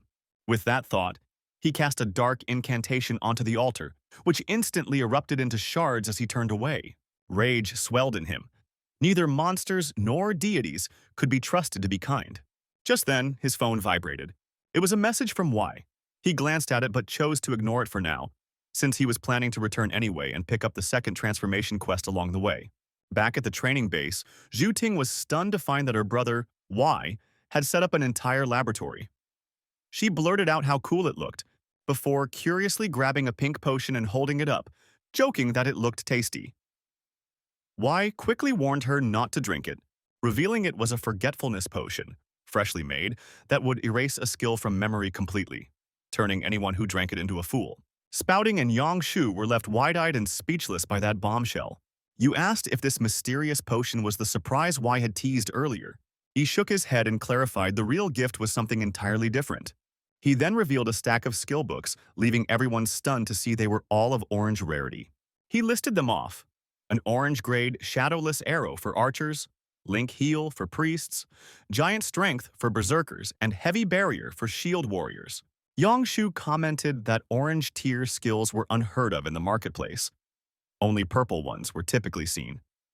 Zhu Ting was too shocked to speak. You asked if these orange skills were loot from secret realms. Ningfeng confirmed it, explaining they came from high-tier secret zones and that with stronger teams they could all take on such realms in the future. Rui noted that if orange skills dropped there, those realms must be extremely tough. He also pointed out that Ningfeng's strength was on another level entirely, but Ningfeng just told them to quit slacking. There was only a week left before the training camp began. They needed to hurry up and master their new skills. As they made their way through the corridor toward the training grounds, they ran into Old Fang and Duan. Upon seeing his grandfather, Rui lit up, while the rest of the group was awestruck to meet the renowned Old Fang, who greeted them kindly. Despite having spent a few days with Rui, meeting someone like Old Feng felt surreal. She thought about how just weeks ago, such a meeting would have felt impossible. Meanwhile, Old Feng looked them over, wondering if they were all Ningfeng's companions. He thought that having such a strong mentor at their age meant their future was limitless. Lin Feng knew it was the start of a new week, and that old Feng's arrival coincided perfectly with their special training schedule. Luckily, there were multiple training rooms, so everyone could train in shifts. Old Feng asked about Rui's recent progress and whether he'd been a handful. Ning Feng replied with a smile that Rui had behaved well and said it was a great time for Old Feng to visit. He asked if he'd like to observe the group's progress, and Feng agreed with interest. Together, they headed to the training hall, where monsters had been summoned for practice. You launched your shadowless arrow skill while Rui activated Heavy Barrier. Yongshu unleashed the sheer power of giant strength, and Shu Ting supported everyone with a perfectly timed link heal. Feng turned to Duan and praised the youth's combat skills, though he noted they still looked a bit rough. Duan chuckled, explaining they had only just acquired those powerful orange-grade techniques. Feng blinked, surprised. Did you say orange skills? Duan nodded, elaborating that the abilities were rare drops from top-tier secret realms. The atmosphere had ignited with anticipation. People assumed the authorities had been preparing tactics to conquer top-tier secret realms for a while now. However, they had yet to succeed, and rumors swirled around the mysterious item drops. It was the first time he'd ever laid eyes on genuine orange-tier skills. Feng turned to Duan, asking if he could inform the authorities, noting they had previously agreed it wasn't classified information since the news would spread sooner or later. Feng understood that while those youths were still green, they would eventually gather experience. With backing from the enigmatic powerhouse, they'd soon surpass the older generation. Rapid growth would lead to remarkable milestones, making them the cornerstone of future forces. At the Hall for Changing Professions, Ning Feng casually greeted Kuang Lan with a wave. She looked startled and asked if he had already completed his second transformation. He simply laughed it off. He then made his way to the device, and Kuang Lan assumed, correctly, that he was there for the second transformation. She was amazed. Reaching level 60, which took others over 2 years of effort, had taken him only 2 months. Standing at the machine's core, the system displayed the prerequisites for the omnipotent god of magic's second transformation. First, enter the secret realm, Blooming Ice Field, and retrieve the elemental emblem. Second, gather 20 transformation stones. Third, collect 100 soul essences, all within 7 days. The mission was classified with a 6-star S-level difficulty. He was taken aback by the requirement of 20 transformation stones when normally only 1 was needed. Knowing those stones couldn't be obtained from monster drops but instead had to be mined from crystal veins, he realized how scarce they were. He chose to check the Yuncheng Trading Center first, hoping to buy them all. A short while later, he arrived at the Yuncheng Trading Center. Yik apologized, explaining that a surge in profession changes had caused a shortage in transformation stones. Yukai asked for 3 days to gather them, curious as to why Ning Feng needed 20 of them. Ning Feng accepted the time frame, thinking 3 days was manageable, and opted to begin the emblem mission immediately. To save time, he placed an order for soul essences through the trading center. He also mentioned to Yukai that he had some miscellaneous loot he hadn't gotten around to sorting, suggesting they handle it now. Jack responded that it wasn't a problem. Ning Feng brought out the loot, asking Yukai to check if there was more among it. He pulled out a staggering number of items, leaving Yukai in awe. Among them were over 10 purple tier skills and a large stash of orange-grade gear. Yukai was thrilled, knowing high-quality equipment was always in demand, and this haul would make their annual performance record unbeatable. Yukai suddenly understood why Mayor Dong Ming had been so insistent about treating Ning Feng with the utmost care. Overcome with emotion, he shed tears of joy, silently thanking Dong Ming. He had truly hit a goldmine. The next morning at the Blooming Ice Field Secret Realm, groups of adventurers were recruiting teammates to challenge the realm's boss. A knight respectfully apologized to Ning Feng, saying this situation was unprecedented and he needed to consult his superior. Ning Feng nodded in agreement, and the knight hurried to report to his captain. When asked what the issue was, the knight explained that a young man wanted to enter the realm solo. The captain was shocked and questioned whether this was a joke, reminding the knight of the Bureau's latest rule. Only official guilds with at least 5 members were allowed entry. The knight replied that he was aware, but the young man held a special permit issued by the Management Bureau that granted solo access. He presented the card, stunning the captain, who inspected it carefully. The captain then walked over to Ning Feng, thanking him for his cooperation and confirming that the permit had been verified. Ning Feng expressed his gratitude and appreciation for their assistance. As Ning Feng approached the entrance of the realm, the captain couldn't help but wonder about his identity. The permit had been issued at the same time the new rule came out, almost as if it was made specifically for him. The knight jokingly suggested that Ning Feng might be a high-ranking inspector sent from above, which left the captain dumbfounded. The knight quickly clarified he was only joking, though, to be fair, it might actually be true. The captain barked orders at his team, telling them to be on their best behavior and act like proper inspectors were watching, ensuring everything was in perfect condition. Meanwhile, Ning Feng entered the realm feeling reassured. It was fortunate he had mentioned this to Feng earlier, which secured him the exclusive permit for solo access. He spotted a staircase leading to the first level, surrounded by a chain and a warning sign. Disregarding the warning, he approached and leapt over it. Mid-air, he triggered his Earth Spike wall ability, summoning stone spikes to form a ladder, breaking his fall. He landed smoothly on the icy floor and glanced upward, stunned by the sheer height he had just descended from. Unexpectedly, a boss creature began moving toward him. He wondered if this was a hidden boss, feeling excited because it looked incredibly impressive. Unleashing his dark aura, he told the creature they should wrap this up quickly. The boss paused, seemingly recognizing him, and called out, addressing him as Lord God, asking in awe if it was truly him in person. Ning Feng was both startled and bewildered by this. The monster shouted emotionally, claiming that despite being blind, he could still sense his presence and was certain it was the Lord God, his master, Archmage Hanin Ning. Feng was filled with questions. Who was this Lord God? Was the monster truly talking to him? Had it mistaken him for someone else? And did he really carry some kind of dark divine aura? Ning Feng asked Henan why he appeared like that. Henan responded with an apology, saying he couldn't fully explain it, but their group had been ambushed by rival followers and suffered devastating losses. Henan had perished in that battle, but somehow ended up here. He had been plagued by eerie whispers and overwhelming urges to kill, until Ning Feng's presence brought him clarity. That jogged Ning Feng's memory. He recalled the followers of the omnipotent god of magic being attacked. Could this Lord God title be another name for that deity? With tears in his eyes, Henan asked if Lingfeng had come to rescue him. Lingfeng awkwardly admitted he wasn't sure, noticing Henan's deep disappointment upon hearing it. He quickly followed up by saying he might not be the Lord God Henan believed he was, explaining he was just a student assigned to eliminate him. Henan froze, visibly surprised. But then, a glimmer of hope crossed his face as he asked if Ning Feng had come to release him from his torment. Ning Feng responded honestly. He didn't know. Henan speculated that perhaps Ning Feng had lost parts of his memory.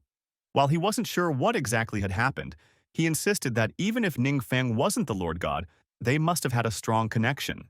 He continued, reverently calling him the master of all laws, the venerated omnipotent god of magic. That stunned Ning Feng. He suddenly realized his profession truly was linked to the omnipotent god of magic. Laughing, Henan declared that he had known it all along and urged Ning Feng to end his life. Ning Feng hesitated, asking if there was another way to obtain the elemental emblem without killing Henan. With a sorrowful smile, Henan admitted he didn't know but told him not to worry. Death might be the only peace left for him. Ning Feng paused, locking eyes with Henan, then asked if he had any last wishes. Henan nodded and requested a little time to talk, saying that after so long, even a short conversation before dying would give him peace. Ning Feng agreed, commanding Henan to share memories from the past. Henan began reminiscing how Ning Feng used to disguise himself in human form to visit the mortal world.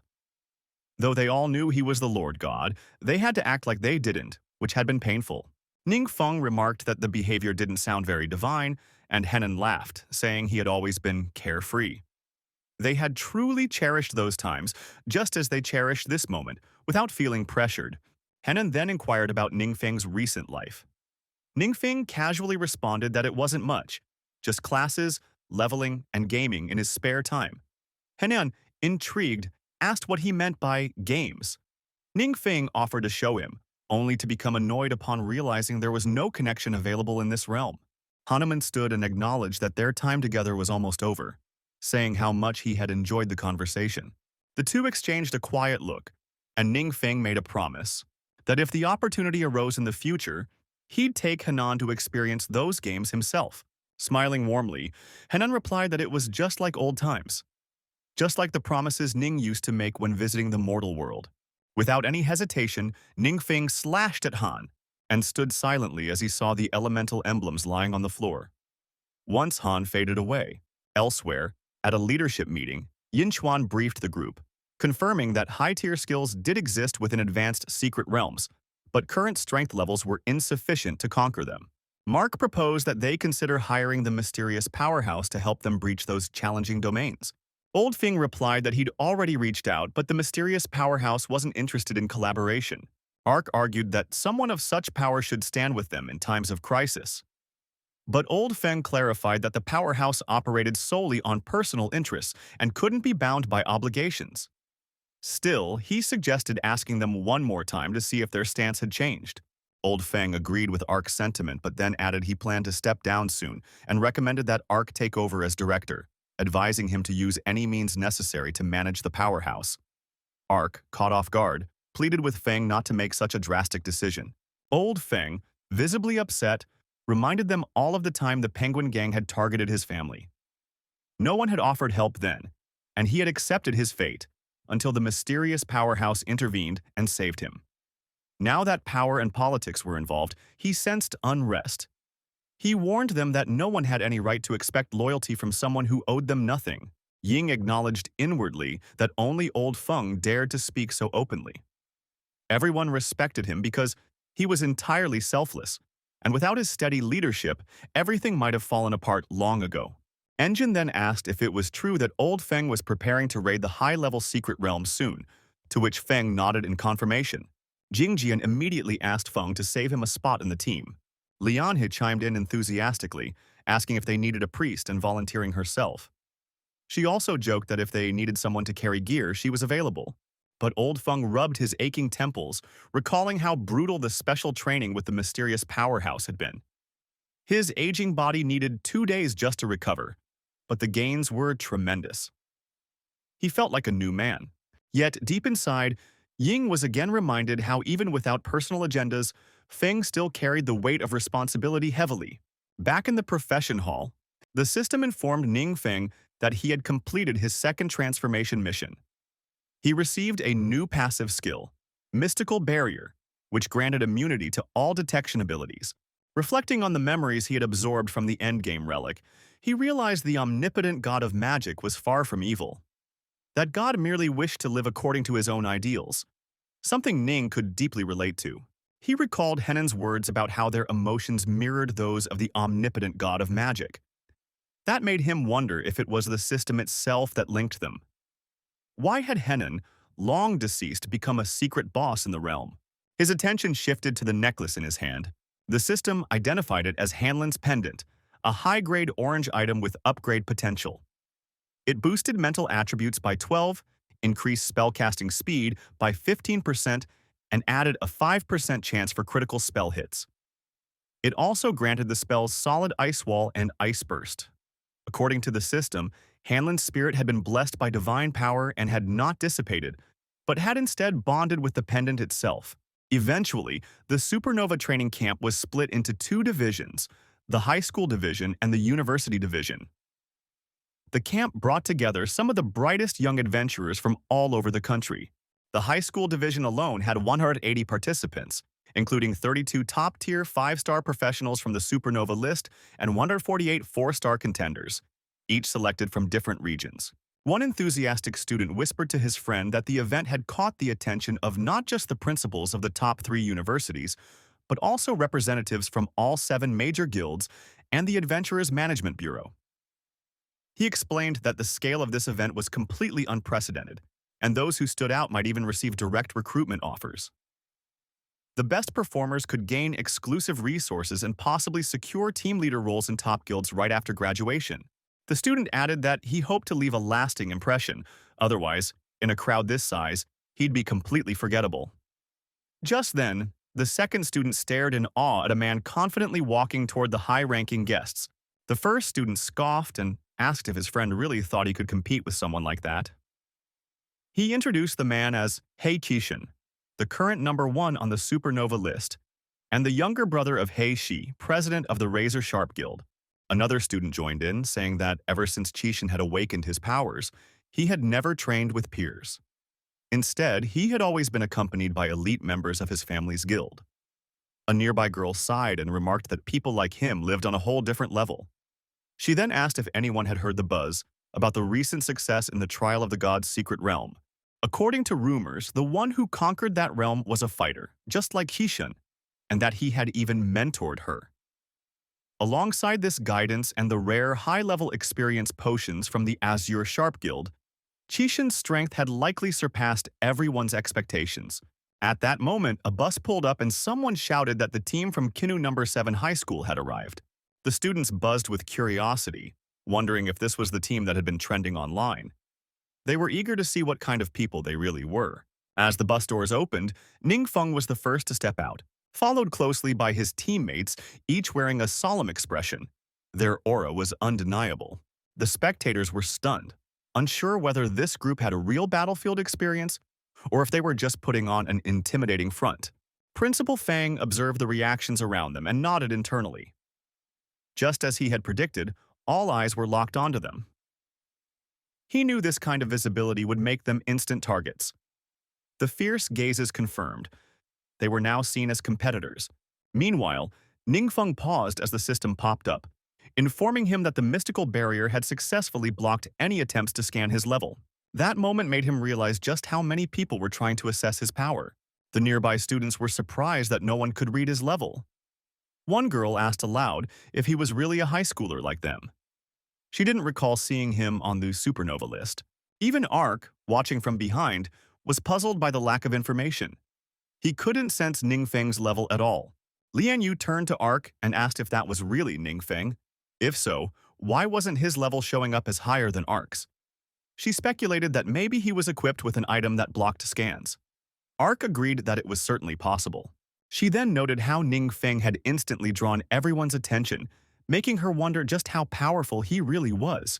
Ark remembered watching the footage of Dune's secret realm conquest, something he had studied and simulated repeatedly with his guild's elite. But no matter how many times they tried, Dune's performance was beyond replication. He suspected that Ningfeng might be on a similar level.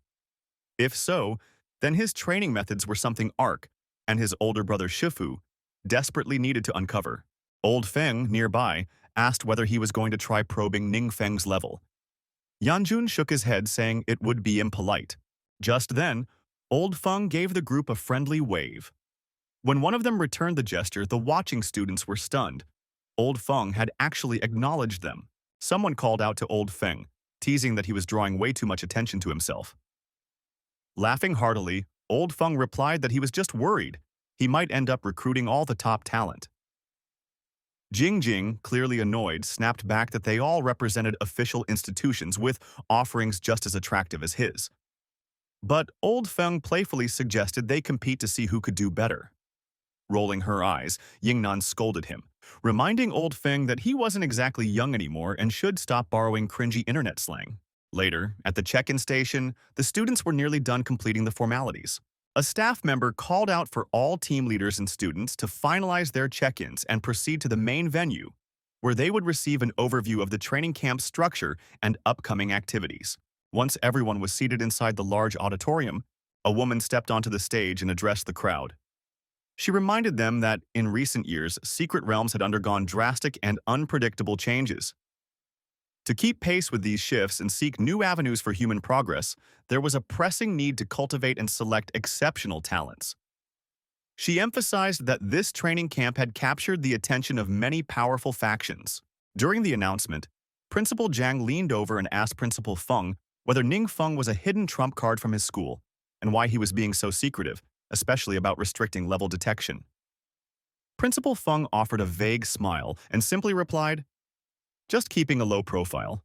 He knew full well that ever since Muk had transferred from his school to Jiang's, Principal Jiang had been probing for information. But thanks to Feng's vigilance, Jiang hadn't managed to uncover anything. Jiang's current sarcastic tone was just another attempt to provoke him. Feng reminded himself to stay composed and not rise to the bait. Then Principal Mook stood up and addressed the gathering, commenting that many principals present were especially curious about the education standards at Kinu No. 7 High School, particularly given its consistent record of producing supernova-level talents. Principal Zhang continued making snide remarks toward Principal Feng, but Feng remained quiet, his thoughts elsewhere. He reflected on how, not long ago, Ning Feng and the others had gone through intense special training. While he had no doubt that Wang Yu, Feng Rui, and Cheng Nuku would perform well, they were, after all, top-ranking supernovas, he wasn't so sure how Ning Feng and the rest would fare under such grueling trials. It weighed on him whether Ning Feng and his teammates could endure the challenges ahead and prove themselves. Meanwhile, a professor stepped up to explain the rules of the training camp. Teams would be self-organized and consist of 5 members. The final evaluation would combine both individual and team scores. Additionally, the top 10 performers from the high school division would earn the opportunity to train with the university-level elites. Before the camp officially began, there would be a preliminary assessment inside a special secret realm. Only those below the 3rd transformation level were allowed to participate. The professor then announced that a demonstration would be conducted by a special team. Gasps echoed through the crowd as the screen revealed the top 5 supernova-ranked individuals from the past 5 years. It became instantly clear why these particular elites had been chosen. Only the best of the best could showcase what was to come. Meanwhile, the 5 elite supernovas arrived at the gate to the secret realm. The long-haired man chuckled, suggesting they tone things down so as not to overwhelm the younger students watching. But the brown-haired man quickly rejected the idea. With so many influential eyes on them, this was a once-in-a-lifetime opportunity to display their full potential. He reminded the group that while they were a temporary team, anyone who couldn't keep up would be held accountable. He gave the command to proceed, and the system confirmed that the elite peak team had officially entered the secret realm. Inside, they were greeted by a dense, choking miasma. The long-haired man remarked on the surprising thickness of it. The team's female member stepped forward confidently, assuring them she could take care of the obstruction. She activated a supportive ability, creating a protective field that kept the toxic miasma at bay. Without warning, spider-like beasts descended from above, having detected their presence. The team sprang into action instantly, and the students observing were blown away by their lightning-fast reflexes and coordination. Among the watching students, many noticed that Shaking was moving seamlessly with the rest of the elite team, keeping pace effortlessly. They were amazed. No one would believe she was still just a high school student. Yudu admitted to Lanyu, albeit reluctantly, that Shaking had reached an entirely different level, one they could only aspire to. Old Fang Lin commented that he had heard the 5 young elites had recently been training together intensively. He wondered aloud whether, with continued guidance, they might soon be ready to tackle high-tier secret realms. Yanjun nodded in agreement, saying it was certainly within reach. As the team pressed deeper into the realm, they encountered elite-level monsters. But without pausing, they pushed forward with unwavering momentum. When the final boss emerged, it did so with an eerie calm and a knowing smile, but the team responded instantly, rushing in without hesitation to engage the powerful foe. Eventually, they triumphed and successfully cleared the secret realm, setting a new record time, 48 minutes and 18 seconds. After the simulation ended and students exited the observation hall, excited chatter filled the air. Many were still in awe of the top 5 supernovas, each one expressing dreams of one day making it onto that legendary list. In the midst of their conversation, someone approached Ningfeng. It was a confident young woman who introduced herself as Kai Yuncheng, niece of Kai, the current mayor. Ningfeng was taken aback. One of the top 5 elites from the peak team was now standing in front of him. Yuncheng explained that she had heard about him from her uncle and came over to say hello. Ningfeng responded with calm politeness, saying he appreciated her visit. Nearby students looked on in disbelief. Why was Yuncheng from Beijing University chatting with a high schooler? But then someone realized she was talking to Ningfeng from Kinu No. 7 High School. Still stunned, Yudu asked Yuncheng if she was the granddaughter of the founder of the Yuancheng Trading Center. Yuncheng confirmed it with a smile and greeted them all warmly. She added that if they needed anything during the training camp, they could just let her know. She'd arrange for it to be delivered from Yuancheng. Ningfeng thanked her graciously, saying she was too kind. Meanwhile, Shooting teased her. joking that Yuncheng should keep an eye on Ningfeng. Every girl he met seemed to be both talented and beautiful, with powerful family backgrounds to boot. Yuncheng laughed, explaining that while her uncle often spoke highly of Ningfeng, she had yet to see his true strength. This training camp, she said, was the perfect opportunity to judge for herself. Not far away, the brown-haired man suggested that the team should go rest for a while.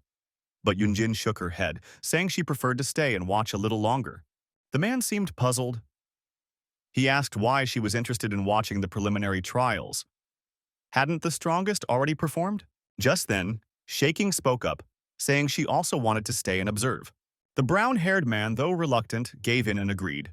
The competition officially resumed, and the professor explained the format. 6 teams would enter the secret realm simultaneously, each receiving unique assessment tasks. Their final evaluation would be based on task completion and effectiveness. As teams lined up to enter, anxiety began to spread. Some students looked visibly shaken. Panic was setting in. Observing the scene, Principal Feng raised his voice, warning that the current secret realm might be too difficult for high schoolers. Principal Zhang chimed in, agreeing and predicting that at this rate, no team from the high school division would even manage to clear it. Sure enough, with only Shaking's team left to attempt the trial, no other team had yet reached the rankings board. Most teams hadn't even caught a glimpse of the boss. They were being overwhelmed by the lesser monsters alone. Principal Jiang voiced growing concern, questioning how any student could hope to make the leaderboard under such conditions. He noted that morale was plummeting, with many students clearly underperforming. Yuan scoffed and declared he had said all along there was nothing worth watching, just a crowd of weaklings. With a yawn, he announced he was heading off to get some sleep. Meanwhile, Ningfeng and his teammates approached the professor, stating that they were the next scheduled group and were ready to receive their task assignment for the secret realm. After receiving instructions, the team stepped into the Iron Jaw Swamp and began carefully reviewing the system prompts that popped up. Ningfeng recalled that professional teams were generally categorized into 4 primary functional roles. The assault team was the main offensive unit, responsible for pushing into unexplored secret realms and serving as the vanguard against formidable threats. The research team specialized in investigating secret realms, extracting knowledge, and translating it into advancements for human civilization. The guard team handled defensive operations, securing claimed realms and safeguarding non-combatants during crises. Lastly, the support team focused on enhancing overall team endurance by providing buffs, healing, and emergency assistance to minimize casualties. Each division had 10 available missions. Beyond that, a core objective remained: to defeat the final boss and fully clear the secret realm, worth 50 points. You turned to Ningfeng and asked which type of mission he preferred. He answered without hesitation: research. You chuckled, saying it was expected of the top scorer in theoretical classes. But Ningfeng's reasoning went deeper. There were still too many mysteries he hadn't unraveled: gods, followers, and world hierarchies. He believed research missions offered the best balance of practical and theoretical growth. Shooting agreed with his logic and proposed that the whole team take on research missions. Rui and Yangshu quickly voiced their support. You then pointed out a challenge. 2 of the final research missions involved capturing rare creatures. Attempting those while fighting the boss could split their focus dangerously. One mission stood out: capturing a deep swamp terrapin, ideal for research and worth 10 points. Ningfeng reassured her that it wouldn't be an issue. As long as they handled the boss first, the rest would be easy.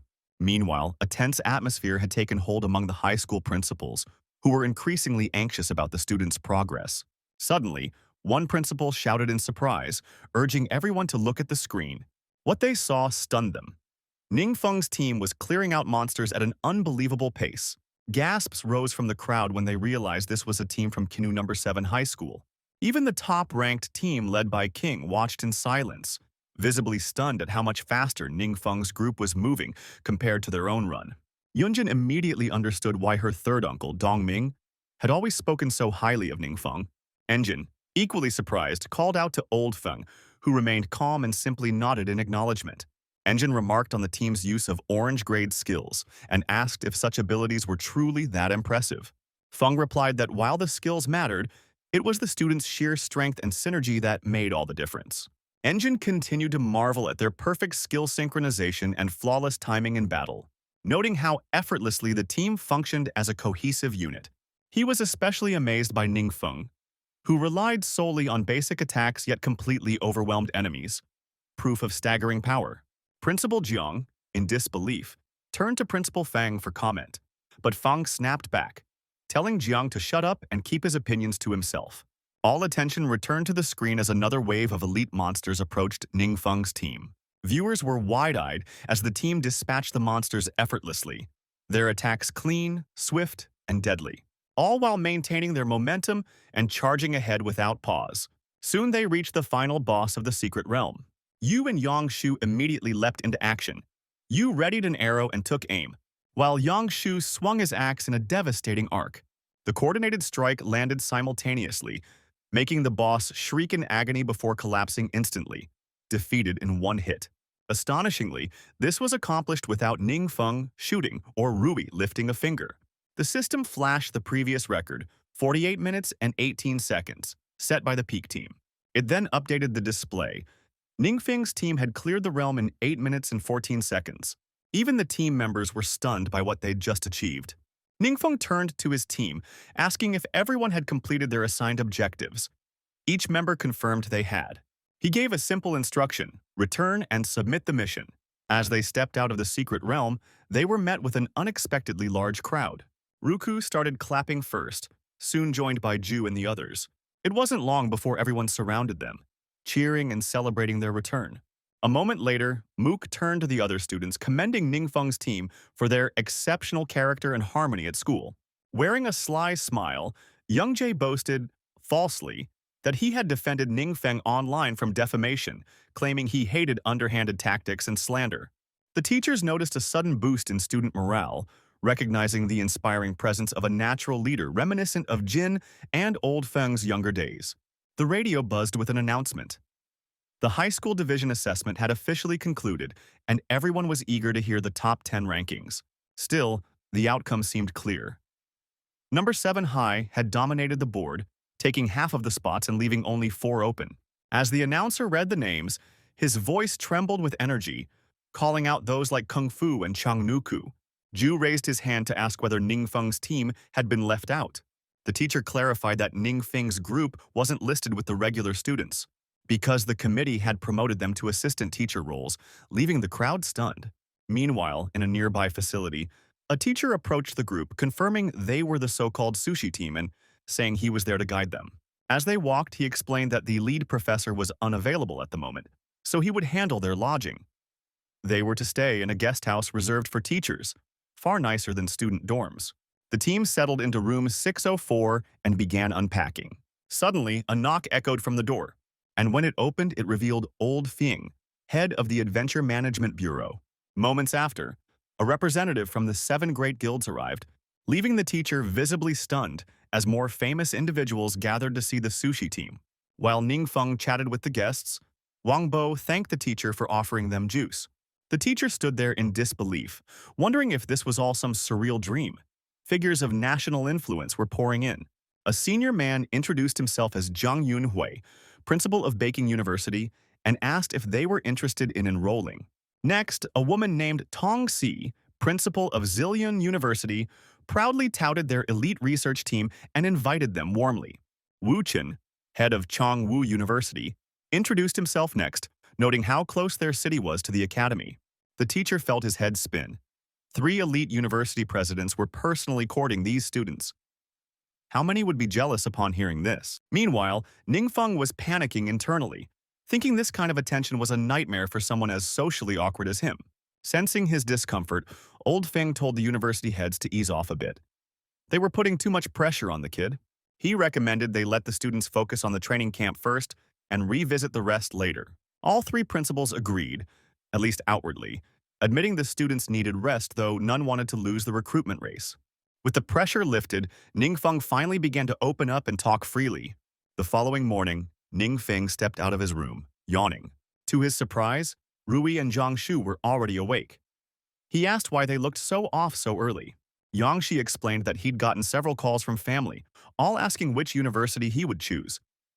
He'd heard all 3 top universities had reached out. Rui, annoyed, pointed at Zhang Shou and said Geng Shuang's repeated calls had ruined his sleep. Ningfeng then looked over to the girls and asked if they were experiencing the same kind of attention. Zhu Ting gestured behind her, pointing out that Yu was still on a call. She then shared, with tears in her eyes, that her father was so thrilled he was hosting a 3-day banquet. Yang Shu chimed in, saying his home had been overrun with guests, and his parents were finally enjoying a moment of pride. Rui gave a tired sigh, admitting he was lucky his grandfather was handling everything and planned to just go along with Ningfeng's decision. Ningfeng smiled softly, but a trace of sorrow lingered in his eyes as he thought of his own parents and grandfather. Suddenly, his phone began to ring. It was his teacher, Qi. She asked how the camp was going and whether he was settling in comfortably. Then she mentioned that all 3 top universities had reached out to her about his future enrollment. He chuckled, caught off guard, and she explained she'd waited to call because she knew he was a night owl. He replied that she knew him better than anyone and that her timing was perfect. He had just been hoping to hear her thoughts. Later on, a professor greeted everyone and addressed them as members of the university division, including the 10 standout students from the high school ranks. Whispers spread among the university students, impressed that the high school division had produced 5 individuals already at teacher level, 3 of whom weren't even on the famed supernova list. The professor then briefed them that their special training would begin today, focusing on conquering uncharted secret realms. He warned them that these areas hadn't been fully explored and carried many potential dangers, urging caution and teamwork. He also instructed everyone to check their group assignments with their supervising teachers before departure, noting that each of the 10 high school students would be paired with a university team. Cheng Miku walked up to her instructor and said she was student number 95, asking which group she'd been placed in. The teacher recognized her instantly and directed her toward her team. When she turned to look, she saw Ning Feng smiling and waving at her. Not long after, they entered the untamed area known only as an unnamed secret realm. As monsters swarmed them, Ningfeng coolly analyzed the threat, identifying the creatures as a new breed of lizardmen, each over 5 meters tall. Rui stepped up and intercepted one of them with his shield, throwing it off balance. Without hesitation, he lifted his elbow and struck the creature down with sheer force, then casually sat on its back as he explained that the lizardmen were incredibly heavy, between 800 and 1,000 kilograms, and had armored skin with high resistance. Ukyo realized how far they'd ventured into the realm, noting they had already surpassed the record for the fastest progression. She noticed their experience was spiking, almost like they were all boosting her level directly. Glancing around, she observed how drastically everyone had improved since their first meeting. It made her wonder if she could achieve the same kind of growth, if she could earn their respect. During a short break, Ning Feng mentioned that Kai had told him Zillion University boasted an elite research department but operated under strict management. Kai feared it wouldn't suit his personality. In contrast, Baking University offered more academic freedom, which might be a better fit. You laughed and said that was exactly what you'd expect from Kai, always the insightful prize student, thinking ahead even for someone else. Shu Ting then raised his phone and told everyone to check the class group chat messages. They did so immediately, and were stunned by what appeared. In the chat, Juna had asked where their teacher Kai was. Marzio responded that Kai was still stuck inside the secret realm and hadn't made it out yet. He tapped on a voice message and heard someone frantically report that the entrance was beginning to distort, urging them to act quickly and find help. His heart dropped in fear. Meanwhile, inside the secret realm, where Kai Wai and Ning Feng's classmates were stuck, a man reported to his superiors that a mutation had suddenly occurred within the leveling zone, causing the monster's levels to spike dramatically. He added that nearly 100 people were likely trapped inside, and due to the violent magic energy fluctuations, the entrance had become too unstable to enter. Students raced toward the entrance, but the captain barked at them to stop running around in a panic. Zhang Lo shouted back desperately, telling him their teacher Kai Wai was still inside, begging him to help her. The captain, losing patience, snapped at Zhang, demanding to know how they were supposed to carry out a rescue with the realm in chaos. He added they had already reported the situation and were waiting for backup from the major guilds. Giulio, visibly distressed, pleaded with him to act, reminding him that Kai had volunteered to help in the initial rescue due to a lack of support staff. Despite the risk, she hadn't made it back. The captain, increasingly irritated, shouted that it was enough, saying that Giulio survived because of his own strength.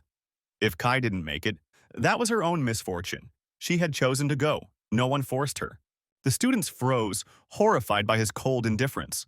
Just then, Ning Feng arrived and called out to Zhang Luo and Zhu Nona, who turned, visibly relieved to see him there. Ning Feng asked them what had happened to Kai Wai. Zhang Luo explained that Kai was still trapped inside. The training had been designed for leveling up, but something changed suddenly within the realm. Zhu Nona, crying, added that many were still stuck, and their teacher had done her best to protect them. She said the guards had claimed there weren't enough personnel and had been recruiting volunteers. Trying to defend himself, the captain yelled at them to stop making it sound like he got their teacher killed. He insisted again that it had been Kai's own decision to volunteer for the rescue. Without warning, Ning Feng, furious, grabbed the captain by the head and smashed him into the ground. One of the captain's men immediately raised his bow toward Ning Feng, demanding to know who he was. But before he could act, someone grabbed his shoulder and ordered him not to move. He looked up and froze in fear. It was Zhang Shu staring down at him. Ning Feng, still holding the unconscious captain, began walking toward the entrance of the secret realm, dragging him along the ground. A nearby observer wondered aloud who could possibly stand in their way. Just then, two figures appeared. Looping alongside a female wizard, the man blinked in disbelief, recognizing one of them as the vice president of the Epoch Guild Bluepin. He asked if Looping had come to take control, thinking at last someone would rein in these out-of-control students. Looping calmly explained they had stabilized the students and came as soon as possible.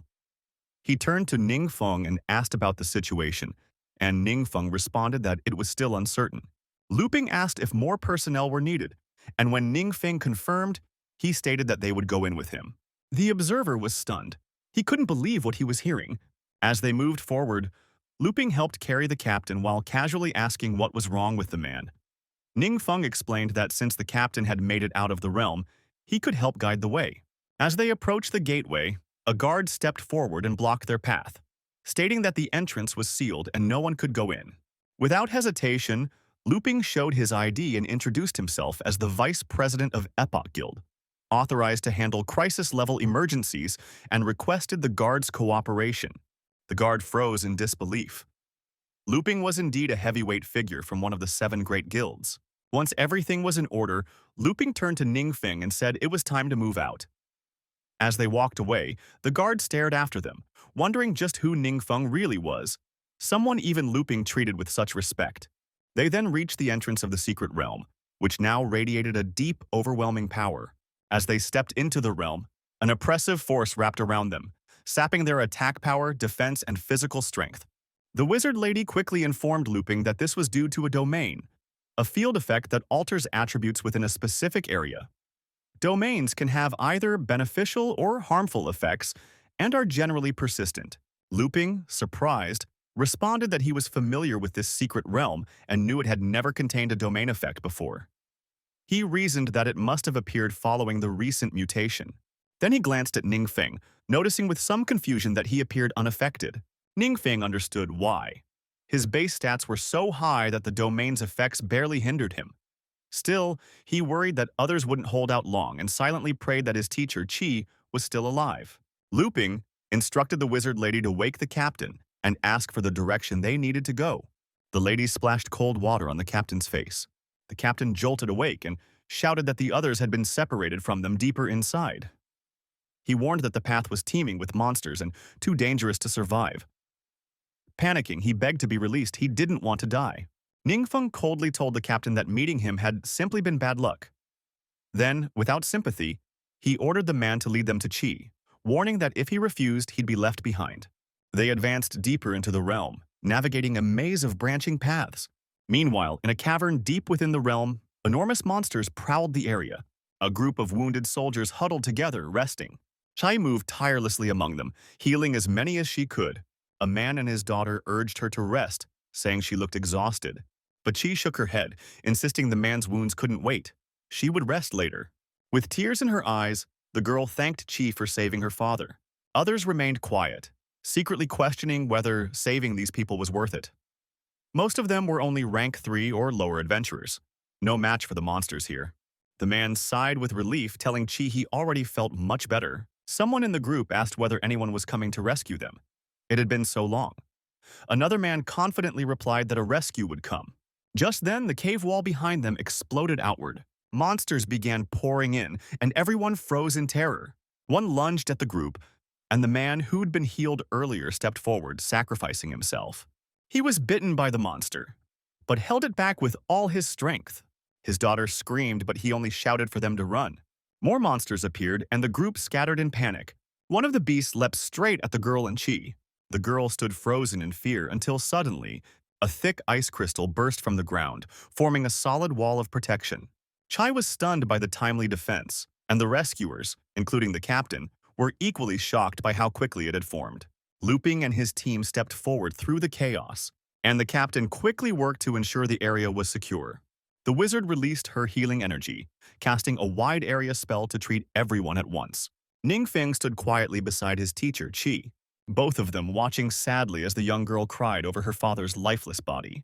The wizard lady reported to Looping that, including the deceased, only about 20 survivors remained. They had no idea where the others had gone. Suddenly, the entire cave began to tremble violently. Massive tentacles descended from the ceiling, and Jiangshu was the first to react, slashing at one of them. But to everyone's horror, the wound began to regenerate instantly, the limb surging with power as it healed. Yangshu shouted in shock, realizing that the tentacles could regenerate on their own. The others turned to find the exit blocked entirely by the monstrous creature. One of the tentacles lashed out at Qi, but Ningfeng intercepted it, cutting it down just before it reached her. He then shouted for everyone to follow him, slicing through the swarm with precision as he swung his sword left and right, cutting down every tentacle that dared to block their path. Looping noticed something strange. Unlike before, the tentacles severed by Ningfeng showed no signs of regenerating. This discovery left him both surprised and intrigued. Soon, a beam of light appeared in the distance, filling the group with hope. They believed they had found the exit. The soldiers rushed toward it, elated at the thought of escape. But the man in the lead suddenly stopped, his expression frozen in horror. There, blocking the way out, was a gargantuan octopus monster, an otherworldly guardian of the exit. Looping was stunned by the sheer size of the beast.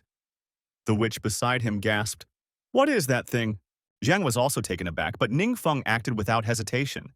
Dashing forward, he passed her. She cried out his name in worry, but he only called back, "Stay back."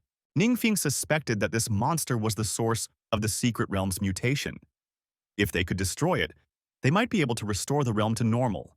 Just as he advanced, one of the monster's tentacles lashed out at him. He raised his sword to defend himself, but to everyone's shock, the blade shattered into pieces upon impact.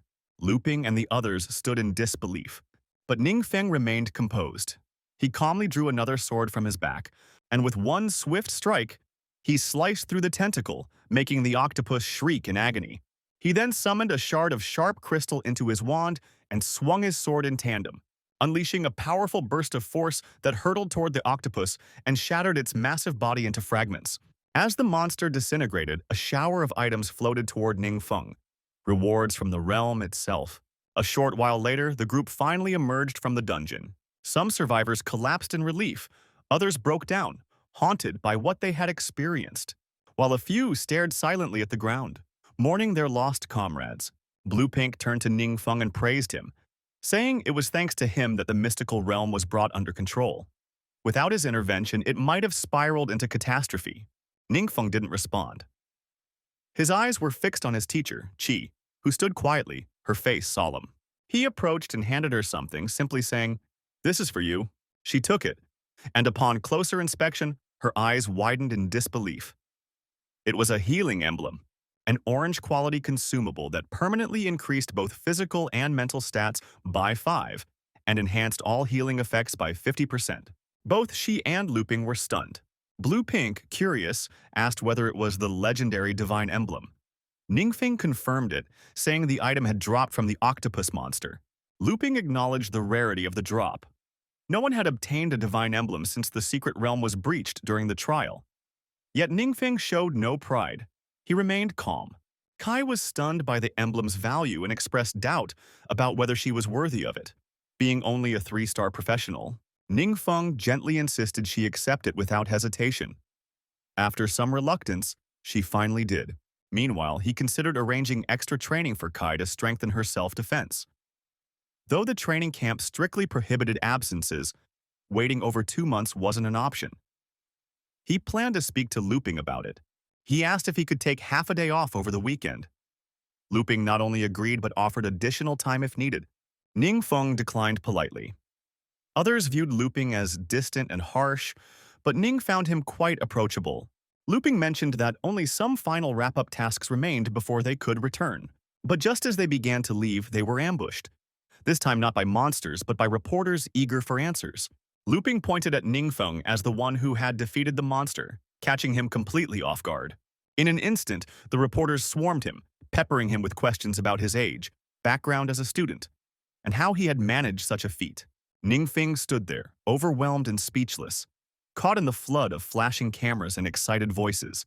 Observing Ningfeng's discomfort, Rui noted silently that he had always struggled with formal settings, especially interviews. He used to avoid them altogether during his school days. She reassured the others that with time, Ningfeng would grow more comfortable with such situations. Meanwhile, Ningfeng, visibly nervous, glanced over at them, silently pleading for help as he tried to answer the reporter's rapid-fire questions. Later, back in his dormitory at the training camp, Ningfeng lay on his bed, face half buried in the pillow, still embarrassed by the interview. He couldn't understand why he had been thrown into the spotlight so suddenly. As he brooded over it, he suddenly recalled something important. Reaching for the Soul Guardian book, he remembered the skill it contained, one that could block fatal damage, though it came with a long cooldown. While he understood its value, curiosity pushed him to see what it could evolve into using his forbidden power. Upon channeling his power, the skill transformed into Immortal Catastrophe. It granted the user one resurrection opportunity for every 1 million Power of Faith points accumulated. Additionally, with each increase in world level, the cap would rise by another million. He currently had just over 4,000 out of the required 2 million points, a humble amount that made him realize how similar this skill was to the divine blessings gods received from their followers. Ningfeng grasped the immense value of a resurrection skill. He already knew how to increase his world level, but what he needed now was a reliable way to gather more power of faith. Then, he remembered, there was still something he needed to do and take care of. The next day, a crisis unfolded in the streets. A grotesque mass of slime had collapsed, trapping several people inside. On top of it sat a man, toying cruelly with the heads of the trapped victims as if it were a game.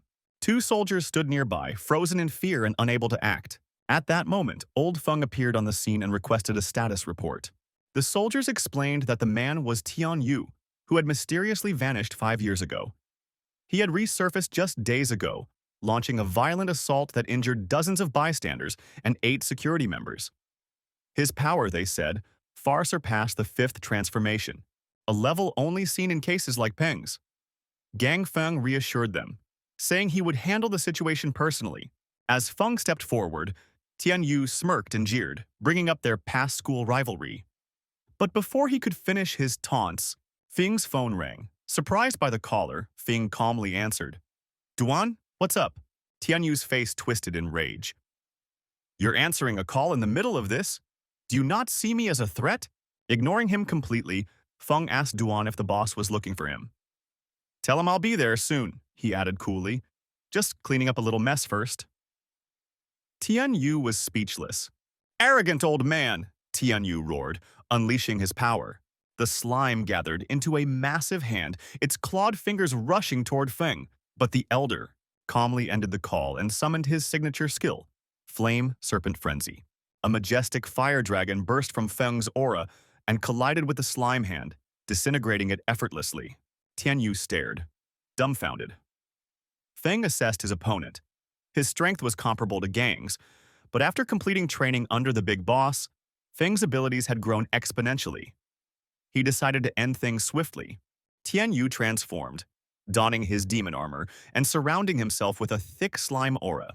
Feng responded in kind, his fire aura roaring to life. When the two forces collided, even the nearby soldiers were stunned. Feng's strength clearly surpassed the 5th transformation. "How?" Tian Yu screamed. "How could I lose to some old relic? I'm a disciple of the Demon Lord." But his rage turned to dread as he looked up and saw a colossal flame descending toward him. The firestorm consumed him, detonating on contact in a blazing explosion. Without glancing back, Feng turned to the soldiers. "I've got somewhere else to be."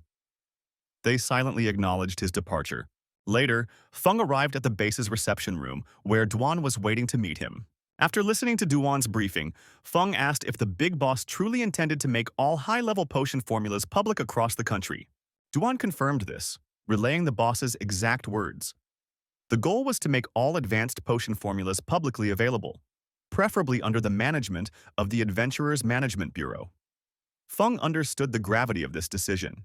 The world was currently imbalanced. Danger levels within secret realms were rising steadily, while adventurers' strength was not keeping pace. To grow stronger, adventurers had to conquer increasingly dangerous secret realms, creating a vicious cycle. High-level potions were crucial to breaking this loop and reshaping the power structure, making them invaluable strategic assets. Feng assumed that the boss had carefully weighed the risks and implications before entrusting the Bureau with such a vital responsibility. Expressing sincere gratitude, Feng acknowledged the great honor bestowed upon the Adventurers Management Bureau. He then asked Duan if the boss had made any additional requests. Duan replied that the boss had only mentioned the potion formulas in passing, without further instructions. Feng reflected that true power lies in selflessness, that focusing on contributions rather than personal gain was the boss's way of empowering others. Duan agreed, sharing that this selfless trait was what he admired most about the boss. Often, what seemed like modest actions on the surface had far-reaching effects for many. He cautioned Feng not to take the boss's generosity for granted. They needed a thorough plan to ensure the boss's efforts weren't wasted and promised to report back soon with their strategy. That night, in the Azure Sharp Guild, a man reported to his Shifu that high-level experience potions and forgetfulness potions were being sold on the black market. While the packaging differed, the effects were indistinguishable from the guild's own. Another guild member added that all high-level potions were produced under Shifu's direct supervision and were used exclusively within the guild, making it nearly impossible for any to have leaked. He questioned where these black market versions could have originated. Shifu speculated that the only other individuals capable of producing such potions were the so-called mysterious powerhouses. Perhaps the formulas had come from them and made their way to the black market. She immediately ordered an investigation. When the man asked if she meant to target the mysterious powerhouses, she sharply corrected him. "Investigate the black market," she commanded. The man quickly acknowledged the order. The next day, in the teacher's dormitory, Ningfeng and Yu were walking down the corridor when Yu held up her phone, asking if he wanted to see his interview video. Ningfeng, stammering and shy, declined with a nervous laugh. Yu reassured him, saying the video actually wasn't bad. Many viewers had praised him. He glanced at the comments. Many mentioned how his shy demeanor was a charming contrast to his overwhelming strength. Viewers admired that even someone so powerful had things he found difficult.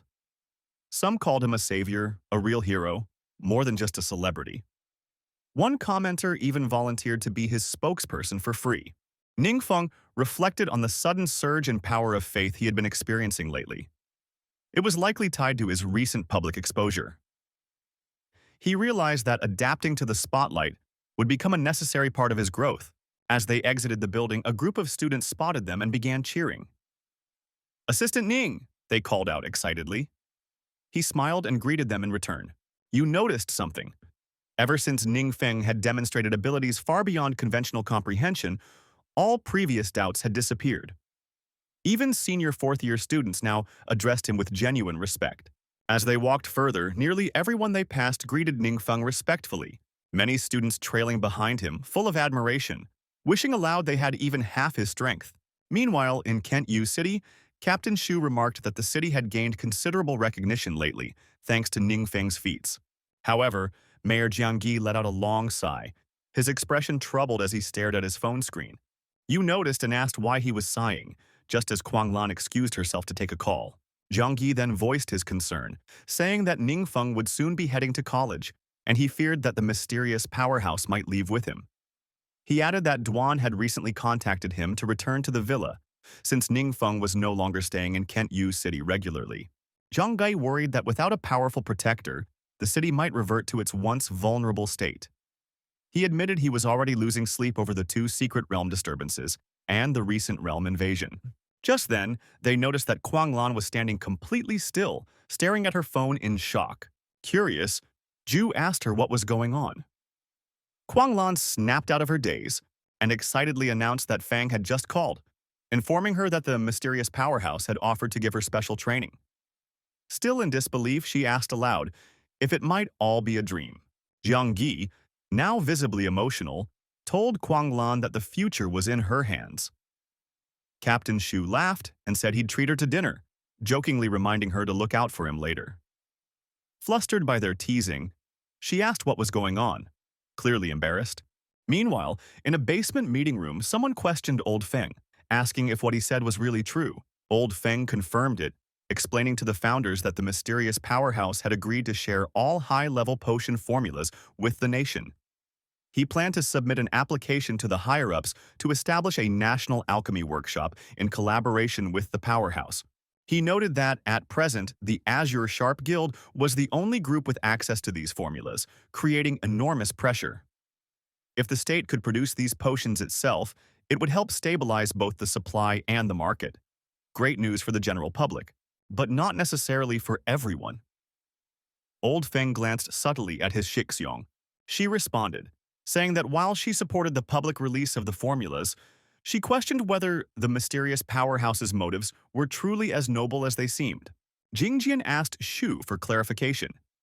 Shu explained that high-level potions, identical in effect to their guilds but with different packaging, had been found on the black market. He assured them that their own stock had been accounted for. None were missing. Furthermore, any potions auctioned through official trading posts were tracked with spells. There was no sign that any had ended up on the black market, which made the origin of these rogue potions deeply concerning. She reminded the group that, on the day of the Secret Realm trial's completion, Duan had mentioned the mysterious powerhouse already possessed the knowledge to make high-grade potions. Ark chimed in, pointing out that the black market operated through a vast underground network far beyond the reach of lawful oversight. If these high-level potions ended up in the wrong hands, it could be a major threat. Intentional or not, it would be equivalent to empowering dangerous forces. Old Feng assured everyone that if such a leak had occurred, he would launch an immediate investigation. In his mind, he already knew. Once Lan completed her special training, she would be the one sent. They would need to inform the boss as well. Ark reminded the group that he had always warned against allowing any powerful individual to act unregulated. No matter how well Old Feng handled things, unchecked power was a danger. Ark said that their Epoch Guide organization would also be sending personnel to assist the Azure Sharp Guild in the investigation. He emphasized that, should the potions be tied to the mysterious powerhouse, Old Feng must remain impartial and not claim full authority. Old Feng nodded, assuring Ark that if the investigation uncovered any connection, he would take full responsibility and deal with it appropriately. The next evening, Fang and his team gathered in a specific secret realm. Zhu Ting reported that potion management under Zhu Wei was tightly controlled, with detailed logs for every entry and exit. No anomalies or missing stock had been discovered. Ruyi added that at his home, potions were managed by both himself and his grandfather Fang, and were checked regularly. Chang Mu also stated she personally counted all potions twice a day, morning and evening. Ningfeng was surprised by the level of diligence. He hadn't realized just how seriously everyone took potion oversight. Still, he appreciated their efforts. It helped ensure traceability. After hearing their reports, Ningfeng concluded that since there were no leaks on their end, and the Azure Sharp Guild also denied any involvement, the mystery remained. He asked the team if it was possible that, aside from him and the Azure Sharp Guild, someone else might have knowledge of the potion formulas. Elsewhere in the black market, mysterious merchants were actively dealing in a variety of potions.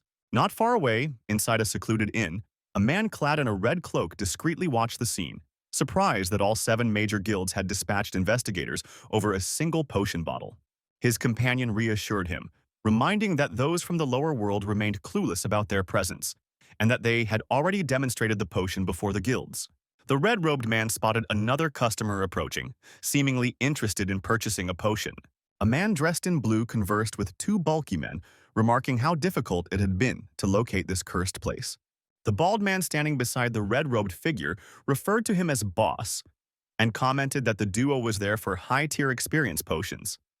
The man in blue, however, corrected him, saying they were actually searching for someone. He elaborated that around a week prior, A young assassin dressed in white had bought potions from them and hadn't been seen since. He questioned the red-robed man about the assassin's whereabouts. Suddenly, another shadowy figure materialized behind the red-robed man, cautioning that these newcomers might be here to stir up trouble. In response, the red-robed man revealed his true monstrous form, releasing tentacles that lashed out and ensnared both the blue-robed man and the larger of his two companions, lifting them effortlessly into the air. The tentacles then injected a bizarre fluid into their bodies, making them convulse violently before losing consciousness. Moments later, the bald man apologized, claiming they had been deceived into believing the visitors were legitimate buyers. The red-robed man remained unfazed, stating that this was precisely why he had chosen this location, since disappearances in the black market rarely raised suspicions. With a dismissive toss, he flung the unconscious man aside and told the bald subordinate to bring them below. Obeying, they descended into a concealed chamber where a deep pit held multiple unconscious bodies, suspended beneath a floating, eerie, purple liquid. The bald man deposited the blue-robed individual into the pit as well. The red-robed figure then announced that they had gathered enough subjects to proceed with the next stage and instructed everyone to rest. He said that once the next wave of warriors awoke, the operation would begin. He declared confidently that they would soon rise as the new rulers of the world. He added that he couldn't stay and had to return. His body dissolved into a swirling essence of purple and black, which shot out of the black market. The soul form then flew swiftly toward an enormous estate. Upon arrival, it located a man pretending to be absorbed in reading. The soul invaded the man's body, taking possession and corrupting him from within. A few days later, Ningfeng reached out to Duan to check if there had been any breakthroughs. Duan reported that several people had been offered high-grade potions in the black market, but the vendors had vanished, likely alerted to danger and now in hiding. Ningfeng acknowledged the update and instructed Duan to keep him informed of any further findings. Resolved to succeed, Duan thought to himself that if he failed such a small task, he'd lose the right to serve under Ningfeng. At that moment, Duan's phone buzzed again. Seeing the caller was Huang Lan, he quickly picked up and asked if she had uncovered anything on her end. Huang Lan replied casually that she hadn't found anything yet, as she strolled through the black market alongside others. Meanwhile, back at the enemy's underground base beneath the inn, the hall had emptied, and the purple liquid had completely evaporated. Those who had previously been unconscious now stood, awakened and possessed by dark energy. The next day, in the school cafeteria, Ningfeng shared lunch at a long table with his squad and other students. Many students were pleasantly surprised by Ningfeng's friendly and humble demeanor, so unlike the arrogance often seen in other top-tier talents. Spending time together had helped everyone grow more comfortable around him. As Ningfeng glanced around, he recognized that the room was filled with the nation's brightest youths. With his goal of reaching world-class rank and mastering the power of faith, he saw great potential in earning their support. A young woman seated nearby asked if he'd thought about joining any guilds, pointing out that someone as gifted as him must have already received countless offers. Ningfeng calmly replied that he didn't have any intention of joining a guild at the moment. Another student followed up, wondering if he planned to start his own guild, or if the Solemn Lion team was already affiliated with one. Ningfeng clarified that the Solemn Lion Guild belonged to Yu, and they were simply operating under her banner. Many assumed the Solemn Lion Guild was just a small local faction with little recognition. However, given the elite members in Ningfeng's circle, they believed it had enormous potential. They also noticed how Ning referred to Wang Yu as Yu, hinting at their close bond. One student spoke up, expressing interest in joining the Solemn Lion Guild and asking if there were any entry criteria. The question caught Yu off guard, and she blushed. Soon, others chimed in, sharing that they were nearing graduation and were also keen on joining. After lunch, Yu jokingly remarked that their simple meal had somehow turned into a recruitment session. Zhu Ting added that with everyone having such stellar qualifications, it felt like they were applying to one of the top 7 guilds. That comment drew laughter from Ningfeng in the group. Originally, he just wanted to scout a few talents during the camp, but the results had far exceeded expectations. With Yao Chen, the troublemaker, out of the way, Yu now had full command of her guild, making it a strong backup option in Ningfeng's eyes. Thinking about Zhao Cheng's disappearance, Ningfeng figured that Chen First had simply been unlucky. Cheng's father had ties to Penghu, and during the probe, Authorities had uncovered a sinister ritual circle in the homes of Cheng and his followers. Although warrants had been issued for Zhao Cheng and his cohorts, Yu had expelled them from the guild in advance, sparing both herself and Ning Feng considerable hassle. Just then, Ning Feng's phone vibrated, snapping him out of his thoughts. Upon checking, he saw that Duan had sent him images of ground fissures radiating with swirling purple-black energy. Duan's message explained that Huang Lan had discovered the site in a black market building. Potion-making equipment and high-level experience potions were present. Duan noted that the packaging matched those found by the Azure Sharp Guild, suggesting a leak. The discovery caught Ningfeng off guard and sparked an idea in his mind. Elsewhere, in an underground base in England, someone informed Duan that residual dark energy had been detected. They speculated it might be caused by a mutant. Duan refuted the guess, saying this wasn't like anything they'd seen before. He explained it was the work of a parasitic demon, referencing one of Ming Feng's earlier lectures. Normally, monsters couldn't survive for long outside their hidden realms, but parasitic demons were an exception. These creatures needed to invade living hosts to complete their life cycle, taking full control of both body and mind. Without special techniques, it was nearly impossible to distinguish between a parasitized being and a regular one. Duan elaborated further, saying parasitic demons were extremely fragile in their early stages and thus had to stay concealed. The holes were actually nests where the parasites had been incubating. Since the holes were now empty, that indicated the parasitic demons had already hatched and escaped. Huanglan's expression darkened as she realized that an unknown number of these parasites had likely already infiltrated human society. Duan pointed out that their immediate concern wasn't just infiltration, but something potentially bigger. Back at the Azure Sharp Guild, Yu vented to Ark, frustrated that despite several days passing, they still hadn't uncovered any significant clues. At that moment, the door slammed open and someone barged in unannounced. The possessed man advanced toward them, his eyes burning with malicious intent. She recognized him as Huang and asked what was going on, but he only responded with a sinister smile. Without warning, enormous tentacles burst forth from his body. They swiftly ensnared both Q and Ark, and she realized with horror that this was no longer the healer they once knew. Fear and confusion flooded her mind. What kind of abomination was this thing? Before she could react, a tentacle pierced into his body and injected a foreign substance. The injection spread like wildfire through his system, causing his eyes to roll back uncontrollably. Once both men had been injected, the parasitic demon within Huang released them. It let out a loud, maniacal laugh, clearly thrilled by what it had just accomplished. Huang glanced between Q and Ark with interest. He had only expected Sha Yu to be there, but finding Ark of the Epoch Guild present as well was an unexpected gain. With two fifth transformation powerhouses, his strength would soon surge. Sneering, Huang referred to them as pitiful beings, proclaiming that helping propagate his kind was the greatest role they could ever serve. Meanwhile, in the underground base, Duan explained to Huang Lan that while parasitic demons were not that powerful individually, they possessed a terrifying ability known as swarm. As their numbers multiplied, they amplified each other's strength. And the king that bred them would grow even stronger than the rest.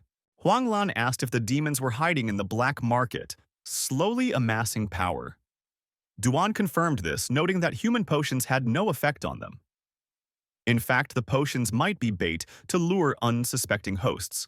Alarmed, Huang Lan asked what methods they had to counter the parasitic threat. Duan answered that once the swarm's strength reached a particular threshold, tools and spells that detect dark energy would start picking up disturbances. However, to truly eliminate them, they would need a god's gift. She asked what exactly a god's gift was. Duan explained that it was likely an item blessed or imbued by the goddess herself. Realizing how urgent the situation had become, she said she'd contact her master and start searching for it. Though Huang Lan didn't yet know where to find a god's gift, she trusted that with the clue from the boss, it was only a matter of time. Meanwhile, Ningfeng thought over the idea of the mysterious god's gift. Recalling knowledge passed down from the last demon lord, he had learned that parasitic demons lived inside their hosts and could redirect serious injuries to their vessels, letting the demons survive unharmed. This resilience made them nearly impossible to kill unless one had a god's gift, which could forcefully separate demon from host. But the more Ningfeng considered it, the more he doubted such an item even existed in their current world. Knowing how quietly these demons spread, and how devastating they could become, he worried how they could be stopped in time. Just then, his phone rang. It was Duan, reporting a massive spike in a dark energy at the Azure Sharp Guild. The energy matched the signature Ning Feng had described earlier. Duan added that all contact with those inside the guild, including Xu Yu, had been cut off. To make matters worse, several adventurers were acting strangely and had begun to gather near the guild. Ning Feng quickly grabbed his jacket and told Duan to prevent anyone from approaching the guild. He said he would head there personally to assess the situation. At that moment, inside the Azure Sharp Guild, Shuyu and Ark stood at the rooftop with Huang, now entirely under the demon's control. Huang was ecstatic, announcing that there was no longer any need to hide. As he looked out over the swarm of parasitic demons he'd summoned, Shiyu and Ark, now fully enslaved, bowed before him and addressed him as their lord, reporting that all their kin had gathered as commanded. However, his confident expression faltered as the sound of approaching footsteps echoed through the air. Turning his head, he saw Ning Feng walking toward them, calm and composed. Despite the parasitic demons baring their teeth at him, exuding malevolent glee, Ning Feng remained unshaken. Huang recognized him from the video he'd watched earlier and narrowed his eyes. What was this young man doing here alone? Ning Feng quickly took stock of the scene. With so many hosts already under control, using any widespread destruction spell would only sacrifice the victims.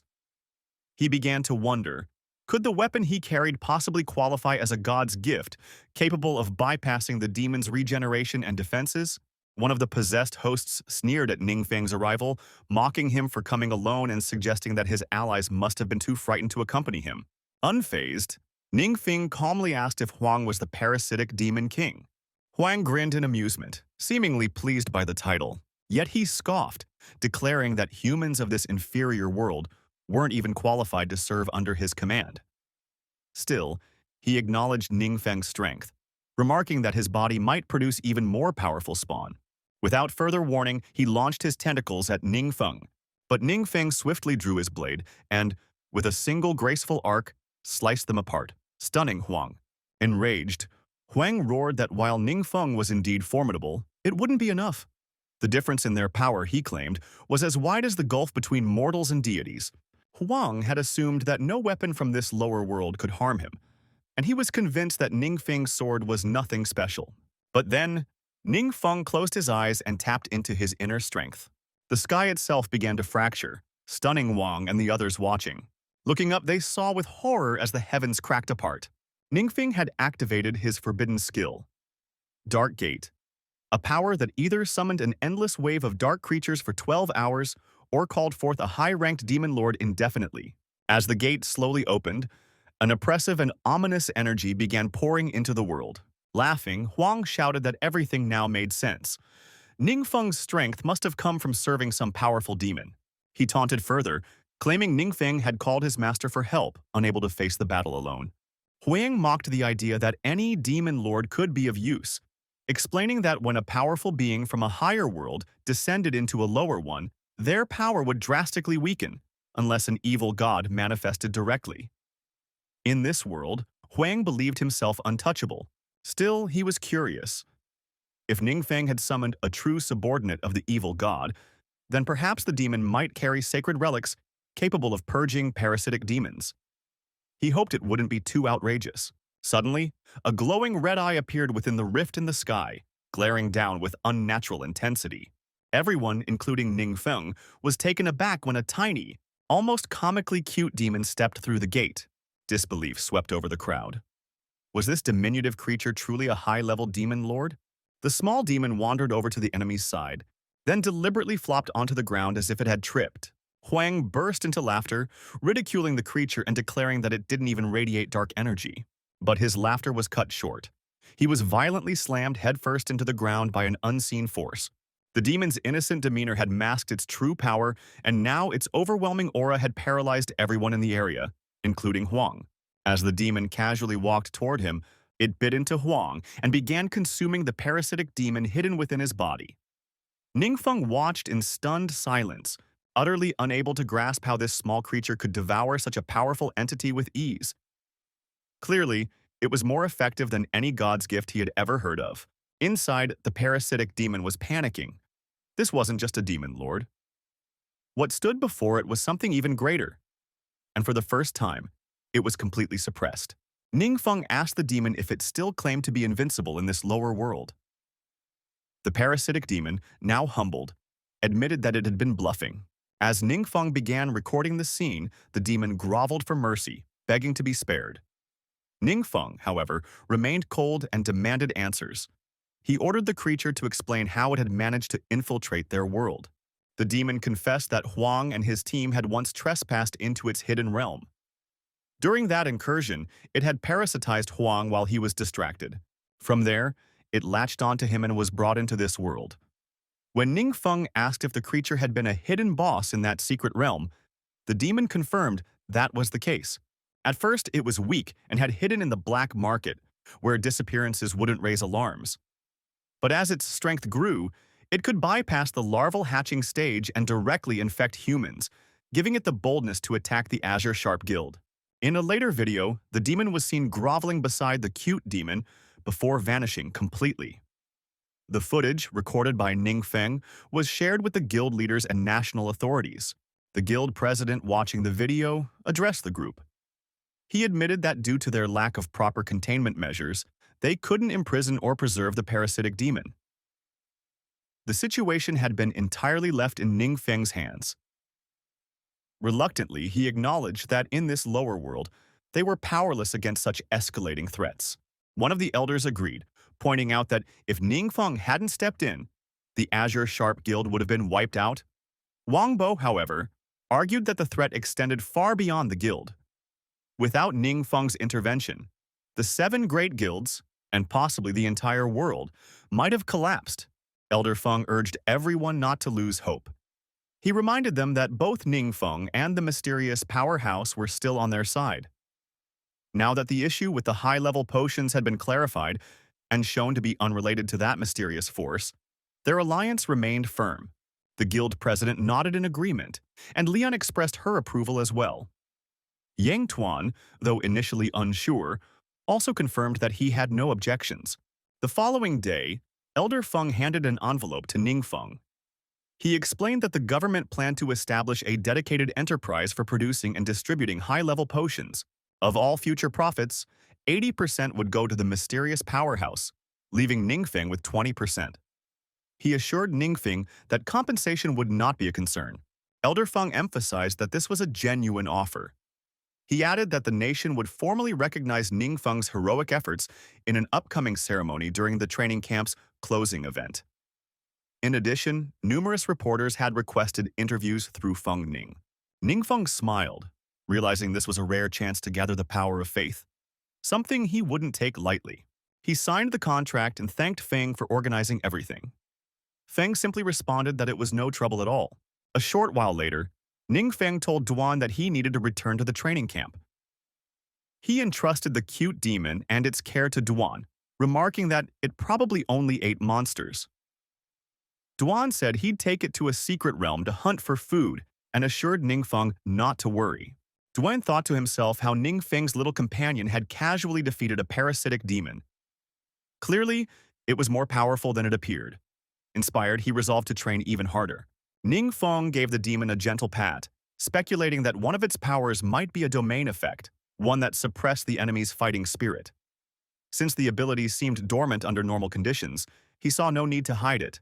Duan noticed the demon sniffing Ningfeng's necklace, the one left behind by Han, and realized the creature seemed constantly drawn to it. He wondered if there was a deeper connection, then decided to name the demon Momo, meaning slow, in tribute to its laid-back demeanor.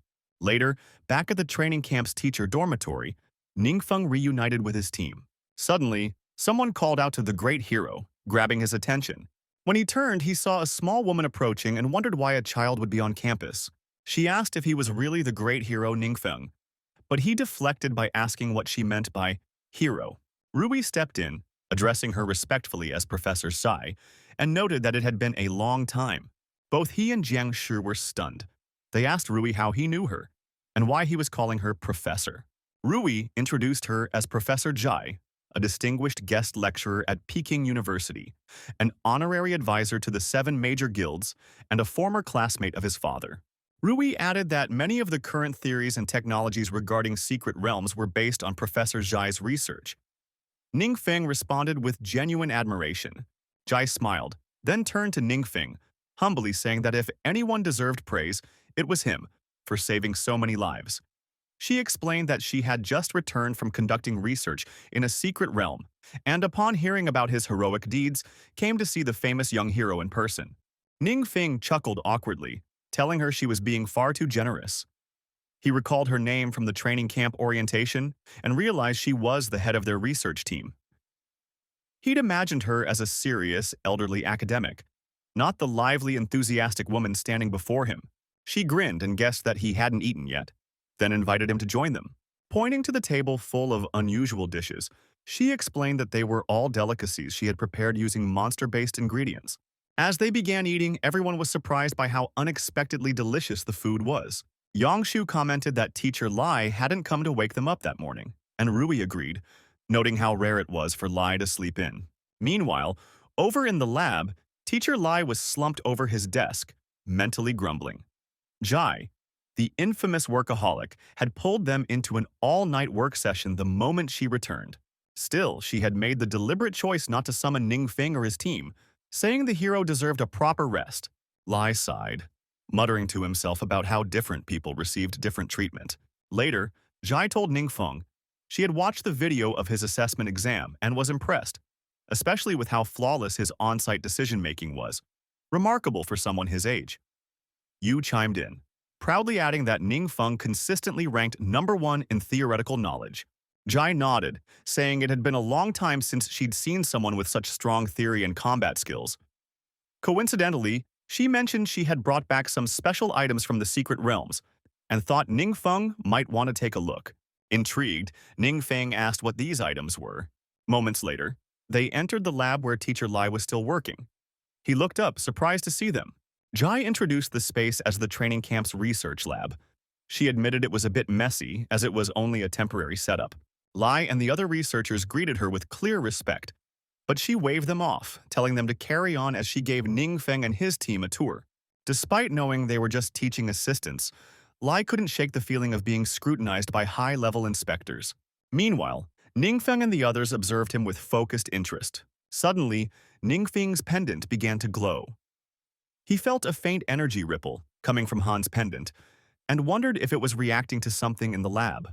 Zhai noticed and redirected Ningfeng's attention to a set of artifacts, asking what he thought they might be. Examining them, he guessed that, judging from the repaired edges and their design, they looked like fragments of man-made structures, possibly parts of a wall or a statue. Zhai confirmed his observation. She explained that most secret realms usually only contained ecosystems or civilizations specific to the monsters living there. But this particular realm was different. It showed evidence of a lost civilization. Curious, Ningfeng asked what she meant. Zhai elaborated that the fragments were found in a valley inside the secret realm. The monsters there were so powerful that the team couldn't explore far. They had only retrieved a few items, but she suspected there might be an entire buried city hidden within. That made Ningfeng pause. Could Zhai have discovered the world Han once lived in? The thought stirred awe in him. He asked if he could examine one of the fragments more closely. As he touched a crystal piece, he noticed subtle energy waves pulsing from it.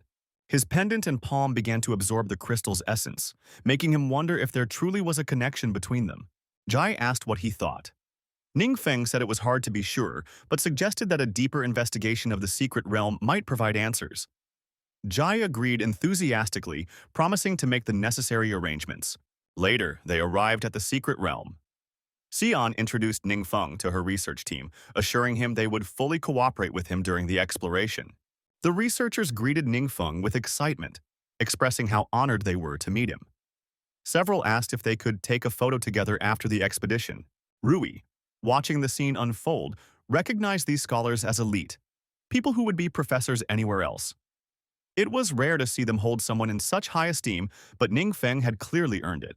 MC looked hesitant and asked if it was really okay for her to be involved in such a major project. Yu smiled and reassured her, saying they were all on the same team and would work together to succeed. Jian, brimming with excitement, rallied everyone and urged them onward. The team began their search deep within the secret realm. Suddenly, the sand ahead of them shifted. Something massive was racing toward them, just beneath the surface. In an instant, a colossal sandworm erupted from the ground, its jaws gaping wide. Xian flinched in shock, but Ningfeng stayed calm, watching the creature with a sharp gaze. Before anyone else could react, Yangshu stepped forward, and with a lightning-fast swing of his axe, cleaved the sandworm cleanly in two. He calmly told everyone to keep moving forward. The researchers, stunned by the ease of the kill, marveled at how reliable and skilled the young adventurers were. As Yangshu inspected the sandworm's corpse, he called out to Xian, saying he had found something. She followed him, and they uncovered several stone pillars half buried beneath the sand. Xian examined them closely and confirmed that they were indeed remnants of an ancient civilization. She speculated aloud, wondering if the civilization had been wiped out by monsters, and whether, over time, a monster-overrun world could become a secret realm. Her theory made Ningfeng reflect on the trial secret realm managed by the Azure Sharp Guild, a place that had once housed a fully developed world and its own people. Just then, his pendant began to glow brightly, reacting to something behind him. He turned and spotted another fragment, another crystal. The magical energy it emitted intensified near his pendant, confirming his suspicion. These relics were linked to it. There were likely more hidden deeper within the ruins. Moments later, the researchers shouted to Xian, reporting a surge of powerful dark energy ahead. The team moved forward and arrived at a massive stone platform. The oppressive aura coming from it was suffocating. Ningfeng noted that the energy resembled that of evil god, summoning circles, but far stronger. Suddenly, a humanoid monster emerged, leading a swarm of feral beasts. The demon leader let out a blood-curdling scream, and the monsters surged forward in an all-out attack. Jiangshu warned Rui that the creatures were too many and far too fast. Rui simply smiled, reminding him they had Ningfeng. This was just a training opportunity. With a battle cry, Rui and Jiangshu charged into the fray. Jiangshu shouted at the monsters to abandon hope. They wouldn't get through. The demon leader snarled, eyes burning with fury. Xian observed that the waves of monsters seemed endless. The researchers turned to her, asking if they should help. She shook her head. "If you join, you'll only get in the way," she replied, her tone calm but firm. Still, she couldn't help but worry about the pressure on the young team. Meanwhile, Yu approached Ningfeng, asking if she could challenge the boss monster. Ningfeng gave a relaxed nod, saying they should go together, but reassured her he could manage the battlefield solo. With that, the team dashed toward the boss, leaving Ningfeng behind to hold the line. He released his aura, standing alone against the monster tide. The researchers looked on in stunned awe. Ningfeng didn't just resist, he dominated the battlefield. Calm and composed, he let Yu take the lead. After all, both Mukai and Quinlan had undergone his intense training. Even without him at the front, their two-man priest team could handle themselves perfectly. Then something strange happened. The monsters stopped advancing. They trembled, visibly afraid. One of the researchers gasped, whispering in disbelief, "They're scared of him. Are young people really this powerful nowadays?"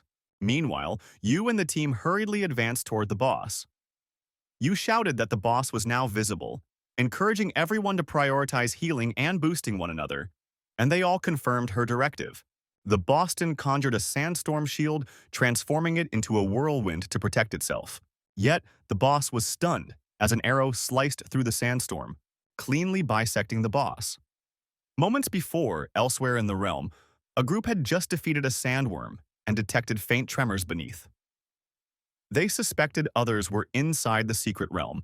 Realizing they might have stumbled upon a gateway, they swiftly prepared to venture in, determined to reach the world's core before anyone else, sensing life forms near the exit.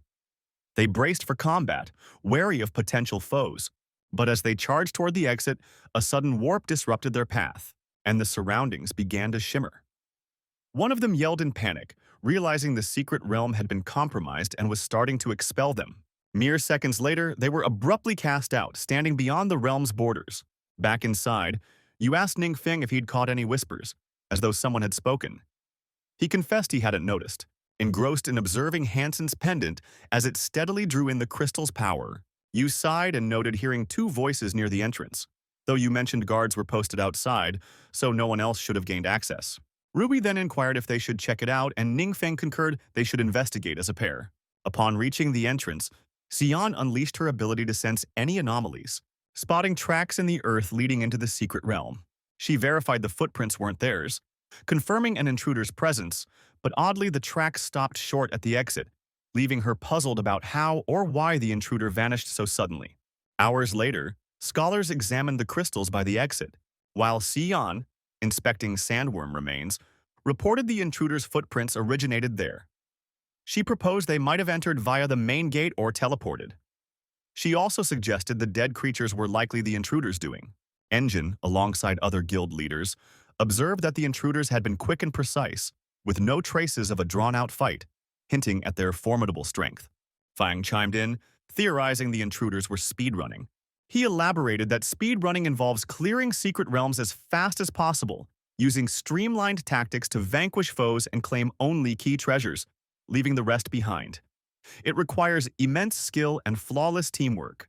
Wang Bo remarked he couldn't fathom anyone pulling off a speedrun in such a grueling realm. Except perhaps Ningfeng's crew. You sighed and wondered if it could have been an adventurer from another realm, which left Wang Bo puzzled. You explained it was just a hypothesis, but not implausible, given relics from other worlds had already surfaced in this realm.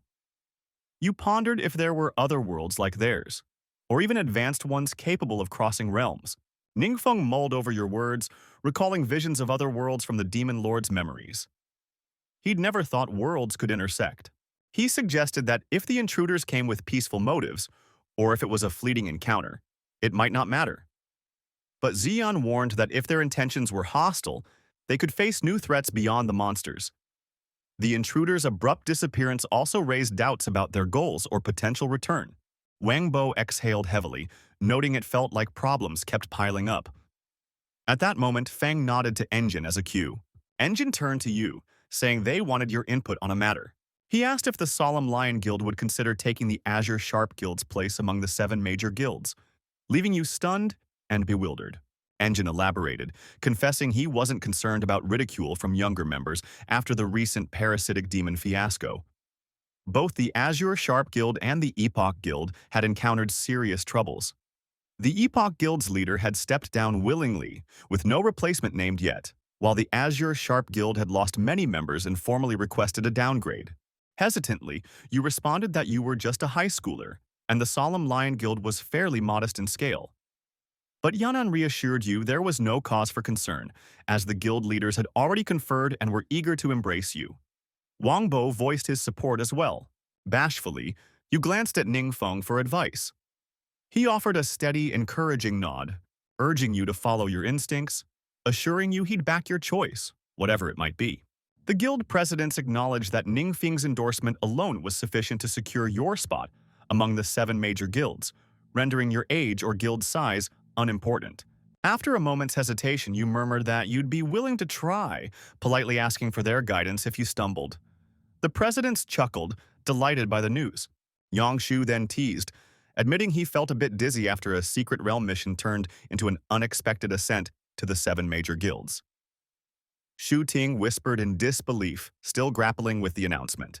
Meanwhile, Ningfeng realized your promotion had greatly accelerated his own plans for gaining influence, sparking a quiet sense of pride. Abruptly, a voice addressed him as Lord God Sovereign, jolting him. But seeing no one else react, he questioned if he alone could hear it. Just then, Hansen's pendant flared with light, and he suspected it might be Hansen's voice. Moments later, the head researcher urged the team to hasten their efforts, warning everyone to stick together in case the intruders returned. They were to stay vigilant and report anything odd to Xian immediately. In fact, a researcher gestured toward Ningfeng, who was in the tent with Xian, asking if he was the hero from a recent interview. Another confirmed, noting how reassuring it was to have such a powerful figure in charge, adding that Ningfeng's youthful appearance belied his status as a top-tier expert. Meanwhile, Ningfeng noticed the pendant had ceased drawing energy from the crystal, though he wasn't sure why. He felt relieved that the crystal's appearance stayed unchanged, as any shift might draw unwanted scrutiny. He reflected on the voice he'd heard, wondering if it was his imagination, when the enigmatic voice again called him Lord God, this time with striking clarity. Alarmed, he whispered, asking if it was Hansen. To his astonishment, Hansen answered, thrilled to reconnect, his tone brimming with excitement. Ningfeng pressed Hansen to settle down and clarify what was happening. Hansen admitted he wasn't entirely certain, saying he'd somehow regained awareness. Ningfeng wondered if his return tied to the pendant, which had been siphoning the crystal's energy. Hansen explained that the heart of the world is a world's core essence, forged by the blending of cosmic laws. Even if a world suffers catastrophe, an intact heart allows gradual restoration. But if the heart shatters, the world faces total annihilation. He continued, saying the heart's power is the true wellspring of a god's strength. Long ago, gods wielded it to revive their most devoted followers. But as Hansen went on, he suddenly halted, leaving Ningfeng perplexed. Panicked, Hansen apologized, saying his memories felt fragmented, and despite his efforts, he couldn't recall more. Ningfeng comforted him, encouraging patience in recovering. Yet Hansen, feeling unworthy, lamented his uselessness, fearing he'd let Ningfeng down. Hansen's missing memories troubled Ningfeng, particularly the possibility that the resurrection method carried risky side effects. Nearby, a researcher told Xian the excavation was nearly done. Aside from some deserted structures, they'd found nothing of great worth. Meanwhile, Jingjian suggested permanently sealing the secret realm to block further intrusions by unknown forces. Wang Bo concurred, proposing they evacuate everyone at once and lock the realm for good. Ningfeng turned to you, catching you off guard with a request for your opinion. You asked if he genuinely wanted your input. He affirmed that, as a member of the 7 major guilds, decisions like sealing secret realms needed your approval, alongside at least 2 other presidents. You nodded, understanding, and voiced your support for Engin's proposal. Soon after, they completely locked down the secret realm. The following day, in the teacher's dorm at the training camp, Ningfeng reached to twist the faucet, when Hansen suddenly exclaimed, declaring he'd recalled something critical. Jolted, Ningfeng mistakenly flipped on the cold shower, yelping at the icy shock. After a beat, Hansen apologized profusely, insisting he deserved reprimand. But Ningfeng brushed it off, asking what he'd remembered. Hansen, still anxious, begged for punishment, but Ningfeng calmly pointed out it was just cold water, hardly a crisis. Flustered, Hansen clarified it wasn't about the water but the resurrection process itself. Hansen elaborated that, in ancient times, gods used the heart of the world to bring back loyal followers. Yet, because the heart held dark power, gods who revived their followers suffered a harsh backlash through their bond, risking corruption into malevolent deities. Ultimately, they had to slay their revived followers to halt this taint. Hansen admitted he didn't fear death but dreaded becoming a liability to Ningfeng.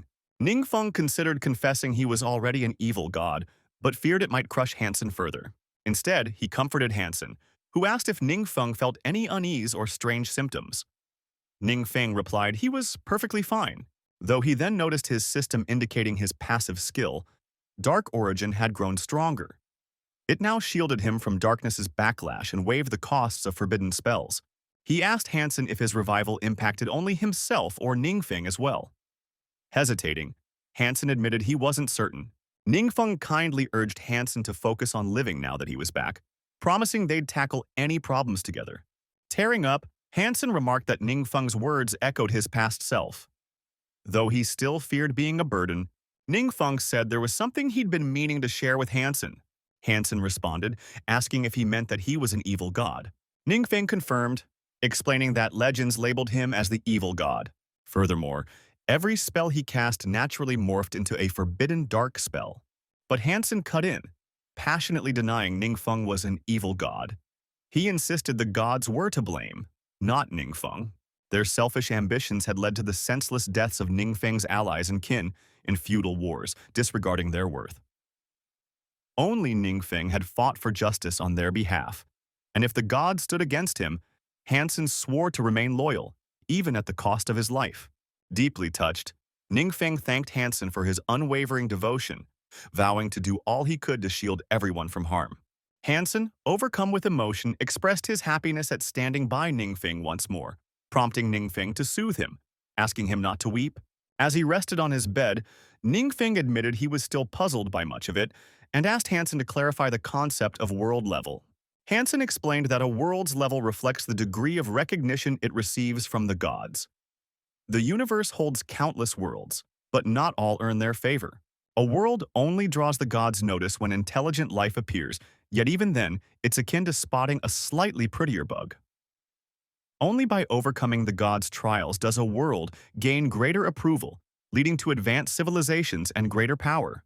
In essence, the more trials a world conquers, the more favor it earns from the gods, elevating its world level. Hansen continued, pointing out that Ningfeng had noted the strongest beings here were only about level 150, with top skills and gear merely at the orange tier. Clear signs this world held a very low rank, almost as if it were ignored by the gods. Ningfeng asked if it was truly that grim, to which Hansen nodded but added with confidence that Ningfeng's presence ensured a brighter path ahead.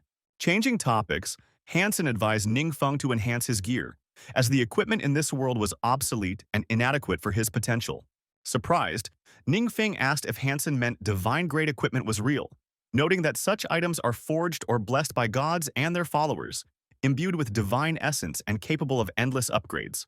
Recalling the pendant's markings suggesting it could be improved, Ningfeng brought this up.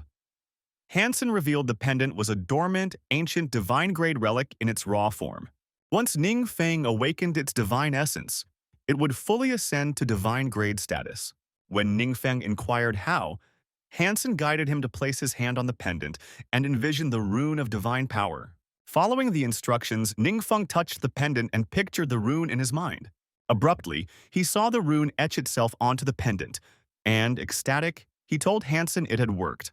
Hansen replied with assurance, explaining that as his lord, Ningfeng could ignite runes tied to the world's core, a feat only true gods could accomplish, beyond even the gods' chosen champions. Hansen ventured that Ningfeng must have long questioned his own nature, hoping this moment eased those uncertainties. The system showed the pendant's status, and Ningfeng saw its spirit points had surged to 1,200, nearly matching his total attributes.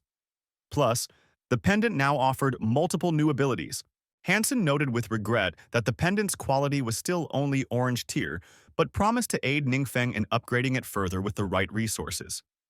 He added that completing the full set would require finding more of his loyal followers. Ningfeng exhaled, admitting Hansen's talks often highlighted how much he still had to learn. Hansen humbly replied it was his privilege to clarify his lord's questions. The next morning, Hansen greeted Ningfeng with bright enthusiasm. Ningfeng remarked that Hansen seemed refreshed, to which Hansen chuckled, saying just being near Ningfeng filled him with optimism. Ningfeng reflected that he'd spent much of the prior day absorbed in conversation with Hansen.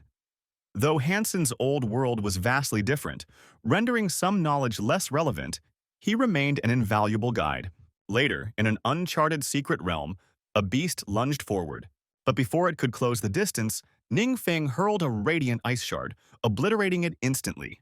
His teammates stood in awe, while Ningfeng grinned, savoring the immense power from the pendant's 1,200 spirit points. Ping turned to Xian, remarking that Ningfeng was downright fearsome. Xian agreed precisely.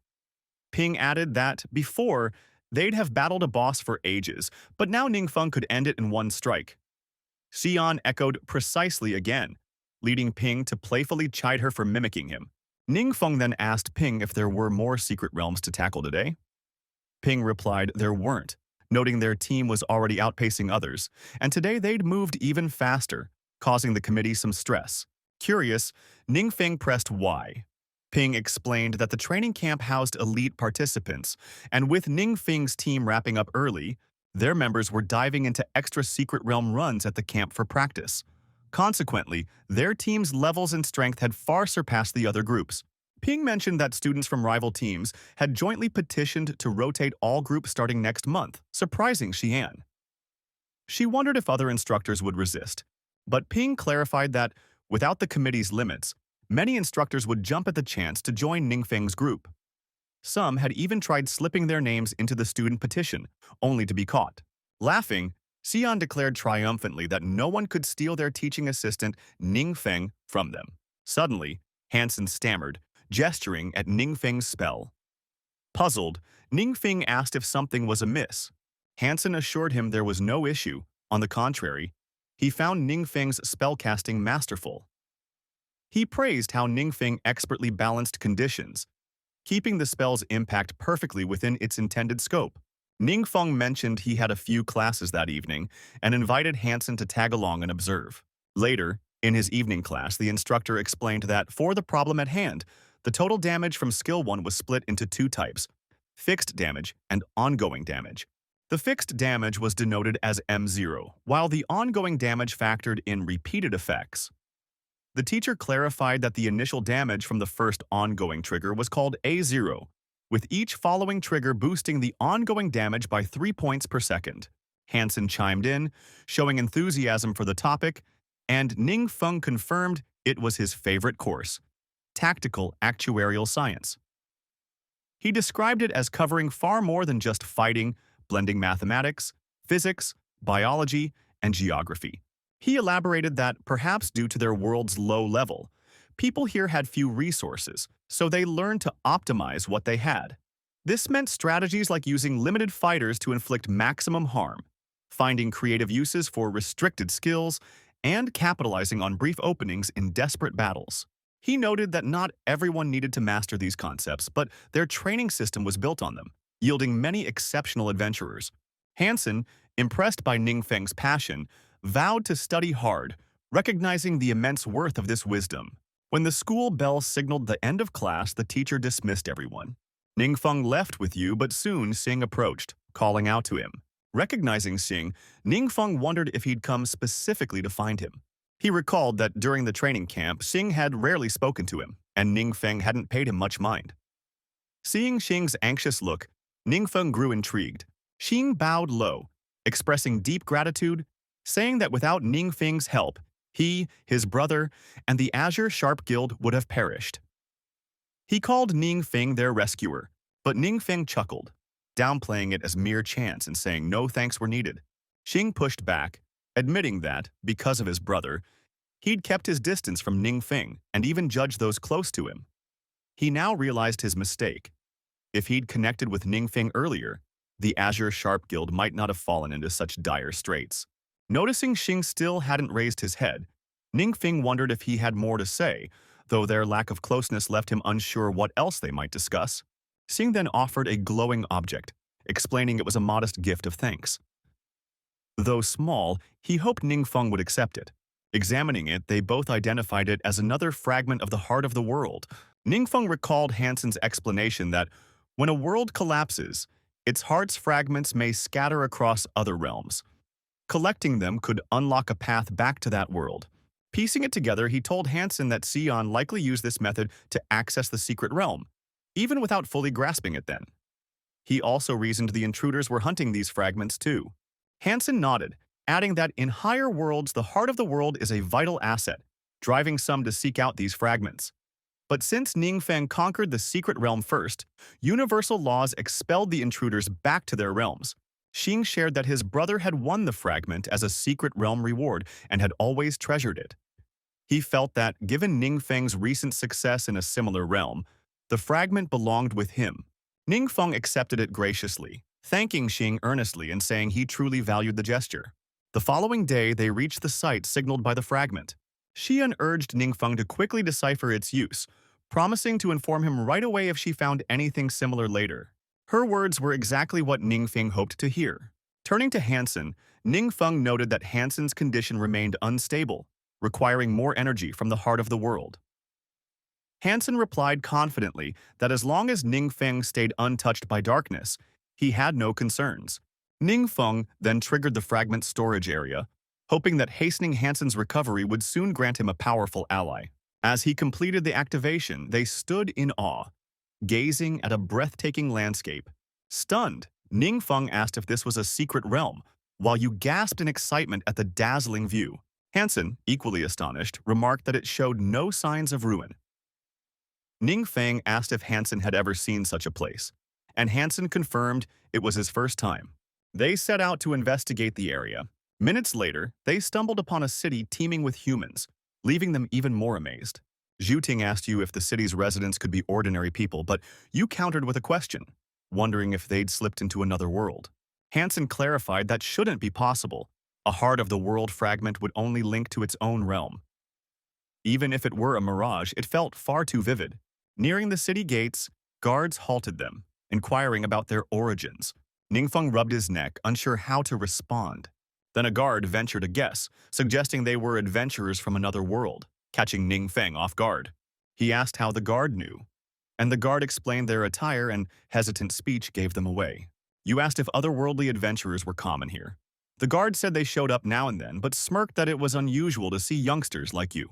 Xian snapped back, yelling she wasn't a youngster. The guard laughed, letting them pass, but cautioned them to stay out of trouble if they wanted to leave in one piece. As they crossed the threshold, he shouted to keep an eye on the kid and not let her stray. Infuriated, Xian retorted that she wasn't a kid. Inside, Ningfeng noted this world seemed to have its own adventurers, explaining the locals' lack of surprise at their arrival. They soon spotted a statue and approached to read its plaque, which honored Hero Alita, Heaven's Daughter, and Empire's Protector. Ningfeng told Hansen that despite never seeing this script before, he could understand it instantly. Hansen explained it was due to the heart of the world's link, confirming they hadn't entered a foreign realm. As Xian studied the statue, she highlighted that it also listed the hero's feats. The system revealed more. In year 157 of the starry calendar, a demonic tide drowned the world in shadow and terror. Amid hopelessness, Hero Alita rose, her sword vanquishing all enemies, restoring hope and light. Her courage was etched into history, her legacy eternal. You remarked that this world had clearly faced a monster onslaught, but thanks to the valiant hero, peace prevailed. Xian nodded, agreeing that was the inscription's core message. Zhu Ting marveled that one person could topple an entire monster army, while Jingjian mused if adventurers from other worlds were truly that mighty. Suddenly, Rui called out for them to stop.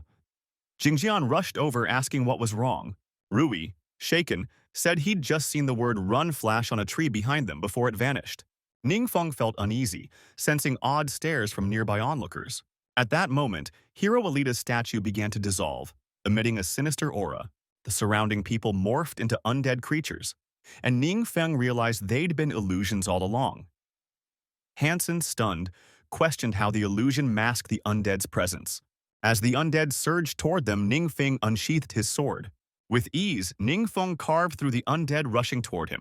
Jingjian dashed forward to confront another undead, brandishing his axe. To his shock, the axe splintered on contact. Recognizing his orange tier skill was inadequate, he realized this foe outmatched his strength. The undead lifted its blade, poised to deliver a deadly strike. Just as it swung down to finish Jingjian, it stiffened, immobilized. Han Yong had unleashed his ice ability, freezing the undead in its tracks.